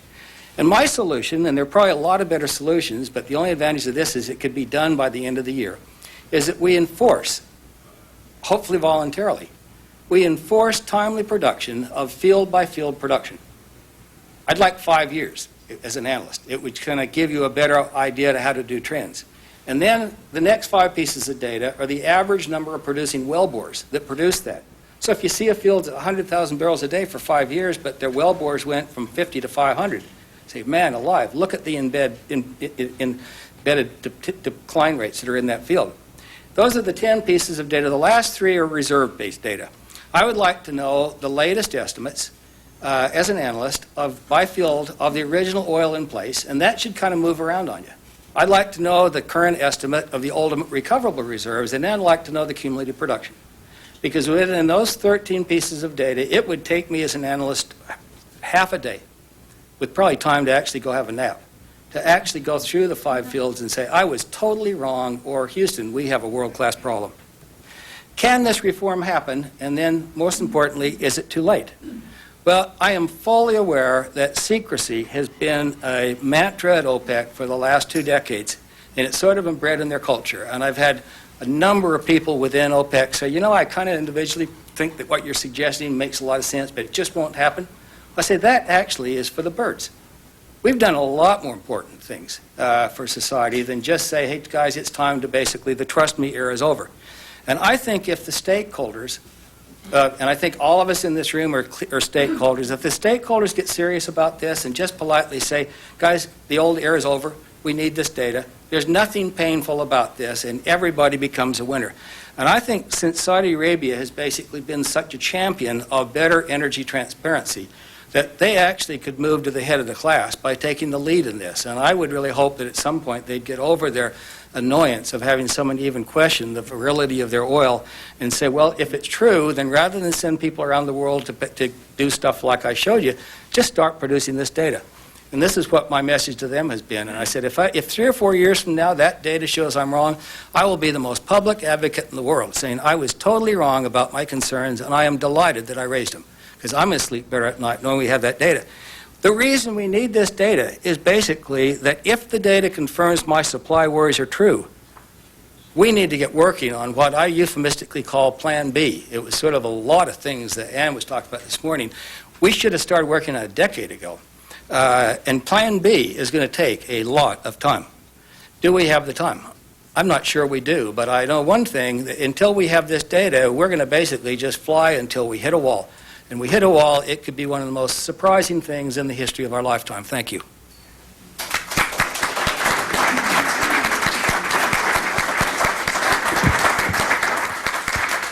Thank you, Mr. Simmons, for this fascinating presentation. I'd like to open the floor to questions. Could you just say what an SP paper is? Oh, yes. The SPE paper. The Society of Petroleum Engineers is the largest technical organization in the world, and it is a fabulous organization. They have about 60,000 members, and they have chapters in every oil province, and they're giving conferences all the time. And at the conference, you have to write a paper, and it gets vetted before. And so it's really at the heart of our petroleum kind of education. $5 a copy, by the way, to download them. Yeah.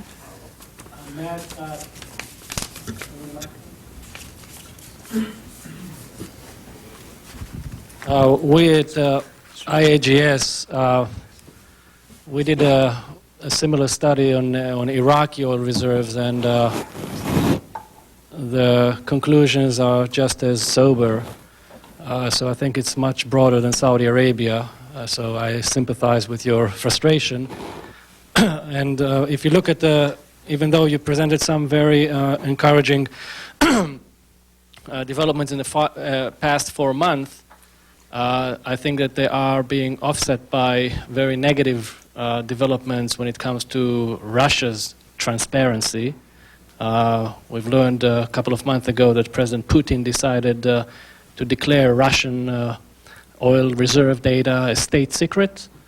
So I'm not sure that we're going forward. We may be going backward when it comes to international transparency in the oil reserve data.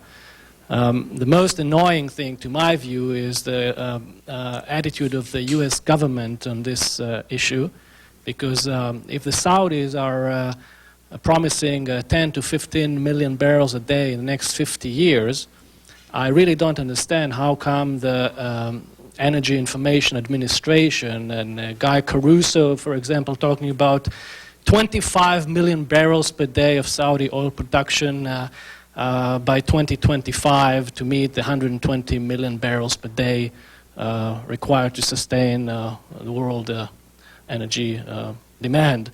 So aren't we really helping to proliferate and sustain this myth instead of debunking it? Well, you know, it's a good question. All I could say is that, first of all, I'm a good friend of Guy's, and I think he is struggling mightily to try to reform the entire IEA apparatus, and he's dealing with a bunch of technocrats that are so proud of their models, and Guy does not produce all those numbers, and ISIS. But here's what's happened over there. This is the IEA in Paris, this is the EIA in Washington, this is the CGEAS where I spoke last week. And London, everyone that do these models, they always come up with what they think demand could be. And then they back into supply by taking all the suppliers, and they take the most that they could possibly do, and then they finally, the plug figures the Middle East. For a long time, we just kind of said the Middle East. And now we say, well, we know that Iran's peaked. We know that Kuwait's probably peaked. We know that maybe the Emirates could do another 600,000 barrels a day. So the plug picture is Saudi Arabia. And everyone just took that for granted because they looked at the 260 and they divided by 90 years. There's no reason they couldn't do that. And it, as odd as this sounds, I'm sort of the belief that I was the first person in the world to actually say something doesn't smell. Other people had said something doesn't smell right, but I stumbled into the SB library. And by the time I started understanding these words, it did become kind of exciting, like a data search.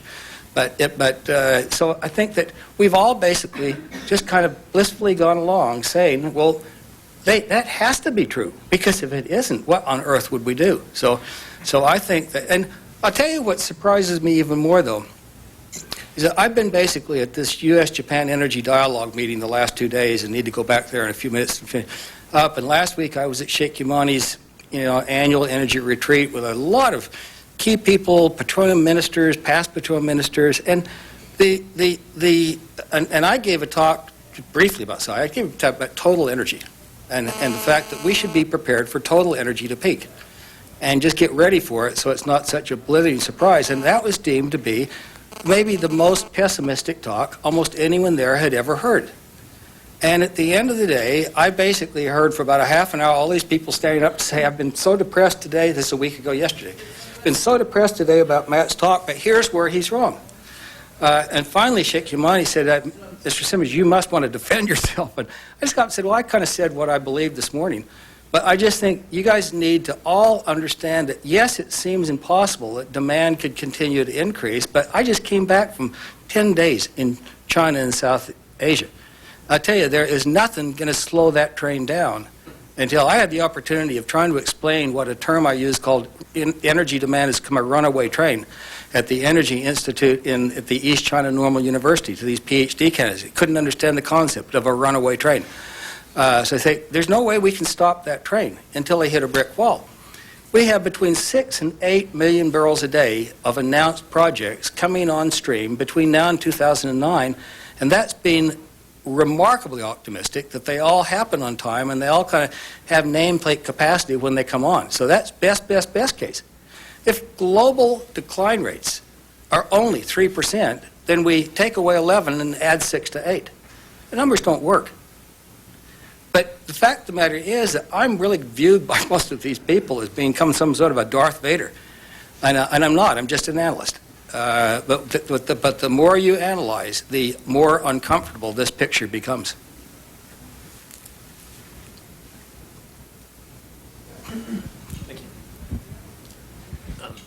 What, if any, response does the Saudi leadership give when asked the question, and perhaps maybe someone knows about Russia too, why all the secrecy?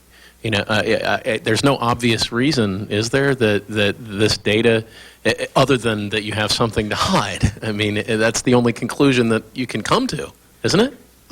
What's interesting is all during the 60s and 70s, they used to, all the OPEC producers produced field by field production. And then in kind of 80, 81, it finally, by the end of 81, it disappeared. And maybe it was when everyone had excess capacity.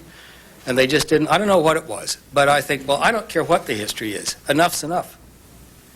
There's nothing about this data. Unless they say it's a state secret, and it's a state secret because they're worried about how skimpy the data is, there's nothing about the data that tips somebody's hand. But I think that it is culturally, the Middle East is a secrety place, and that, I guess, has always been. But again, enough's enough. Time for change.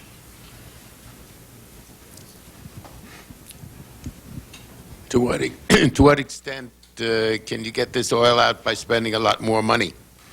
It becomes two totally unrelated issues, because once you get inert oil, you get a total commingling of the water, and the gas bubble forms at the top, and then each individual wellbore just produces. I'll give you a classic example of what I'm talking about.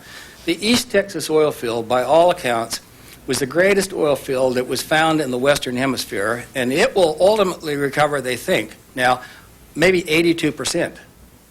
Most people think the East Texas oil field ended years ago. Last year, it produced 13,500 barrels a day of oil and over 1 million barrels a day of brine. So that's in West Texas. The average oil well produces about 95% water. The reason we have over 1 million barrels a day of stripper wells is it's dealing with oil left behind. And we've never found a technology so far to really effectively. You can go back and sometimes capture little pockets by doing these horizontal wells, and just because it's a race between letting the water, finding areas where there's still a little pressure there, but maybe when it all comes, we'll be so ingenious, we'll find some totally new way, but there's nothing on the drawing board today. At present, how much does that increase the price, the cost of the oil? Oh, it would probably go up 20-fold. 20-fold. Yeah, I'm just guessing that number. 20-fold? Well, what you also have to do is you'd have to quickly start putting, there are 31 drilling rigs in Saudi Arabia. They would probably need 1,000. To create 1,000 new drilling rigs takes a decade of building drilling plants again. So it's not amount of money. It's really everything basically changes in a very profound way. Looking for a silver lining in this rather dark picture, one, it would seem that this suggests that there will be, in the not-too-distant future, a diminishing of the money that the Wahhabis will have to spend on the kinds of bad things we were talking about earlier in the day. The other is that this could well catalyze, finally, some of the actions that we're talking about on Plan B. To give people as much clarity about how you see that pressure sort of kicking in, economic or maybe even political, what's your timeline? Assuming the data is as you say it is, and I know that you are not sure it is, but let's just say it is, when does it peak? How fast does the diminution kick in a really powerful way, would you say? Well, there isn't, as far as I can determine, there isn't any data on Earth that we have created that will tell us that we basically have peaked. The best tool we have is what I euphemistically call a rear view mirror. And it's just when you finally say, gosh, isn't that amazing? What I'm now far more educated about is that on this peaking question is these are rate sensitive fields. And the higher you produce, the faster they'll be over.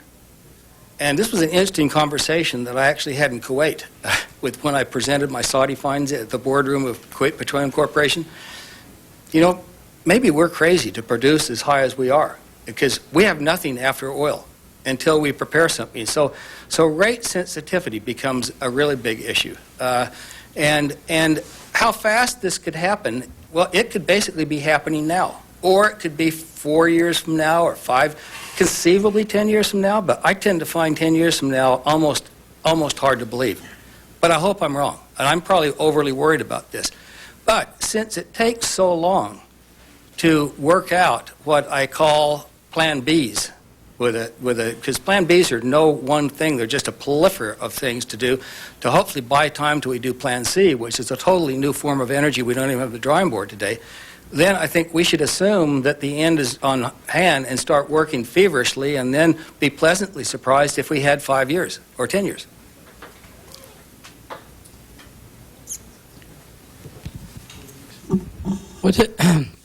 I mean, there seems to be a huge political implication to this. The Chinese are now getting very close to the Saudis because by the year 2020, you just came from China, you probably have a better idea than I do, they would be consuming as much energy as we do in this country. And Saudi Arabia is looking for an ally that shared values with it, in China would be the one. So what is the political implication to the whole world politics, but specifically the Saudi-Chinese relations? Let me broaden that issue and give you a number that I gave at this presentation in Shanghai at the Institute for Energy Economics, which is, I'm told, the only one so far that exists at an academic institution in China. As I said, Mexico is the smallest per capita oil producer within the OECD. They produce just about 7 barrels a day of oil. I mean, it's consumed about 7 barrels a day. If India and China ever got to be where Mexico is today, you're talking about 44.5 million barrels of oil, assuming their population doesn't grow.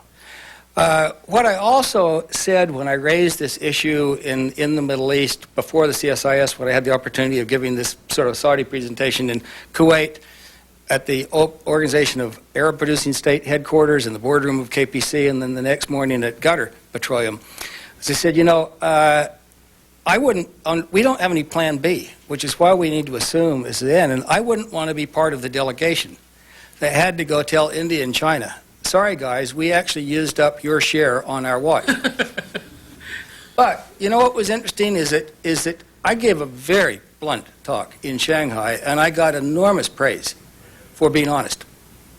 And what my conclusion was that there's nothing we can do about this. It's just going to happen.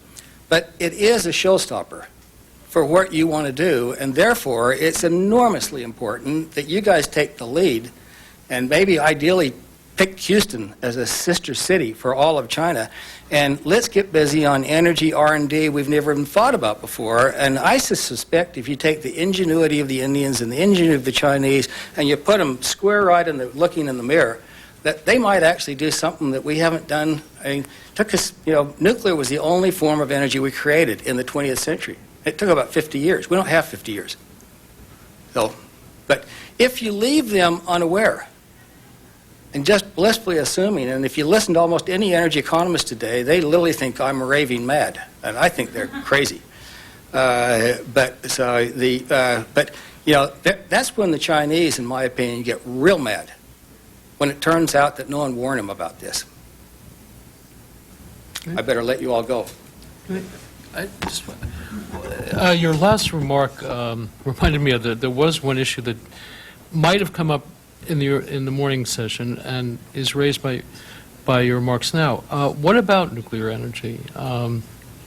Nuclear energy has got to come back, but we don't have any idea what the resource of the uranium is. And you know, you add 100 nuclear plants, which is kind of a Marshall Plan of nuclear, and it's barely any energy.